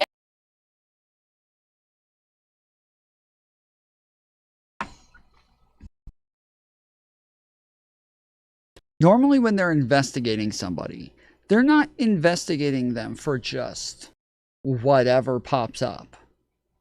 Normally whenever they're investigating somebody, it's because they already have probable cause to investigate them to where they're capable of looking for something specific. They already have an idea of what it is they're looking for. They just explained how investigations work. That's just how investigations work. They get some intel that says, hey, this guy might be working with Russia. And they go, okay, well, let's look into it. And now they're only looking for evidence that substantiates the claim that that guy might be working with Russia. The idea that they're like, they're saying, oh, they just only looked for evidence that substantiated the claim that they already came to, or the conclusion they already came to. That's generally how investigations work, motherfucker. That's what it is. Pieces of evidence to support the conclusion that they already came to. So that's why she's calling for the investigation and prosecution of Obama officials. So it wasn't fake, it was like cherry picking evidence. Exactly, It's cherry that's what picked I mean. evidence, basically. Like, okay, not falsified. But you can paint that things, is but when you falsifying, paint things actually. in a certain context, you are falsifying because you're literally rewriting the falsifying event. because it's not, it's interpreted So in they a false took light. pieces of the story to create a fake narrative, Completely basically. fake narrative that wasn't there. And apparently Obama knew this, but still decided to engineer a different outcome. So look, if it were 2017, I'd be like, this is BS, this didn't happen, I don't trust Tulsi.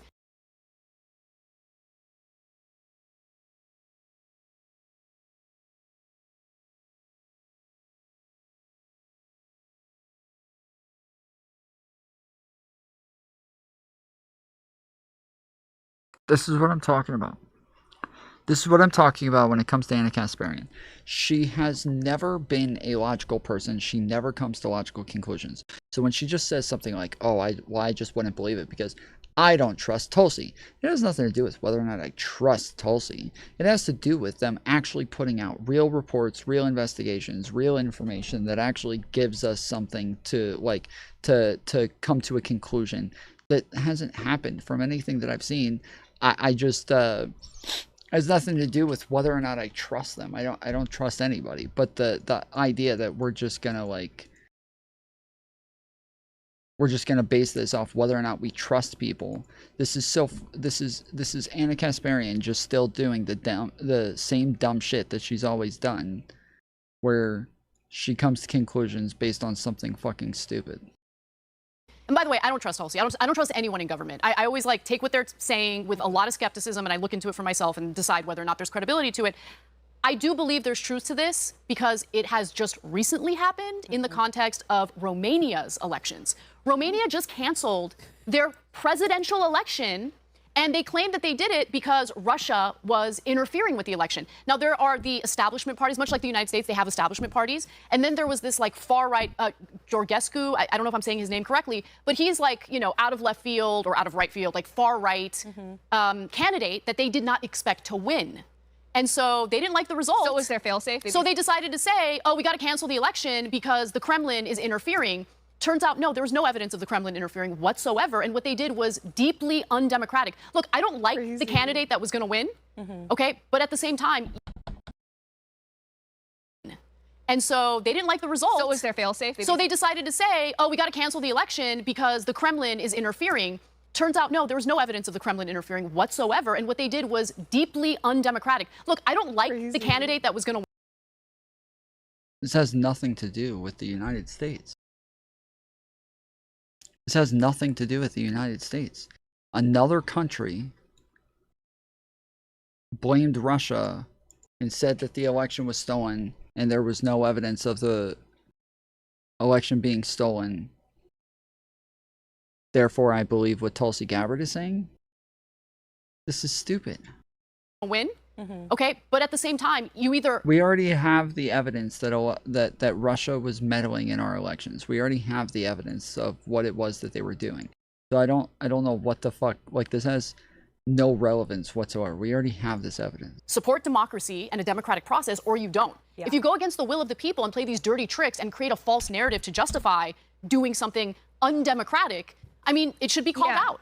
I agree. And she's saying that the manipulation of the facts in this case amounted to a years-long coup. So can we play this clip of... Why now? Answer that for me after this. Yeah. With reaction, the Director of National Intelligence, Tulsi Gabbard, she declassified this report yesterday, has many more details. You know, I have this creation of the Russia hoax that you put out on X, that you posted on X, and I'll put it up as you're speaking here. What is amazing to me as I've gone through this cache of documents we've released is they concluded just the opposite. They concluded there was no problem. And then all of it, that was the rank and file. These were career people in the intel community. They gave honest assessments. Then all of a sudden it ends up in the hands of the leadership, the deep state as we call them. And what happened to it? Can you explain what the process and what these documents reveal? Yeah, thank you so much, Sean. This is such an important issue, and I just want to start by saying that this is an issue that is important to every single one of us as Americans. This is not a partisan issue. It has to do with the... What country did she even say? I don't even remember what country she said. integrity and the strength of our democratic republic. And it lays out that this over 100 documents that you're referencing that I released, declassified and released, spells out in great detail exactly what happens when you have some of the most powerful people in our country directly leading at the helm, President Obama and his senior most national security cabinet, James Comey, John Brennan, James Clapper, and Susan Rice and others. Knowing these people, I have no doubt that they would do anything to bring Trump down, which actually, I mean, begs the question earlier. If they had, if Trump were named in the files, they definitely would have leaked it from my perspective. Wendy Lee is the biggest fucking grifter, dude. She is the biggest fucking grifter.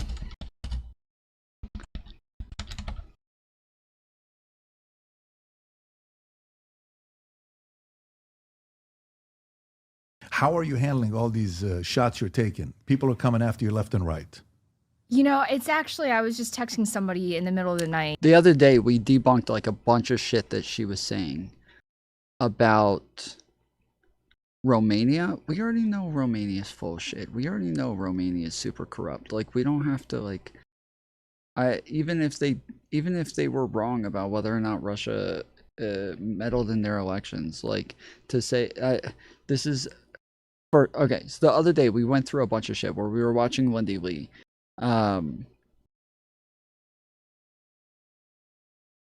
give a interview. We caught her on like 3 different lies, back to back to back. One of them was that she kept saying that Biden needed to step down, which she never said. Then she started saying she was getting threats for saying that Biden needed to step down. The threat turned out that what they said was, we really value you and we trust you to do the right thing. That was the threat.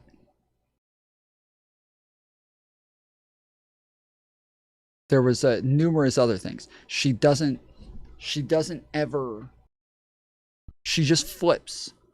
She just totally flipped. Throughout the Biden election, she was hardcore against anybody who said that he was declining in mental health, and that through the whole fucking thing until I believe until he dropped out. It might have been until the debate.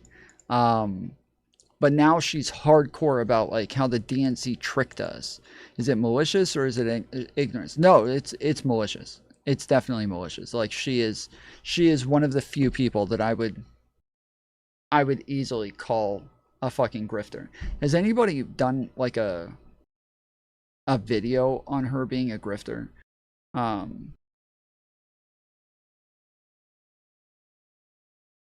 Joining us now is journalist Tara Palmieri, who has recently ventured into the independent media space. We wanted to welcome her here to that space, whether you're on Spotify, Yeah, or YouTube, so or this whatever. is we watched this interview a little bit, but I need to do like a full fucking video essay on this bitch being a grifter. Well, Lindy Lee, let's roll a short piece of this. People can totally change, but the question is, you worked for a campaign. I didn't have a choice because I was a Democratic. Nobody has to work that. You're not getting it. Politics is my entire life. What do I do without politics? So you don't It's my entire believe what world. you're doing? Are you like, should I become a teacher or something? Are you asking me to change my profession? I actually think that if you're gonna stand up and speak for other people as a surrogate, if you're gonna work for a campaign, you know, and now you're going to come out with a book, like, you should believe in what you're saying. Like, if you didn't believe in it then, how are we supposed to believe you now?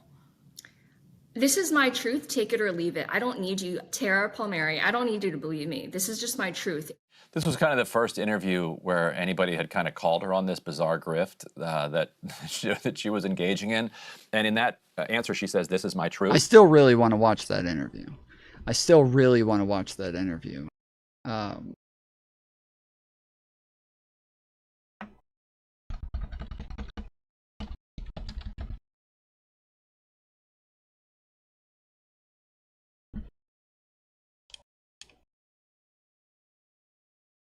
Yeah, so this is ex-Biden fundraiser says she has agony over not speaking up over decline. Like, she just fully went to the other side. There's a specific article on her. I'm trying to find it. Because the first time I listened to her, I remember sitting there the whole time thinking, something's off about this chick. I don't believe anything that she's saying. Something is off about her. And then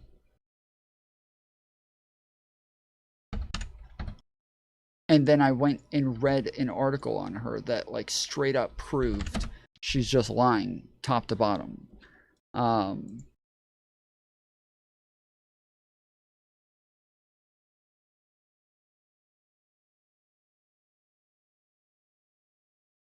But yeah, I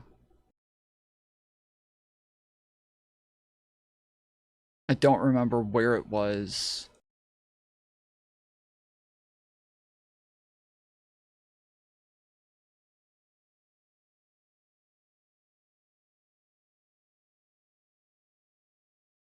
But her main thing was running around saying that, like, Biden's mental health had deteriorated so much and everybody lied to us about it, and that even she was saying, even I was tricked. I didn't know until this one day. Then I found out. Then after that, later, she starts to change and say, because people started to realize, wait, there's so many, like, you said that you were hanging out with them every day for like months and months leading throughout the campaign. There's no way that you can say that you didn't know if you're also claiming he was in such bad shape that he couldn't have possibly have run the country.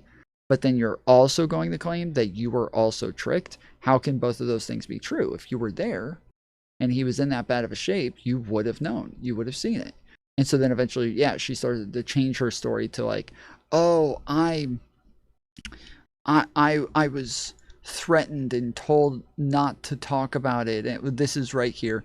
White House made friendliest threat over Biden's decline. And the friendliest threat is them just saying, like, we trust you to do the right thing. And that was it. It was just them saying, we trust you to do the right thing. Like, and he didn't answer any questions, and we weren't allowed to ask.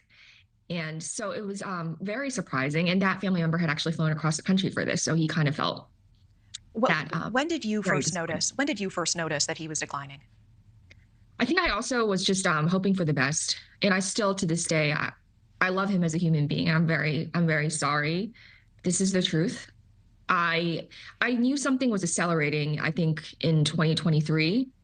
I think, actually, to be honest, I think he was pretty much fine in 2020. I'm trying to be as fair as possible, and I didn't called a number of names I won't repeat here, simply for stating the truth and asking questions about how they're attacking me now. The same people, the same group of people on, I've lost tens of thousands of followers this week. I've been called a number of names I won't repeat. She says they're all attacking her now, so now she's a victim. Here, simply for stating the truth and asking questions about how the finances of the Harris campaign were handled. It's the same bunch of people who attacked me in July. I went on Fox News Sunday on July 21st. I remember that day because a few hours later, President Biden stepped aside.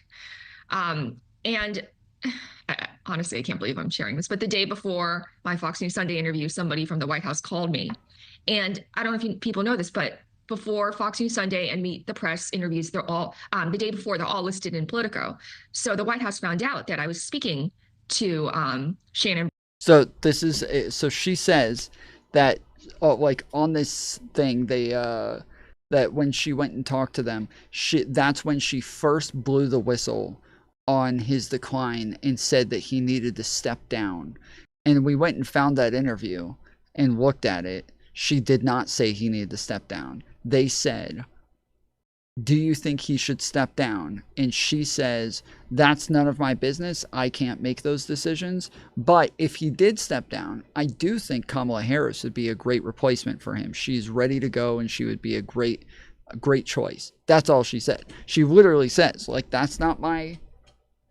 That's not none of my business. That's not my decision. I can't say. But then now she runs around saying she did say, she blew the whistle. She said for him to step down. Bream, and they called me the night before and said, you're one of the president's most loyal supporters. We know you're going to stay loyal. That's the threat. She said they threatened her. And that was the threat. We know you're one of his most loyal defenders. We know you're going to stay loyal. That's the fucking threat. And as someone who's watched The Sopranos and is a huge Godfather fan, I mean, it just sounds like something. She's fucking deluded, bro. She's fucking insane. I feel like the article was by like Politico or something like that, but I can't remember. Who is Lindy Lee? Ex-Democrat fundraiser slams party calls departure of leaving a cult after criticizing Biden and Harris. Wendy Lee, a major Democratic National Committee fundraiser, has left the Democratic Party citing internal issues and backlash over her criticism of U.S. President Joe Biden and Vice President Kamala Harris. Following her departure, Lee accused the party of wasting their hard-earned money in billions during the presidential campaign. She also questioned the payments made to TV host Oprah Winfrey through her production company, describing her departure as leaving a cult during recent media appearances. Lee announced her decision to leave the party during the recent media appearances, describing the negative reactions she faced with the party. This past week has been harrowing for me, Lee said during an interview with Piers Morgan on Fox. On Saturday, I went on Fox and Friends and said, Democrats have a stench of loser hanging over them. As soon as I said that, there were boycott campaigns against me. Unblock, unfollow campaigns. She means block, not unblock. But yeah. She reported losing a significant number of social media followers after voicing her opinions and supporting Republican Pete Hegseth. I lost tens of thousands of followers because I dared tell the truth, Lee said. In a cult, you can't tell the truth or ask questions, but I'm done with that. Lee compared leaving the Democratic Party to leaving a cult, saying, in the interview, it's like leaving a cult. Ashley, Merry Christmas. It's wonderful to be with you. I want to do a video essay on this. There's not enough about her, and the fact that she's on a show now with Anna Kasparian and this other chick, there's not enough, bro. She is like one of the most blatant fucking liars. She is one of the most blatant fucking liars. She needs to be called out. I have this like I have got this like fucking yearning to just to make a video essay on this, just like outlining every fucking thing that she's run around talking shit about. Merry Christmas. This has been a long time coming. My initial disillusionment became clear when I realized that they essentially set $2.5 billion on fire. They raised $1.5 billion through the campaign, another billion through the super PAC Future Forward. And there's been no accountability. We still haven't gotten any answers as to why Oprah, a billionaire, got $2.5 million. Who's the like military guy show that she went on as well? She went on like some military dude who's like a hardcore conspiracy theorist. I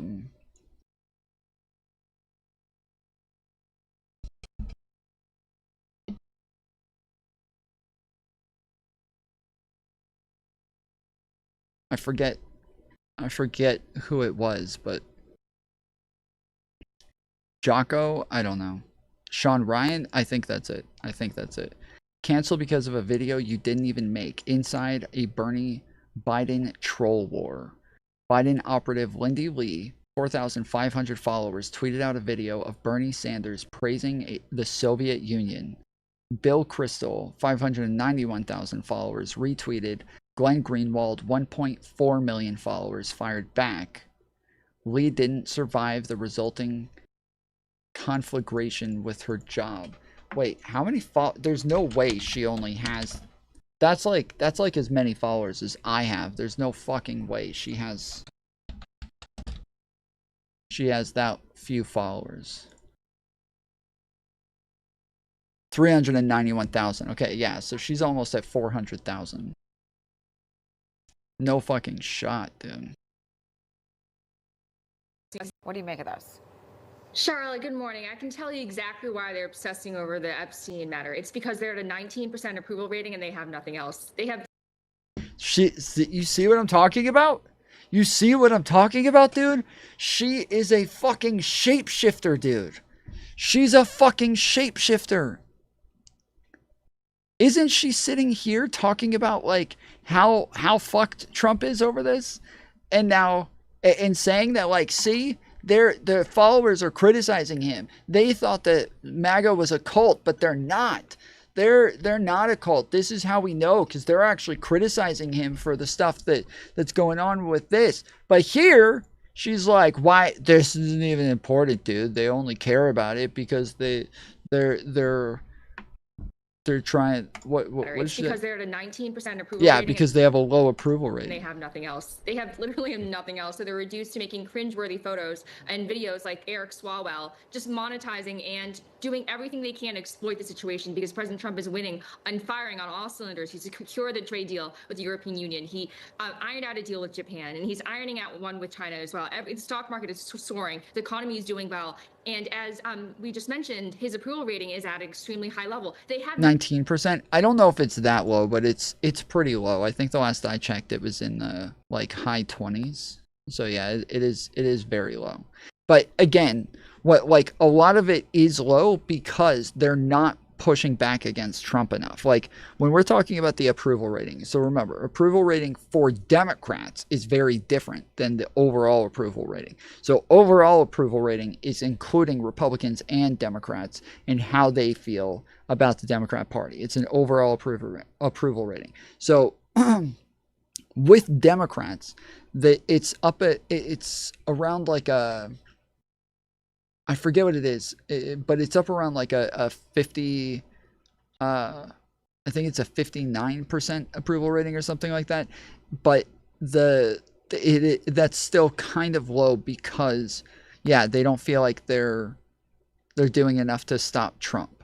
Whereas other people are pointing it out to say like, look, even Democrats hate Democrats. Like that's what they're trying, you know, even they love Trump now. Like that's kind of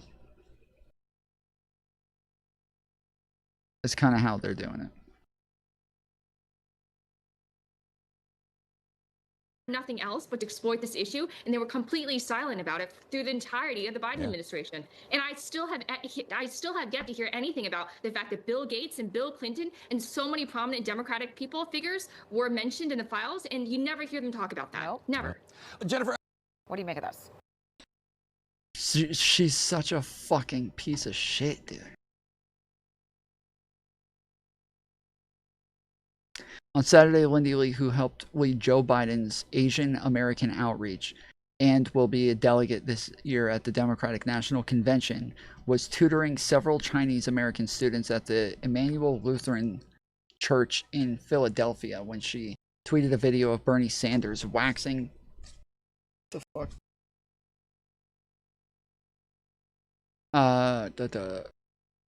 in Philadelphia when she tweeted a video of Bernie Sanders waxing poetic about Moscow Metro. Hashtag Bernie Sanders lavishes praise on communist Russia, preferring the Soviet Union to the American way of life, Lee tweeted to her 4,500 plus followers. Not 100% accurate, but not totally off base, and in keeping with other things Sanders has said, not only about the Russians, but the Sandinistas and the Cubans. Lee's tweet went out at 11:27 a.m., and almost immediately she started taking flack. Basically, it was like, you have brain worms or stuff like that. Stuff I can handle, said Lee, who was 29 and lives in Philadelphia, Rittenhouse Square. Of course she lives in Rittenhouse Square. Of course she does. It's not go die. It's not you're a cunt. It's not death threats. Then at 11:48 p.m., hashtag Never Trump pundit Bill Kristol retweeted Lee's tweet to his more than 591,000 followers. I was so excited, I called my dad, Lee said.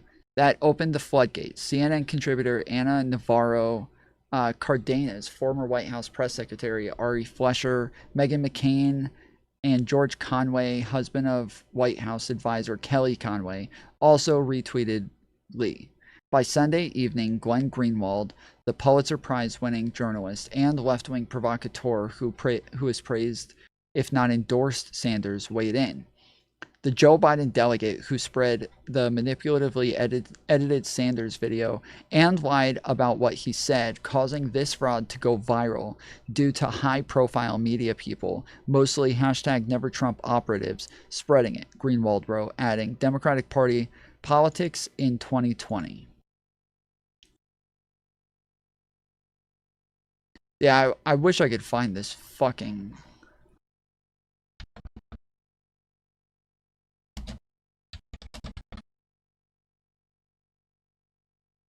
this fucking article about her.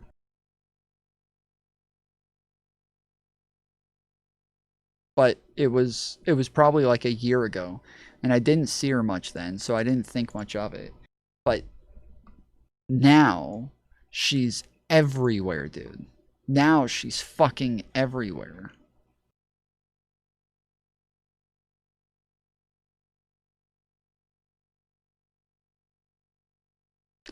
Part 2, Wendy Lee's Unfiltered Truth. The Dr. Phil podcast. Fucking shit, dude. And then, yeah, Sean Ryan's show. Here she is. So that is what I was talking about. Yep. Damn, dude, I wish I could find this fucking article. Meet smart girl Wendy Lee, 25 and running for Congress. Oh. Oh, yeah. Yeah.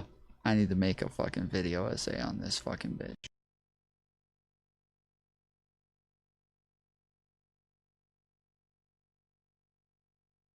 Oh, it was the Bulwark. That's who it was. It was the Bulwark. It was them. I didn't even know who the fucking Bulwark was at the time. I remember. Last March, I found myself sitting in a White House briefing with 24 pro-democratic digital creators listening to high-level administration officials preview President Joe Biden's State of the Union address. Among the handful of administration leaders who briefed the room was Anita Dunn, at the time one of Biden's most powerful consigliaries. It was pretty conventional stuff. She spent a few minutes talking us through the president's remarks and answering questions from starry-eyed social media influencers who planned on publishing content cheering on the speech the next day. I was attending on behalf of my then employer, a pro-democracy media company, and knew most of those in attendance. There were some political YouTubers, a few up-and-coming Democratic TikTok stars, and a cohort of folks from other emerging news outlets like Midas Touch and Betches Media. But there was one attendee I didn't recognize, a woman named Lindy Lee. Lee had earned an invite to the White House that day by being a very energetic Democratic personality on cable news, and for having grown an audience of over 300,000 followers on X by shooting off hyper-partisan, pro-Democrat, red meat content. One example of her style and approach came in a tweet she authored in 2022 when push comes to shove, Democrats take care of you regardless of party. Republicans try to get you murdered.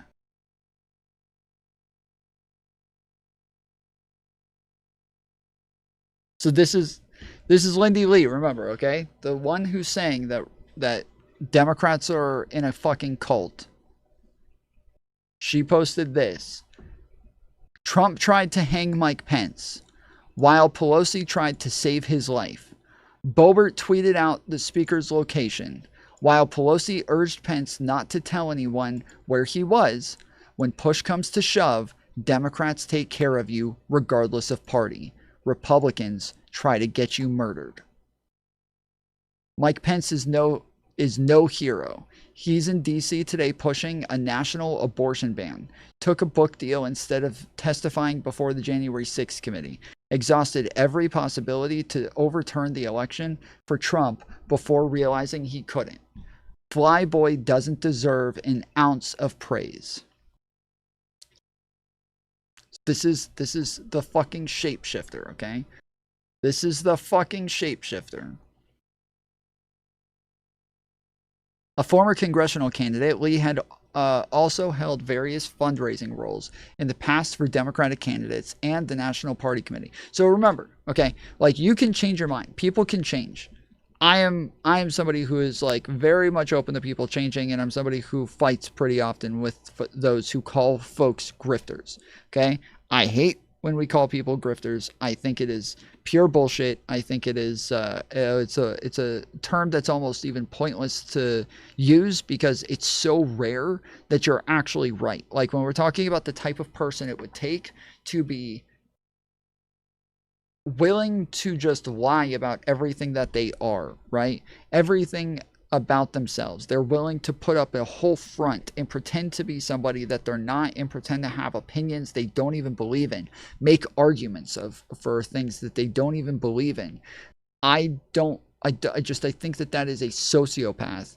Dave Rubin? No, I wouldn't say Dave Rubin's a grifter either, but I wouldn't say Tim Pool is a grifter either. I wouldn't say that Candace Owens is a grifter, but I think that these are just like really fucking crazy dumb people. I think that it's obvious when you watch them. They're just fucking stupid. They're stupid people. They're just really dumb.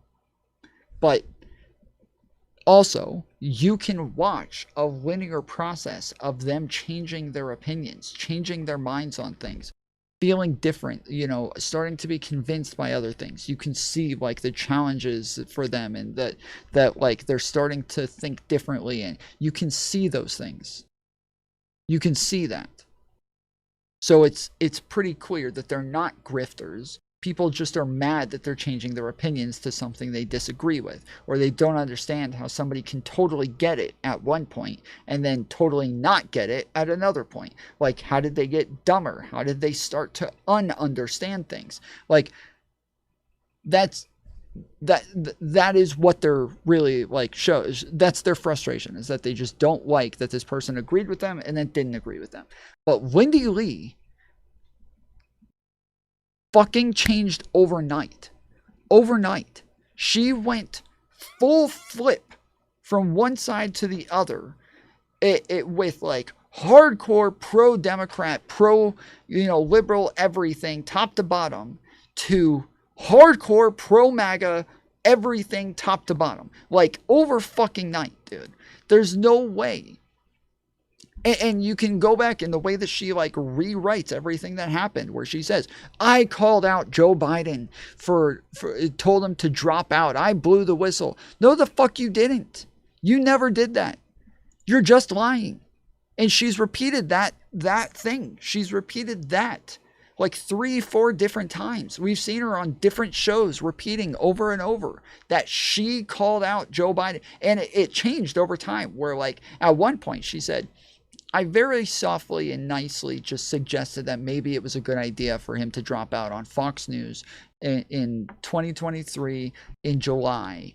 And I got a lot of pushback for it. Then later she says, I said that I thought that it would be best for the party, and I wasn't even diminishing him. I just thought it would be best for the party if he dropped out, and I still got attacked for it. I was just trying to say what I thought was best for the party. I don't know. Then it changes to, I blew the whistle. I told him to drop out. I was very clear about this, and they attacked me for it. Like, it just totally drastically changes over time their story on this one fucking interview.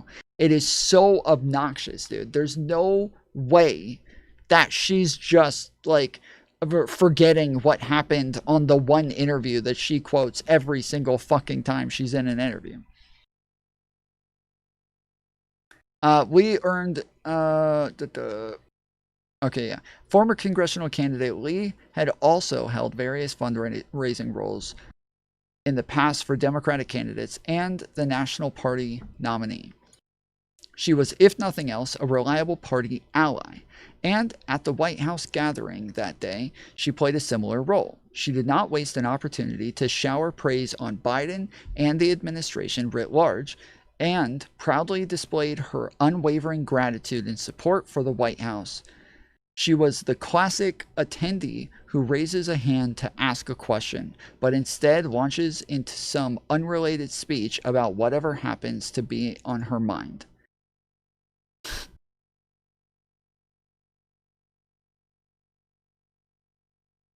At one point, Lee delivered a mini lecture declaring how much she loved Joe Biden, while offering up her various credentials, including that the governor of Pennsylvania had named her to some commission. While some creators in attendance asked Dunn questions about the White House economic messaging, Lee made sure White House officials recognized she was a team player. Teacher's pet, one of my friends in the room texted me from underneath the table. Throughout the rest of the year, I kind of forgot about Lee, having dismissed her as just another blue MAGA Twitter person. For months, she continued enthusiastically to support Biden and later Kamala Harris. What is blue MAGA? Is that just like Democrats who want to make America great again? Or it's like Democrats who are cultish? Blue MAGA is a term used differently by many factions of the left-leaning American voters, but most often used to describe a specific faction that, while not always directly voting for Trump, are criticized as acting in a way that helps Trump and or are perceived to share critical attributes similar to Trump's. So he saw the girl who was there hardcore kissing up to Biden and saying how much she loves Biden. He saw her as somebody who was more amenable to Trump. Yeah, cultish Dems. Like, that's what it sounds like to me. Like, when we say MAGA, we're talking about the cult of, like, MAGA. It sounds like they're saying, well, instead of it being red, like Republicans, they're blue, like Democrats. They're just super cultish. I think that's what he's saying. I don't know. Just another blue MAGA person. For months, she continued enthusiastically to support Biden and later Kamala Harris, both on cable news and X, where she would tweet predictable messages of support for their campaigns. By August, she had raised several millions of dollars for the Democratic ticket.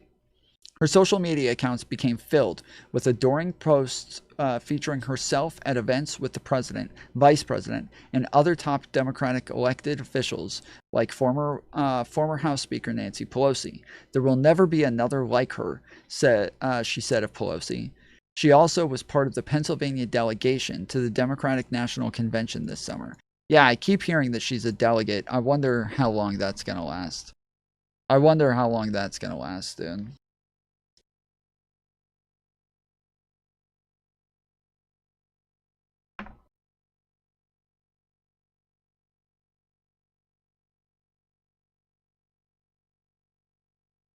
Then, after the election, Lee was suddenly everywhere. But instead of maintaining her overeager support for Biden and Harris, she adopted a new persona, eagerly attacking Democrats and the campaign nonstop.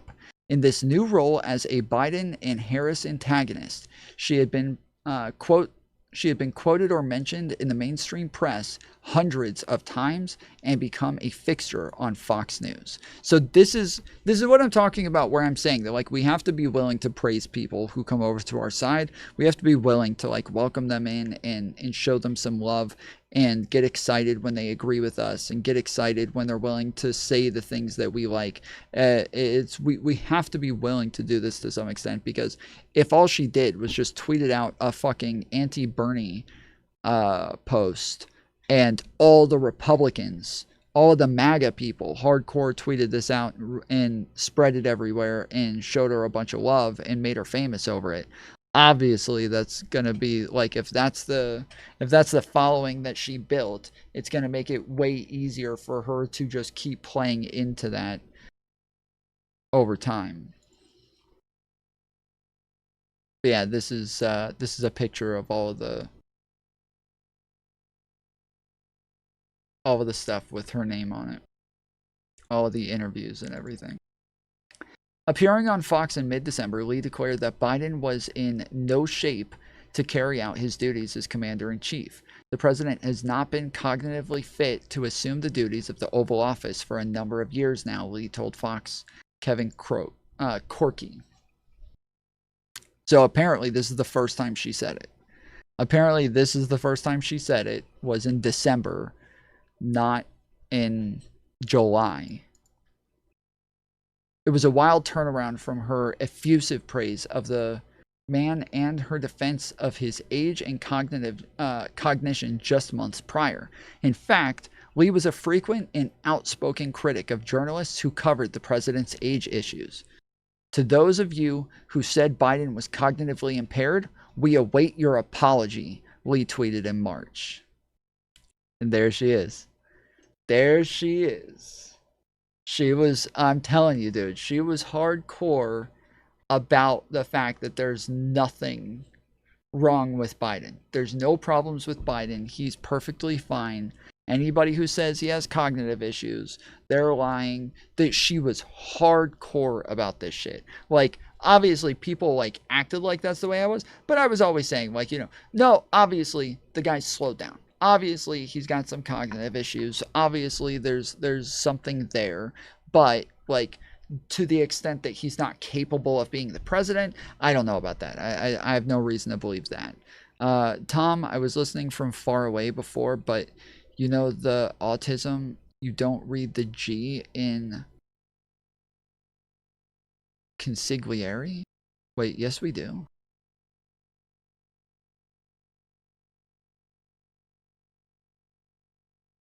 We do. Have you never watched The Godfather? Americans do. No, Tom, you don't. In the Godfather, they call him the consigliere the whole time.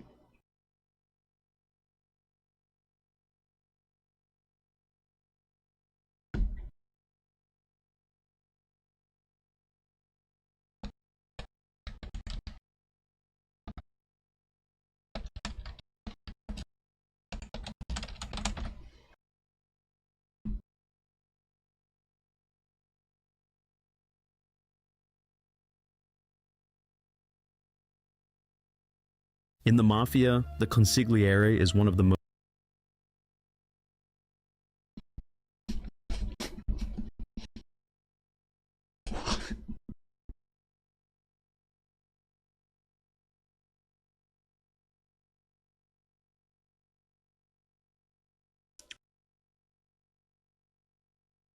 When Biden ultimately dropped out of the race in July, Lee told Fox, "What if Democrats skipped over Kamala Harris in favor of another candidate to lead the ticket?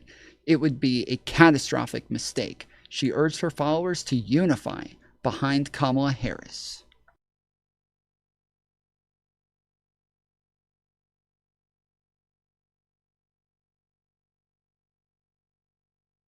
Americans do, or at least that's the way I've always heard it. Yes, that's we say consigliere.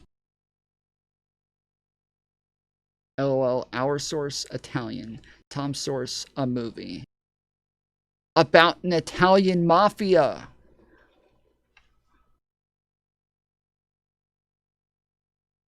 I'm not saying one way or the other what's right or wrong. I said this is how we say it. That's all I said. This is how we say it. We say consigliere. That is how we say it in America.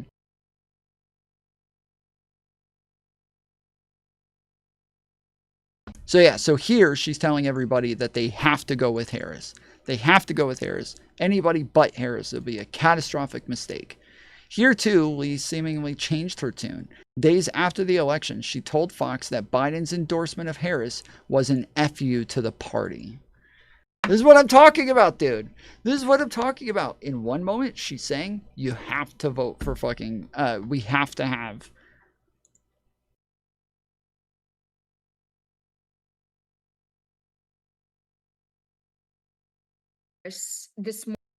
My friend, President Biden, will go down in history as one of the most selfless and patriotic leaders in our nation has ever had. What he did was the mark of a true statesman. I said on Sky News that I am so damn proud of him. Let's honor his legacy by unifying behind Kamala Harris. Okay?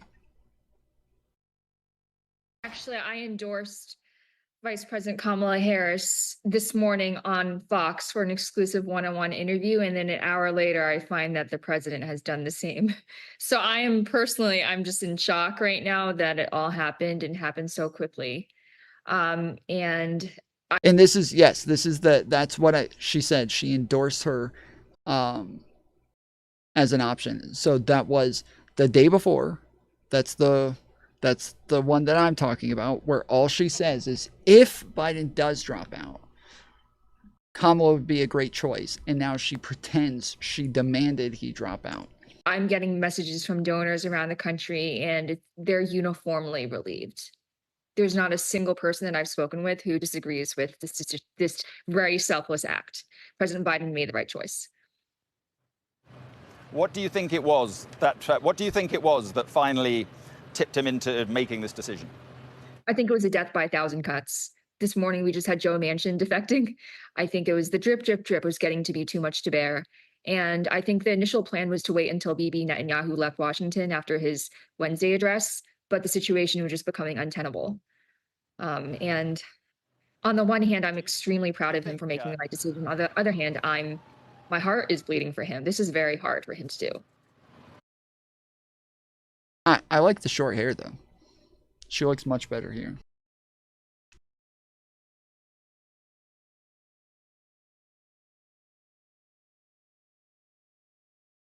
But yeah, they said right after she told Fox News this.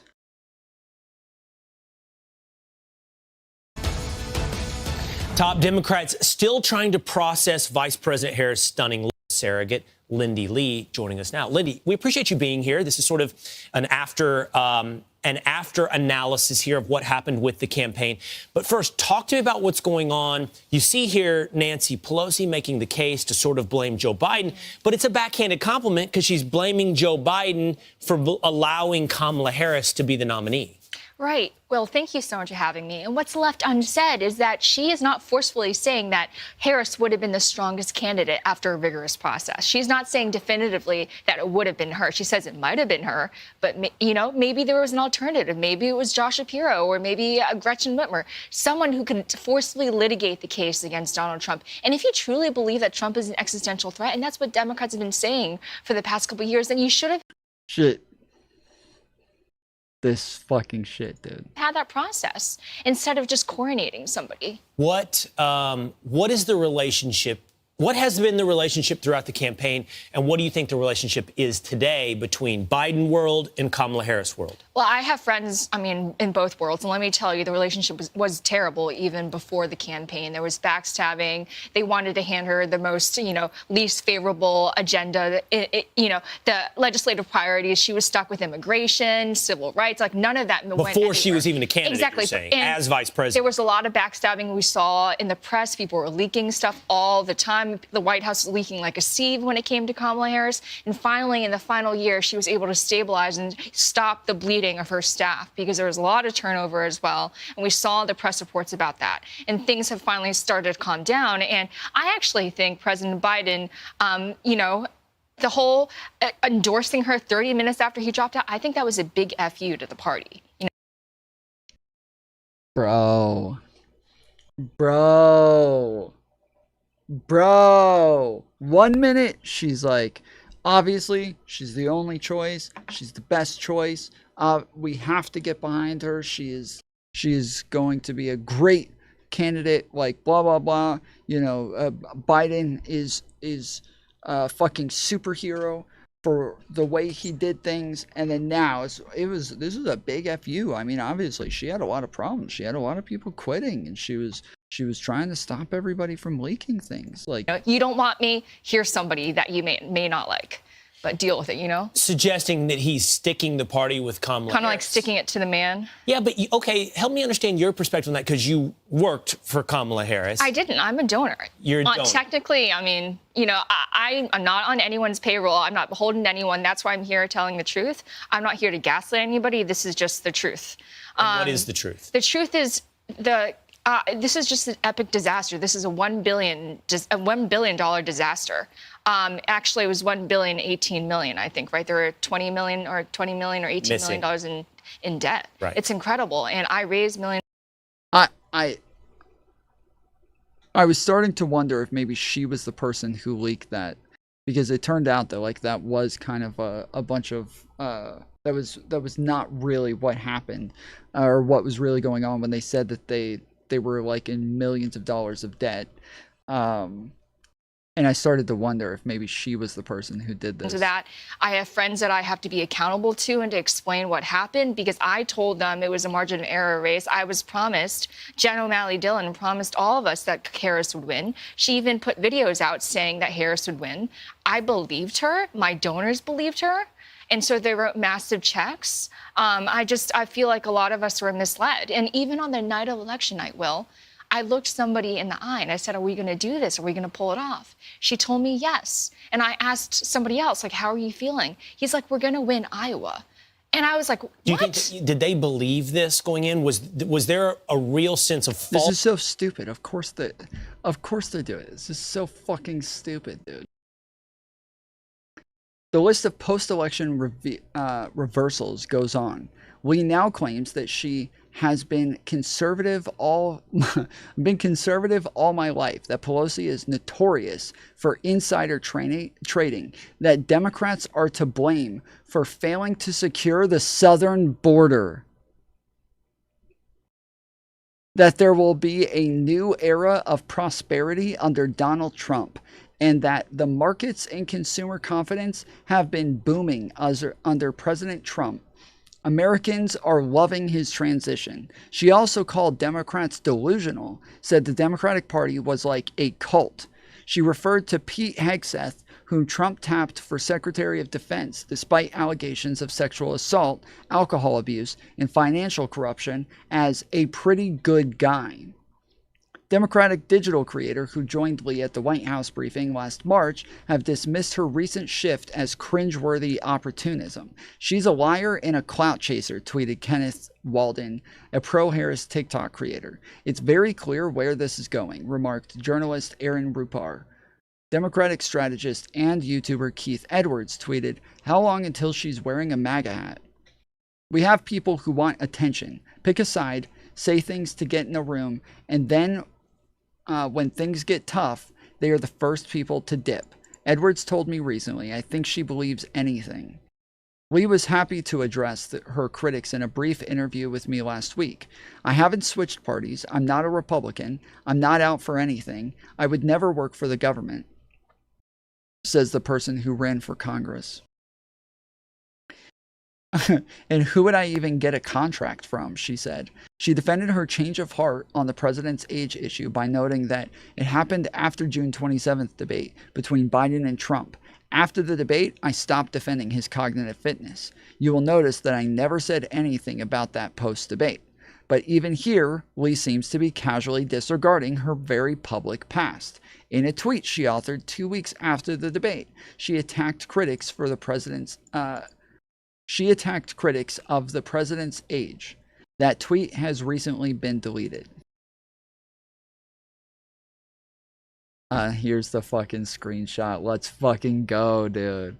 Let's go. Right on brand, the media and Biden's age porn journalists are having a field day over this tiny little gaffe that he immediately caught.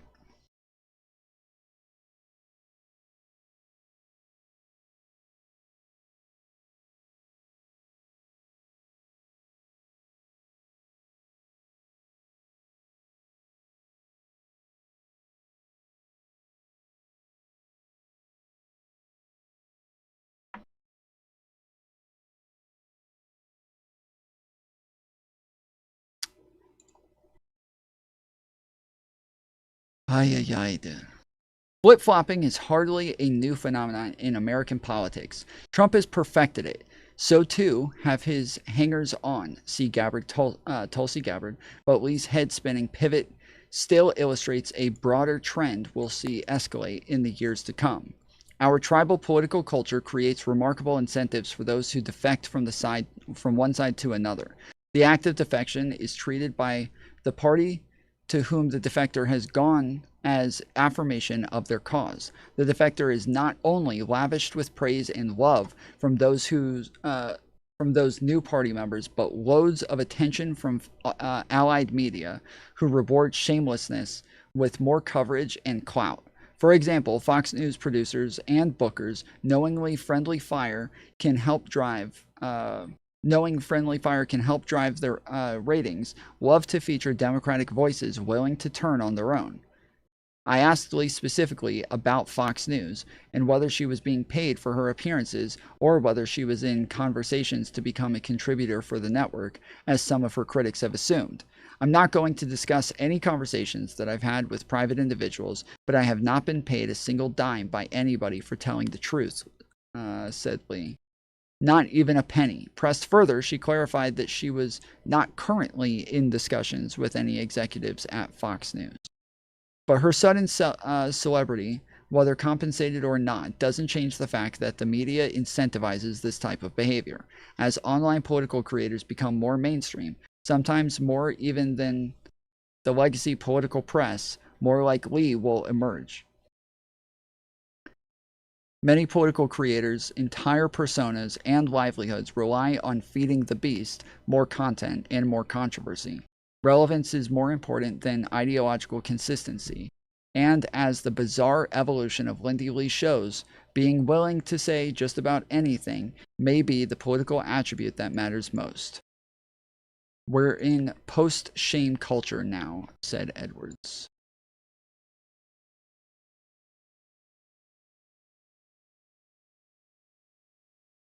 Perspective, but that's a different story. Not if there's Democrats involved, though. I think there are Democrats on that.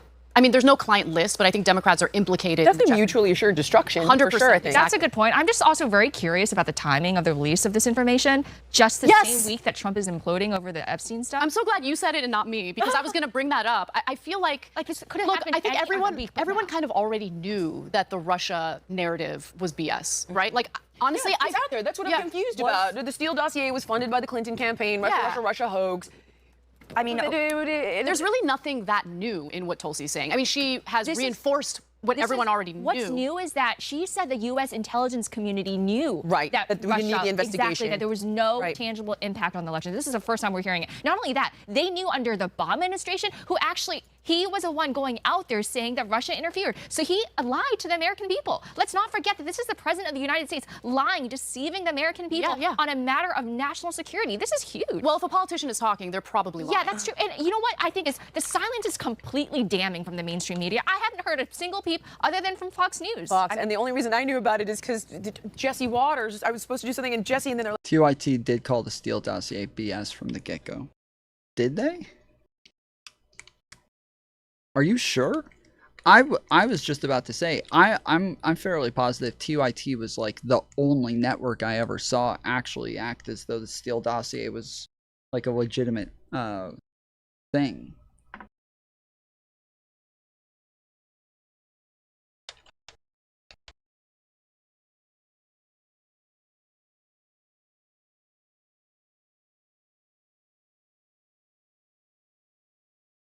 Fascinating news story out of New Yorker. Jane Mayer, one of the best journalists we have in the country, breaking a story about a second Steele memo. Now, if you don't remember, Steele's the guy who wrote the first dossier about Trump and what he might have done with the Russians. That had one sensational story about golden showers in a hotel room. Apparently, in this new Jane Mayer piece, we find out that one of the guys who wrote it didn't even want to include that because, true or not true, his word, he would over-sensationalize it when the more pedestrian parts of the memo were far more important about Trump aides and Trump's campaign's connections to the Russians. Now, if you read that memo, at least 4 parts of it have already been proven to be correct and are now beyond dispute, including very important things like Carter Page, a Trump campaign official, meeting with Russians in Moscow. Now, it turns out there was a second memo written, and that's already huge news right there. And wait till you get a load of what's in it. Turns out the Russians, if you believe these allegations, helped to pick our Secretary of State. Now, there's very good reasons to believe it, but let me give you the full context. Mayer explains, one subject that Steele is believed to have discussed with Mueller's investigators is a memo that he wrote in late November 2016. So Russia wants to pick the Secretary of State? And isn't that Hexeth right now? After his contract with Fusion had ended, that's the people that he wrote the original dossier for. This memo, which did not surface publicly with the others, is shorter than the rest and is based on one source, described as, quote, a senior Russian official. Okay, now, if you're a Robert Mueller, you want to find out who that senior Russian official is, and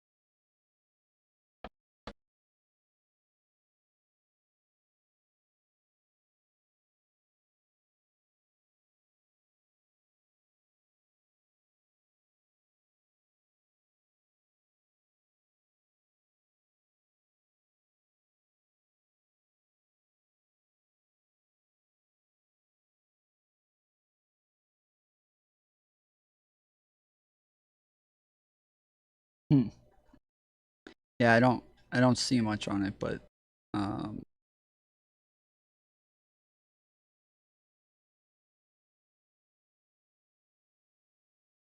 So news story out from Ryan Grimm at The Intercept about Michael Cohen, and he's got an amazing source for this.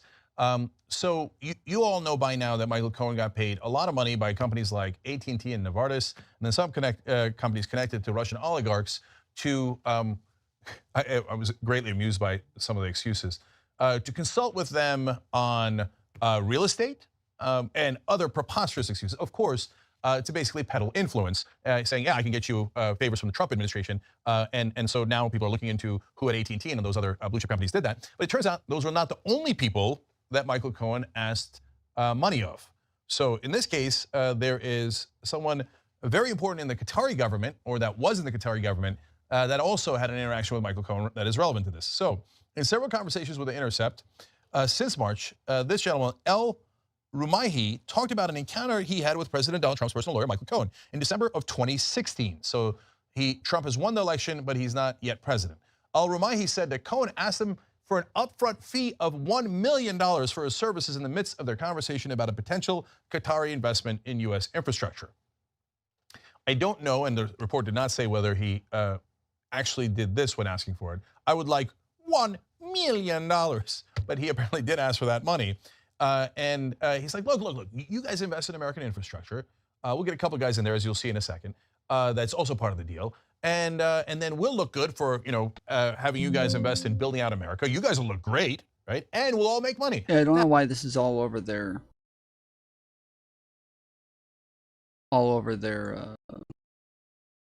description, if not, but okay.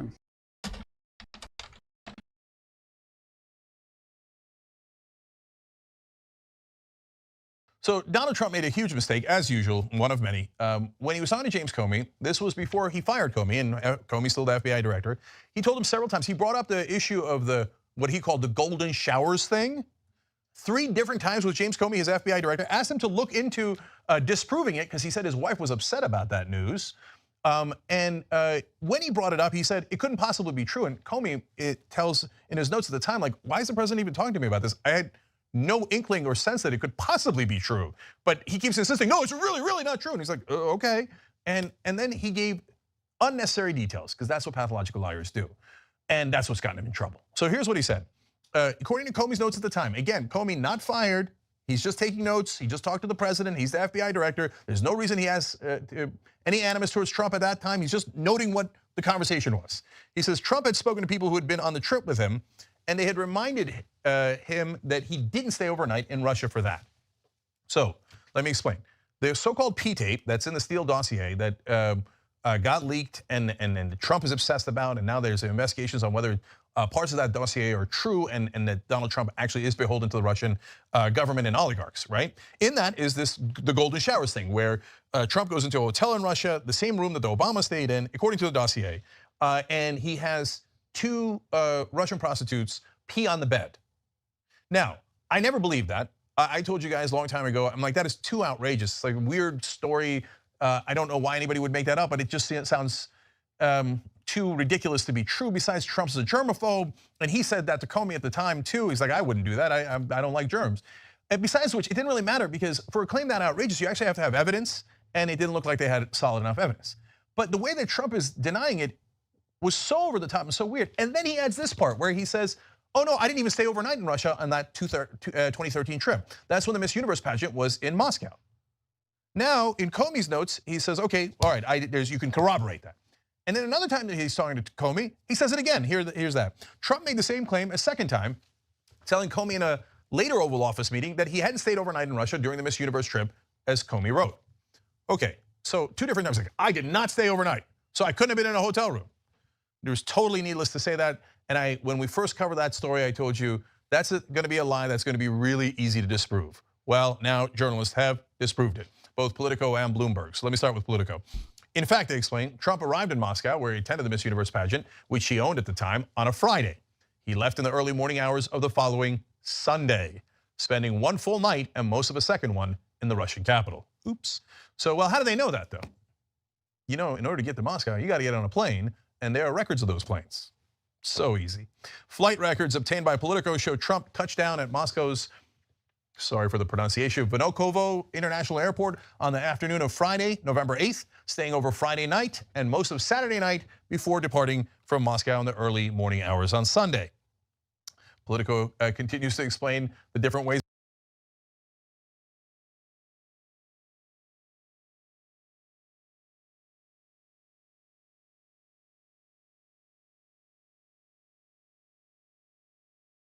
like, well, do you know we're gonna actually, this just came up. Does she want to comment on that? I'm like, I can't comment on that. Like, I haven't read up on it yet. I'm like, no, I'm flying today. But that's the only reason I immediately went on X and sent it to all of you. But this is like a few hours old. I'm trying to look to see, like, was there some type of a conclusion where they were going to release this information around this time anyways? Like, I'm trying to look up and see, was there some ongoing investigation? Was there a scheduled release? There wasn't really. And my theory also, let's not forget how much she pissed off Trump when she provided a diverging assessment on whether Iran was a threat. Yeah. Remember, she went out there, I think it was in March, and she said before Congress that Iran isn't an imminent threat to the United States. And then she had to do a ton of walking back just a few weeks ago. And then Trump had to say, no, she doesn't speak for me. So, you know, there was daylight between them. So I think part of this is also her just trying to, you know, make things right. Ingratiate herself. Exactly. Yeah, that's a possibility for sure. I do believe that this woman comes from a good place. Like, knowing her. She is a really good person. I think she's what she's up against. She's trying to ingratiate herself with Trump because she initially said that there was nothing going on with Iran, but Trump got mad at her because she wasn't going along with his narrative. So now she's coming up with a whole new story to push to ingratiate herself with Trump. She just sounds like a really good person, guys. This fucking shit, dude. This is wild. To say that and then end it with, yeah, I think she's just a really good person. That's fucking wild, bro. That is insane.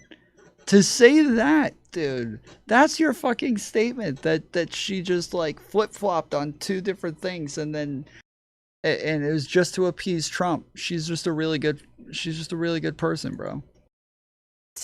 Look, at the heart of it, though, I mean, the point remains that there was a false narrative drummed up to discredit the outcome of the 2016 election. You know, and by the way, full disclosure, I totally fell for it and had egg on my face at the time. I believed it until earlier this year. I fell for it too. Yeah. I was like, he's a Russian asset, and there are prostitutes that are peeing on him, and there's video of it, and that's how they're. I never believed the prostitute I fully bought it. But I bought the Russia, they're interfering in our election. I bought the whole thing. I believed I trusted all the institutions of trust back in 2015. I never saw any mainstream media or anything that ever acted like the P tapes were real. I never saw it. I never saw anybody pushing the fucking P tapes as a real thing in mainstream media. And the reason why mainstream media hasn't said anything, because then they would have to concede that they were wrong for a decade. Yeah. And, you know, They haven't said anything? The mainstream media hasn't said anything?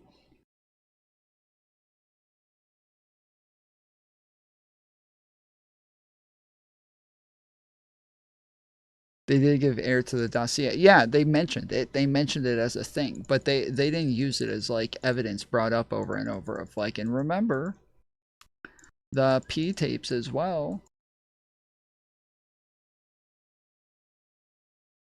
So she really thinks that like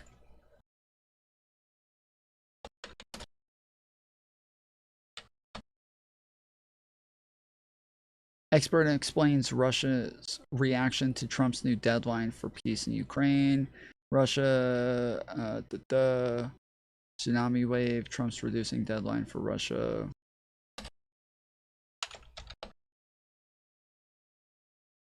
White House correspondent Caitlin Collins presses Tulsi Gabbard on timing of Obama report. CNN desperately cuts off Tulsi Gabbard after exposing Obama for treason in shocking Russia hoax.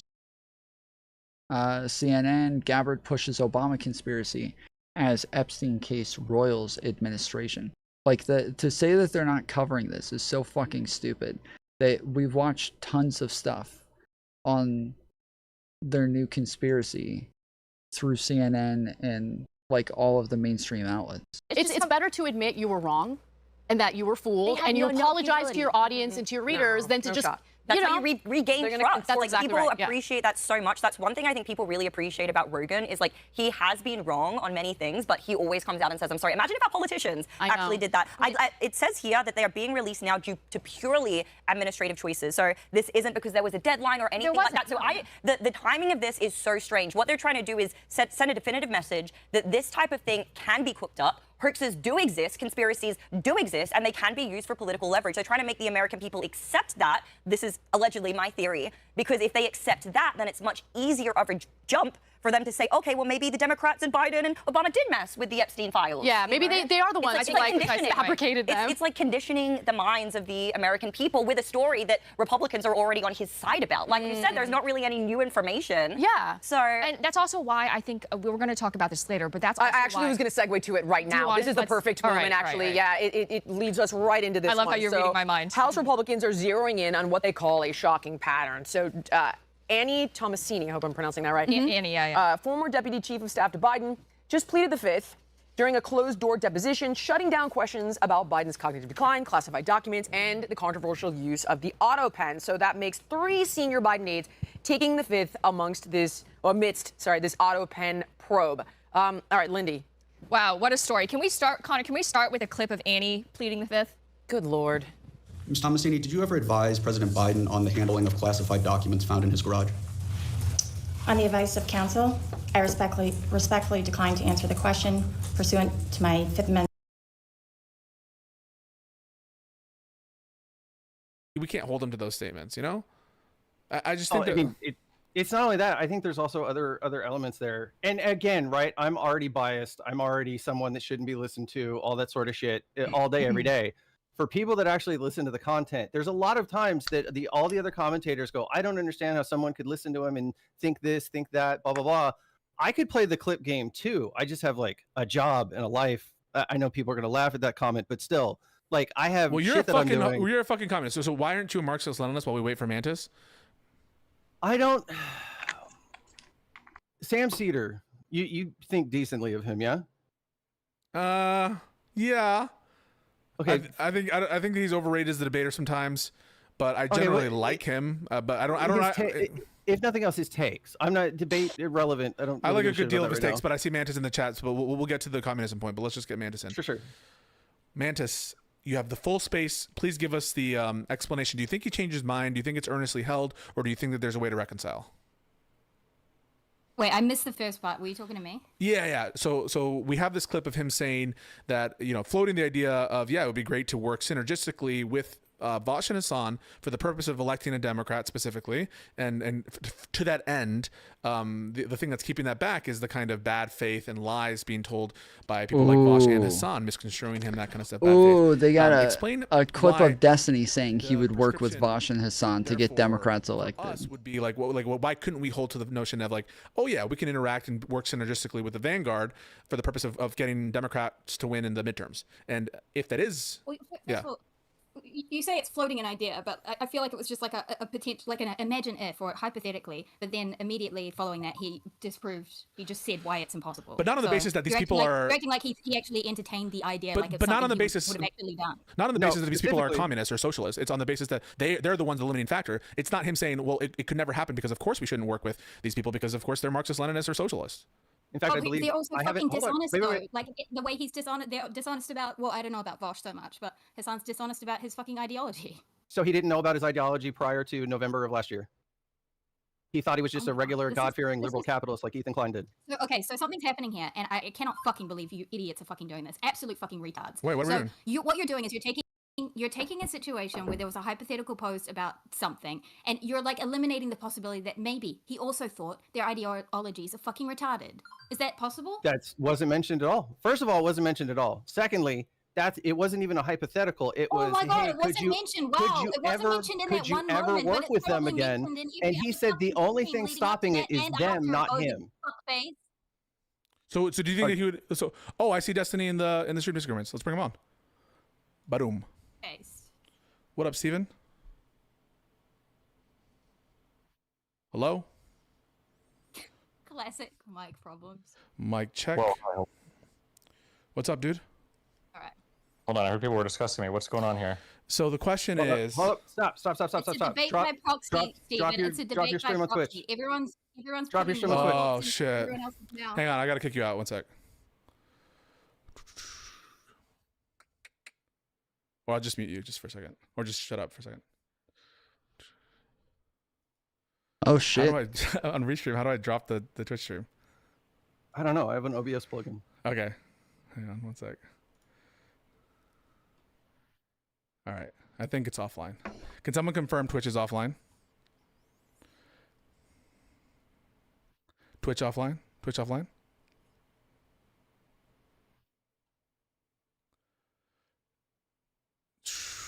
Twitch offline. Can someone confirm? I'll just check it real quick.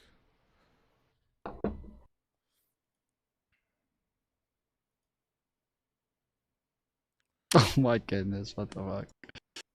Yeah, Twitch is offline. Okay, cool, thanks. All right, you wanted to talk. Mantis in the chat. Ha ha ha ha ha. Stephen. Ogre, you want to talk? No. We have a guest here. I mean, he came here. Let him talk. Wait, isn't Ogre was the one that brought up the point? Let the Hassan tattoo dude say his piece. Wait, do you have a fucking Hassan tattoo? I already said it. Yes, I do. Okay. So the point is the following. The guy who was calling me a fucking Destiny cuck the other day has a Hassan tattoo. They're represented. You're floating the vote for Democrats. If that's the case, would you have a problem with us doing a similar? What's the context of that clip? What am I talking about in that clip? I'm not sure.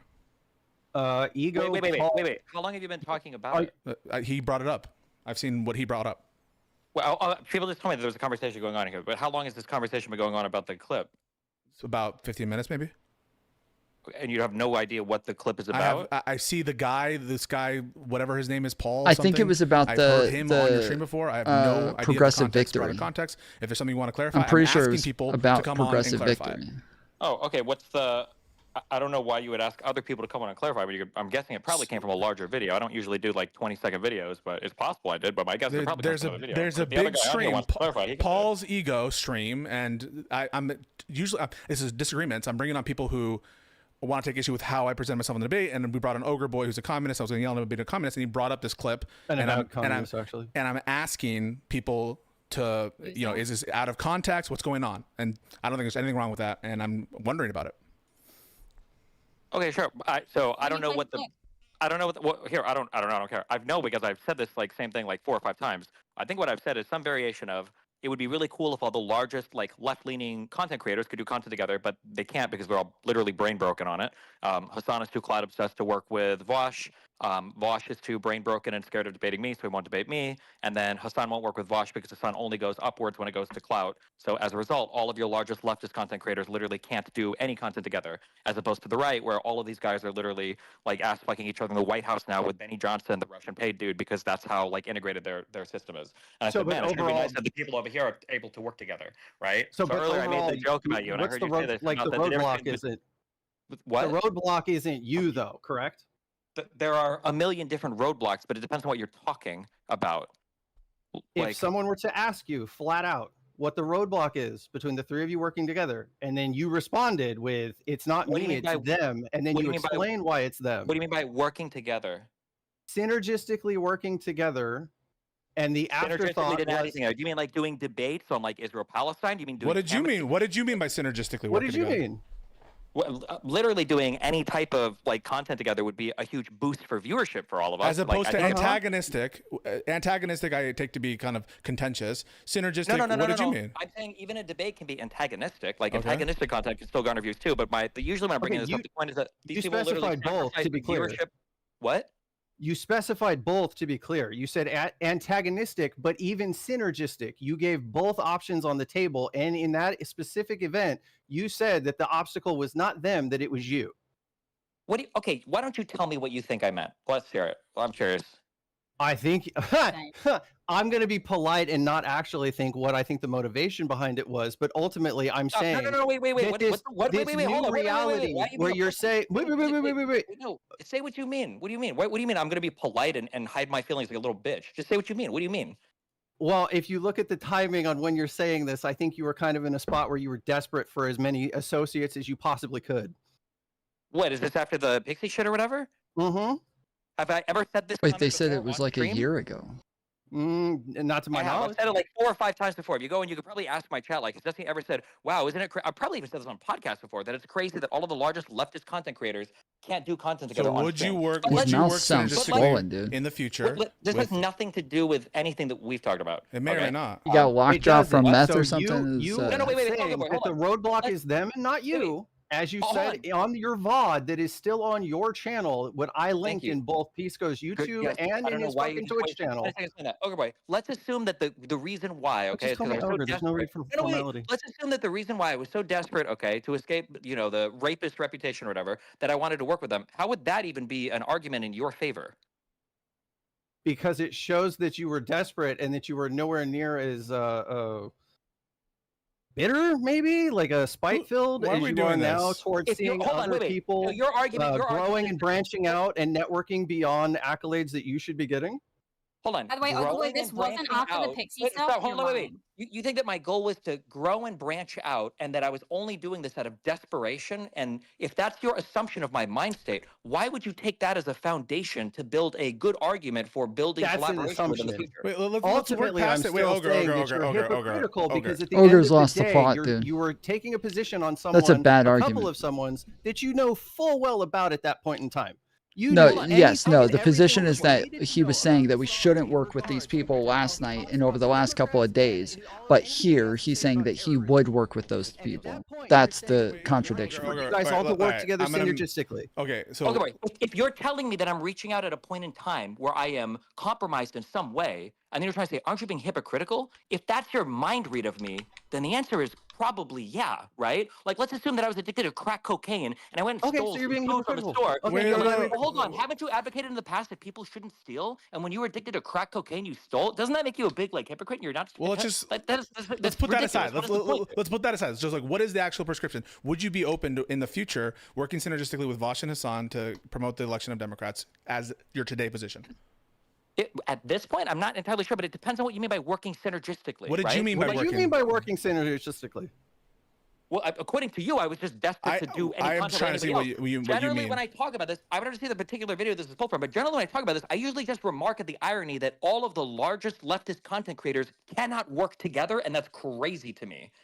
I'm not the. I'm the. Do you have Pisco's YouTube chat open? I'll drop the link in there so you can watch it yourself. Wait, I'm just They are the roadblock when it comes to things like so Hassan is the roadblock when it comes to debating, obviously. Vosh is the roadblock when it comes to like debating and doing content together. Vosh is somebody I'm still kind of sort of on the fence on because I don't know where the fuck he's at with the whole whatever shit. But like the point when I'm generally making this is that like it's just crazy that none of the largest leftist content creators can work together. That's insane. Okay, to but me. excising them for the Nazis that they are, that's not an issue. Everybody's spamming play the clip. When I say excising, I don't know why they won't just play the when I clip. say that, what I'm saying is that not people will deliberately hide their power level. They're not forthcoming with their beliefs, and they're usually trying to be subversive in whatever movements they enter. So let's Communists and just get clarity. Hassan's belief on November 30th of 2024.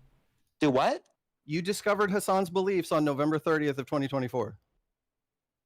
Because you said this on November 29th of 2024. So if he was hiding his power level and you found out the next day, I get it then, I guess. Hold on. Let me ask you one more time. I don't know if you keep forgetting this. What kind of content did you think I was saying that I would do with Hassan? What, that I would go and campaign with him for socialists, or that I would do debate content with him? I don't know. Actually, you said both. You said get out the vote and you said debate content. You said antagonistic content and you said Yeah, see, synergistic I think he was talking about progressive victory at the time. I think that's what he was Do you think talking that it would about. have been to go out and promote? Oh, fuck, why Does it matter? Does it matter? Yes, it does matter. Oh wait, so I can work with the Vanguard therefore to get out the vote for Democrats, right? Synergistically. You're not working with the Vanguard in the If I capacity to did. get out the vote for Democrats. You're working with them when they're actively shitting on the party. No, but I take those videos, you know, the high performing Hassan videos. hadn't shit on the party on the end of November of last year? So what? Is this going to be do I have to produce the clip on my fucking cell phone in bed? No. Like, your mom's already pissed enough at me that I'm like rolled over, not talking to her right now. What do you want me to do? You want me to dig a clip out? Do you think Hassan was a huge fan of the Democratic Party in November of last year? Is that what you're saying, Ogre Boy? No, I don't think he is. I'm asking you if that's your opinion. No, my opinion is Hassan's probably hated the Democratic Party for years. Generally, when I make this comment, my comment is it would be cool if like all of the leftist content creators could work together for the Democratic Party. There's a whole host of reasons why this isn't happening. None of this is getting you any closer to should we appeal to socialists or communists who fucking hate Democrats in order to work with them? No, but you wouldn't have a problem. You wouldn't there. have to appeal to Hassan in order to work with him?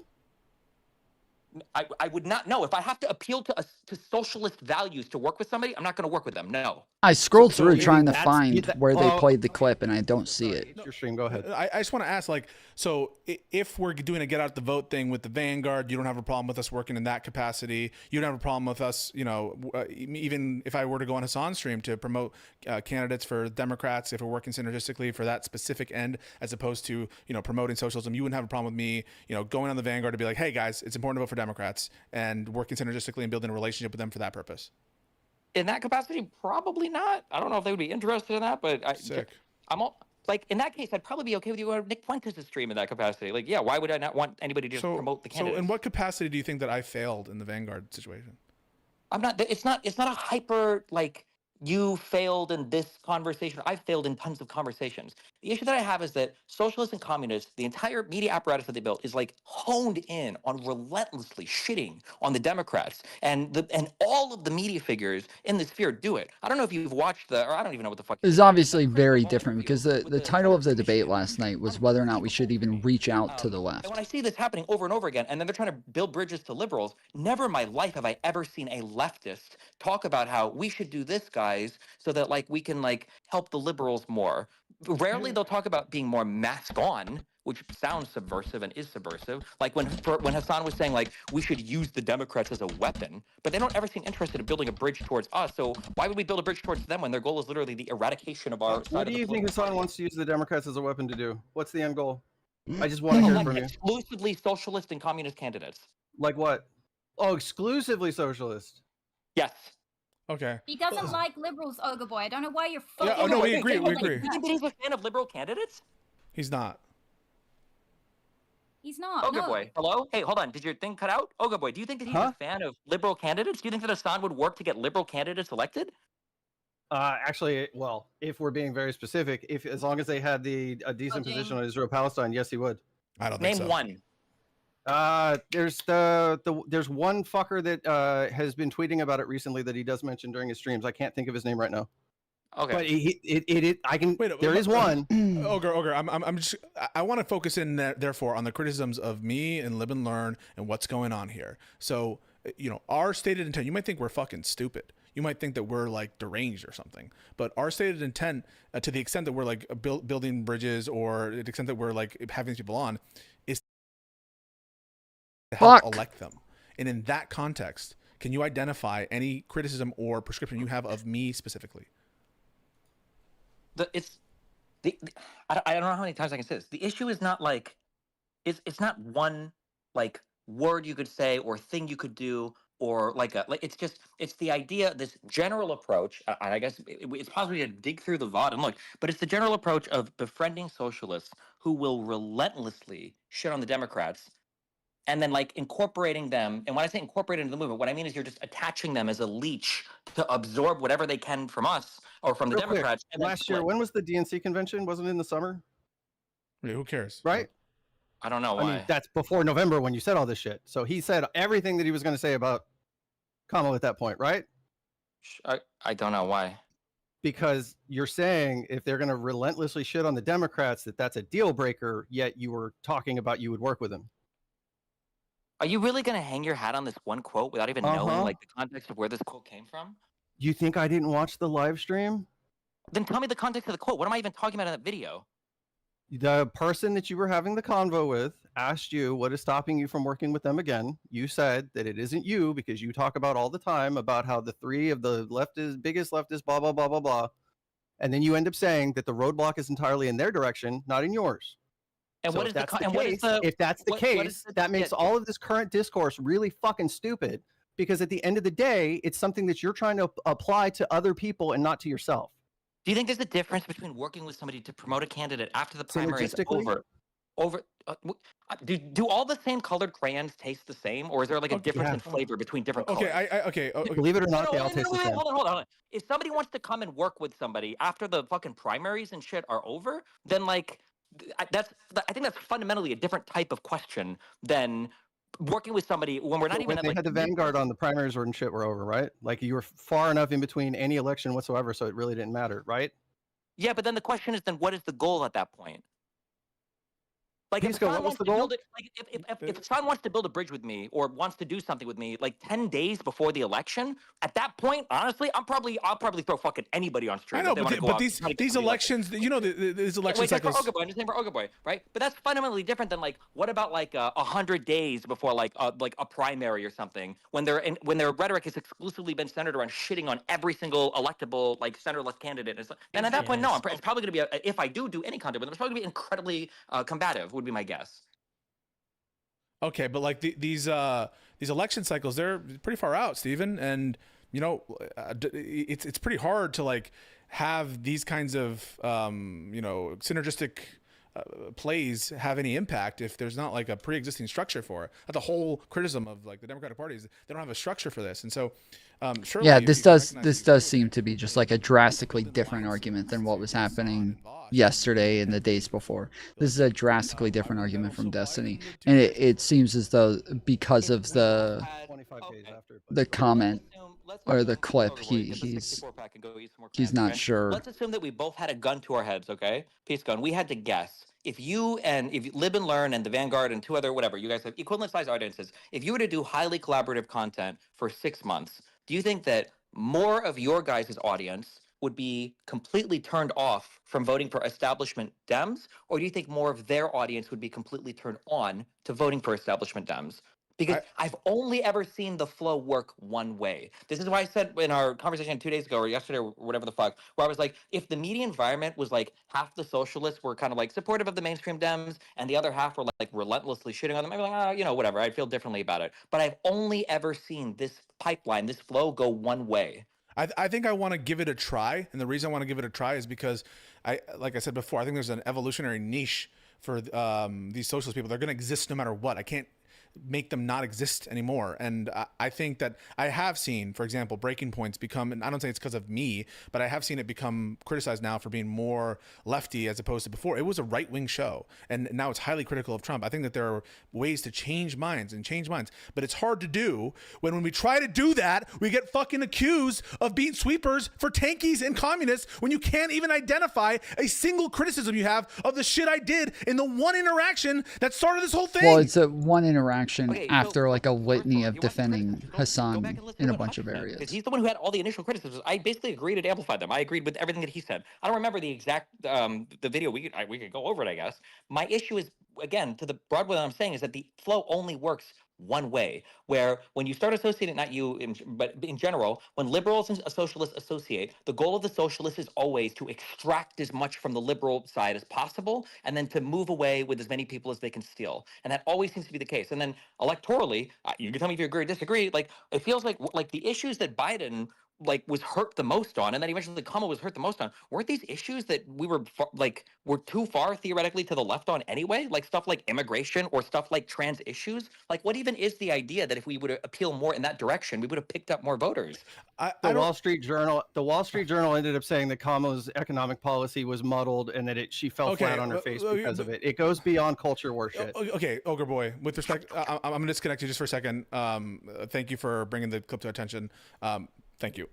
Mantis, you're still there or whatever. But I don't know, like, if you're saying it's hopeless to get these people in our orbit or to agree with us, if it's all a fucking useless cause, or that it can only do more harm, is it like, what is the prescription here? Like, what do you want me to do? My prescription is that I think that there is a huge base. I had the fear that they didn't exist prior to that No Kings March. And then after it happened, I was like, oh shit. I think there's a huge base of center-left people. And I feel like the issue with the moderate Dems right now, the reason why people feel like there's no leadership of the Democratic Party or anything else, is because there's no strong platform of democratic values that are being championed by a democratic media apparatus. That doesn't exist. So when you look to the democratic media, there's two things you can look at. You can either see the mainstream media, who are all literally terrified of Trump derangement syndrome and are constantly reminding themselves how horrible Biden was and how he was senile and everything and blah, blah, blah. That's all they can talk about to prove how good they are and that they're not like the other Dems, and then you get the left wing, they're the leftists, the socialists and the commies,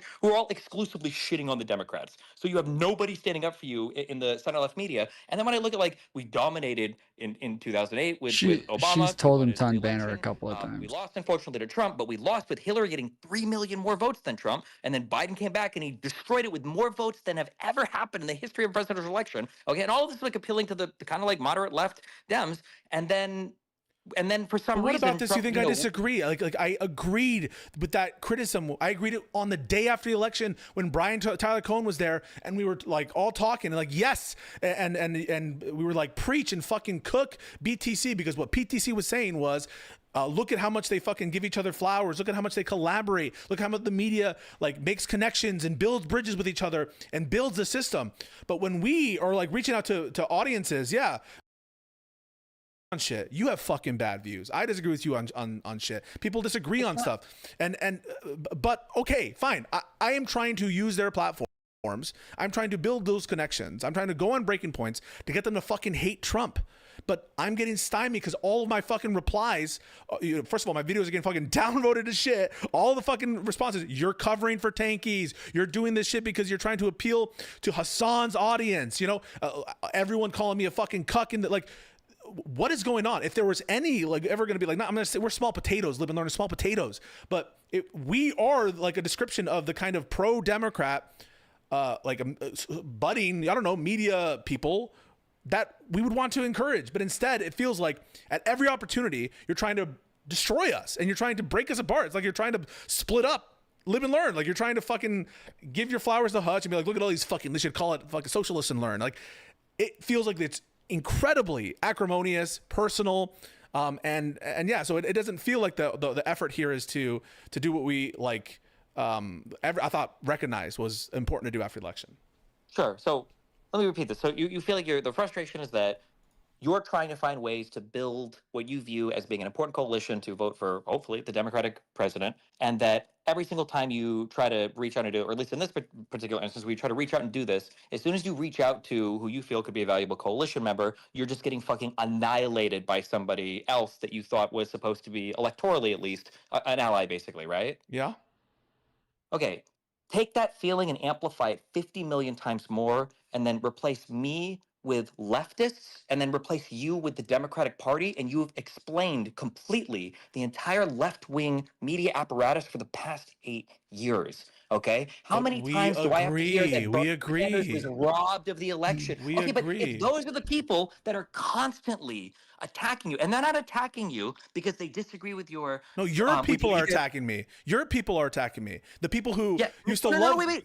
But when my people are attacking you, right? It's because I think that you're making a bad strategic choice for Democrats to win. When the left is attacking you, leftists, it's because they disagree with the ideology. They want a total reformation of the party. They're not talking about, like, I think that you need a 20-an-hour minimum wage instead of a 15-hour minimum wage. They're saying things like minimum wage is a distraction from class struggle, and that's why the left and the right are the exact same in the United States, and we need a revolution. I haven't heard that from Crystal or Kyle. Maybe the Vanguard say that. I'm not sure, but I just don't think that it describes my content. And notwithstanding the fact that I'm not reaching out to people like fucking Mike from PA. Did you see Crystal's interview with the Michigan senator? Yeah, with Alyssa Slotkin. I didn't see it. I've heard of it. I heard it was a hard-hitting interview because guess what? Breaking Points, for all it is not a show for Democrats. It's initially it's like a show for all media types and like right-wingers. You started as a show for right-wingers. So I'm not surprised that Crystal Ball, who is a journalist, all right? She's not just a Democratic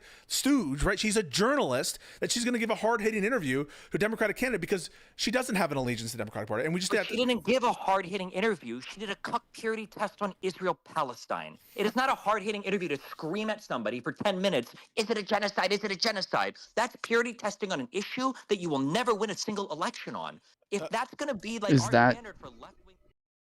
Is that what I was supposed to watch? What you just said there, that Crystal is just a media person and you wouldn't consider left or right. Is that really the position you've had? You would say that Crystal's just a totally independent media figure? No, I think she's left-wing. No, I think she's left-wing, but I do think that she's a journalist and she's not just there to give hand jobs to senators. And yeah, I agree. Like, I haven't seen the interview. I'm not saying that I've seen the interview, but it doesn't surprise me that she's been pressing on Israel. I'm going to be honest, like, because of what's going on in Israel, in Gaza, and the Democratic Party, what many people feel like is lack of leadership on that issue.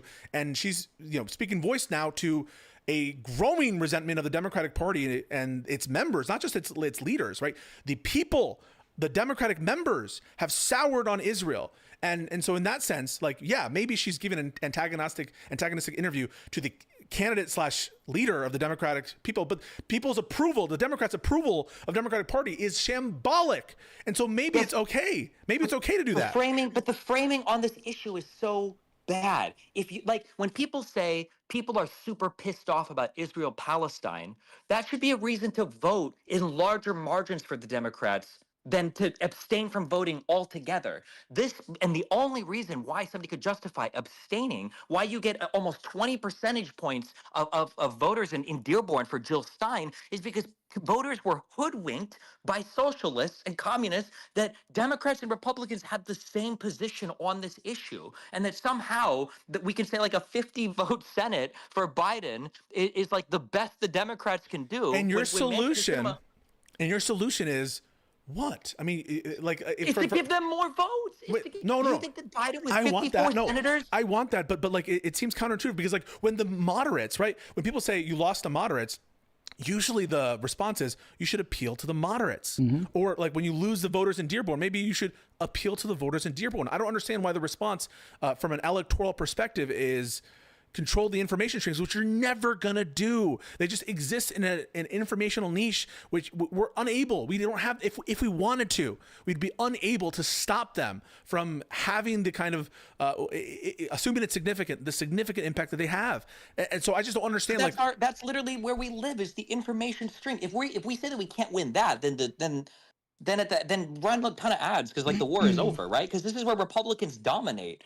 If I would have bet you, 10 months ago, or if anybody would have bet me 10 months ago, do you think that fucking Trump could admit to fucking trafficking that woman at Mar-a-Lago to fucking Epstein and his fan base wouldn't care? I would have said, no, that's obviously the breaking point. It would be way over before that. And holy shit, where are we at? There has to be some level of support for the Democratic Party. It can't be that we lost the election and now we have to appeal to a group of people who fundamentally disagree with the entire existence of the Democratic Party and want to reform it into a socialist party. And what Josiah and I have done, and Accountable. It has to be both. Like being accepting of people who are willing to accept our views and do the things that we want them to do, so that we can have more electoral power. That is part of it, but it's also that you do purity tests against those who are not really on board, who don't really go along with the narrative, who aren't willing to support the candidates, who aren't willing to talk good about Democrats, who are willing to, willing to just totally be bad faith and stupid when it comes to what it is that Democrats or Joe Biden achieved. Those people have to be, purity tested to some extent. How bad Trump is. This is what.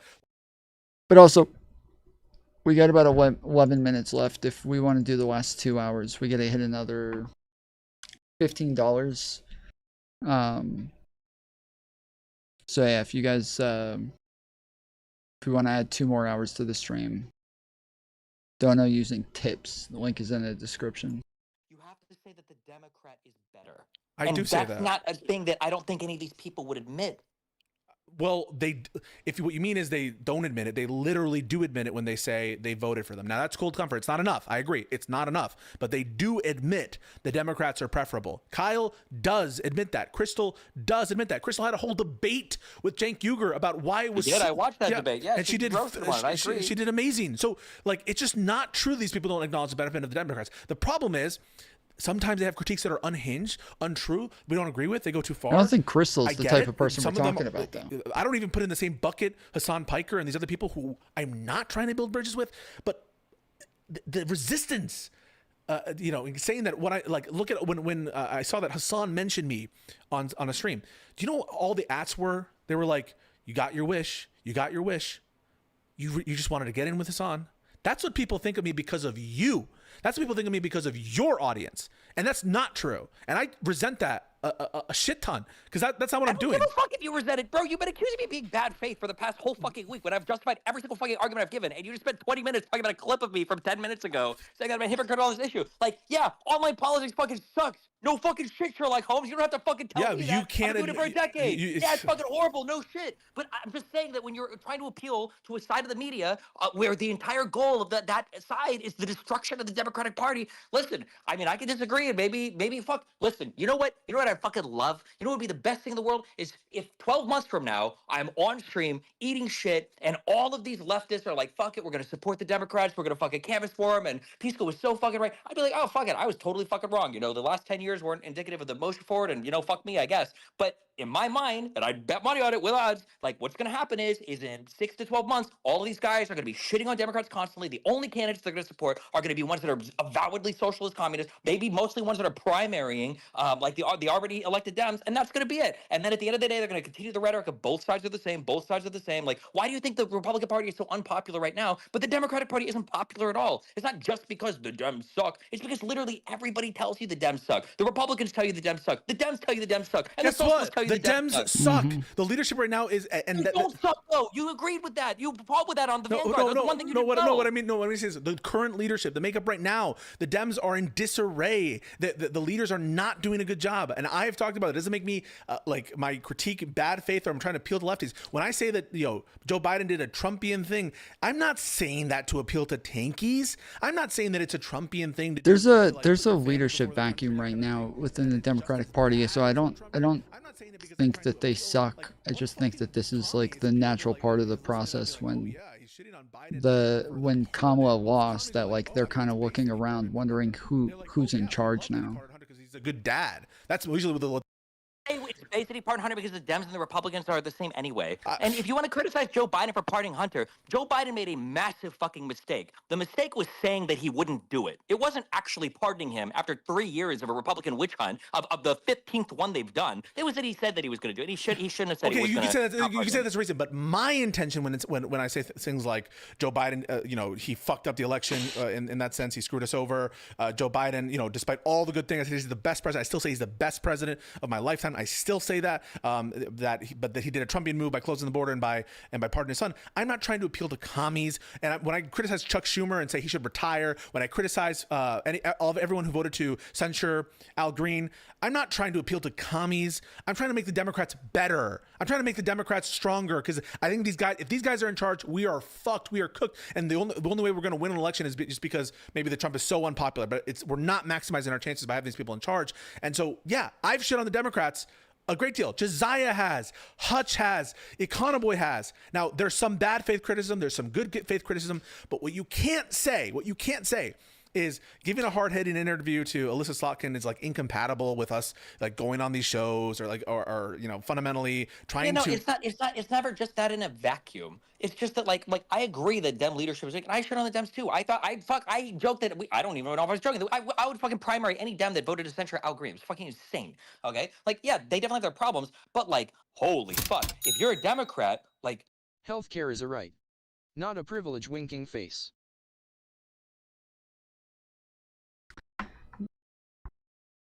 Awesome. Thank you for the $10. Appreciate it. Cool Beans. I don't think I've seen that name before. Cool Beans.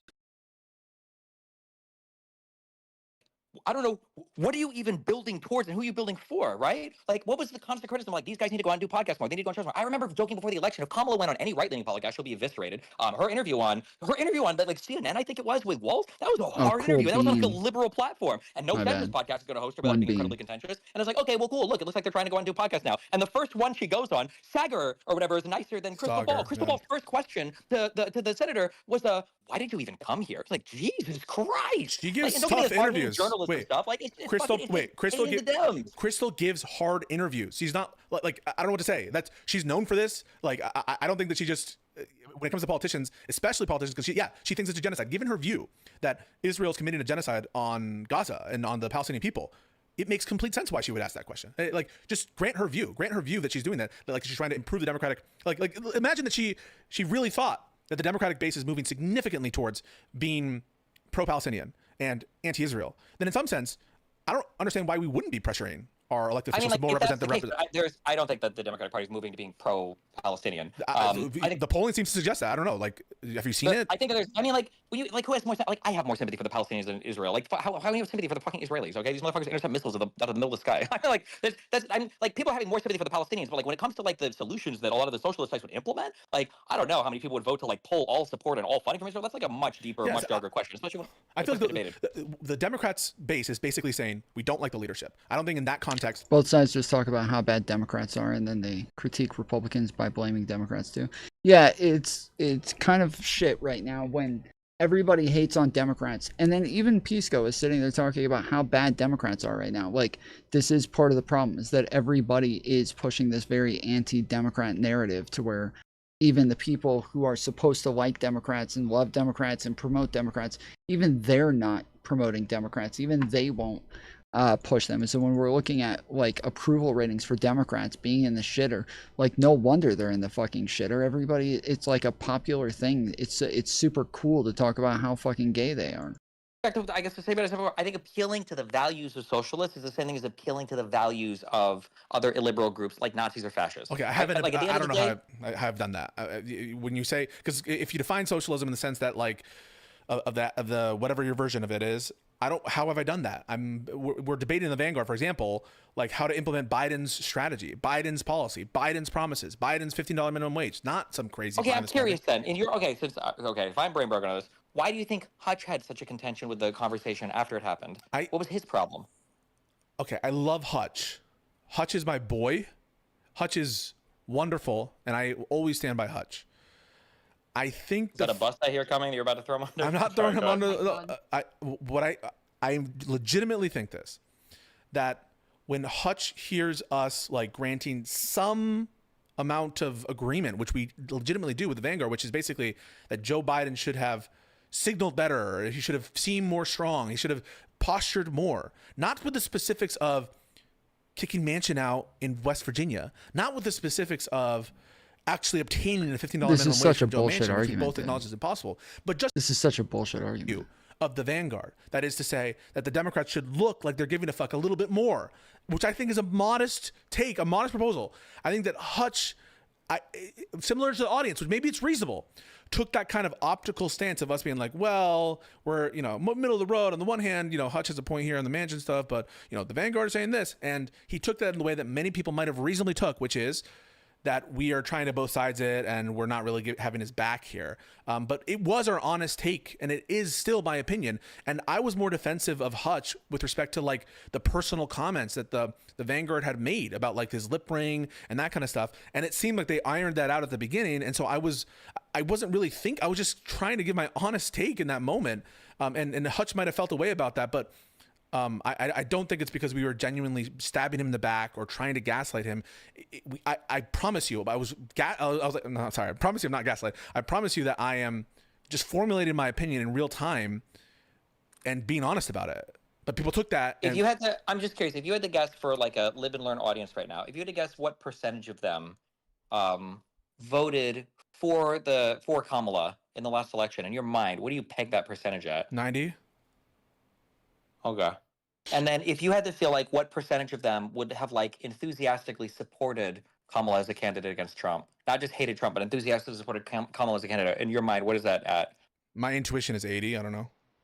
Okay. In my mind, those numbers are like 50-20. No, not that, but like 60-40 is where I'm feeling. I have a lot of conservatives in my chat. I have a lot of Trump sure. Well, then I don't know. Those. Sure, that's not fair. But I think that most of the people who watch my shit are Dems. I do Dem porn. I talk about how shitty Trump is half the time, and I don't understand I don't know if you get this now. When you keep saying I just talk about how shitty Trump is, like that's the end. They agree with you there. Like like socialists will agree with you that Trump is bad, but they're just going to say that the Dems are about the same. Okay, my intuition is that these people acknowledge, like, I wear my heart on my sleeve. I look at my post history, look at my Twitter. I'm just curious. Like, I see like there's people like shitting on like fucking Cory Booker and stuff. And it's like, Jesus Christ. Yeah, Cory Booker can be cringe. Cory Booker is cringe in many respects. Now, I think Cory Booker sometimes is based. He's one of the only ones doing anything at the moment. Yeah, he stood up for 28 Like, hours. what do you want? Cory Booker's cringe. Like the guy's like. I don't know. All I'm telling you is Cory Booker sometimes does cringe things. I've known who Cory Booker is now for years. I'm not telling you that Cory Booker, you shouldn't vote for Cory Booker. Would need to know the context of the tweet about Cory Booker. Now, I saw what he said about Pete Buttigieg. I think that's fucking stupid and wrong. And Pete Buttigieg, I would be proud to support Buttigieg. And if it came down to it and we're still talking shit and he were the nominee, you better believe I'm going to go on those streams and be like, why are you saying don't vote for Buttigieg? Why are you not enthusiastically supporting Buttigieg? Like I did in the lead up to the 2024 election when I was debating vigorously with lefties about not, including Ogre Boy, who just fucking talk shit to you.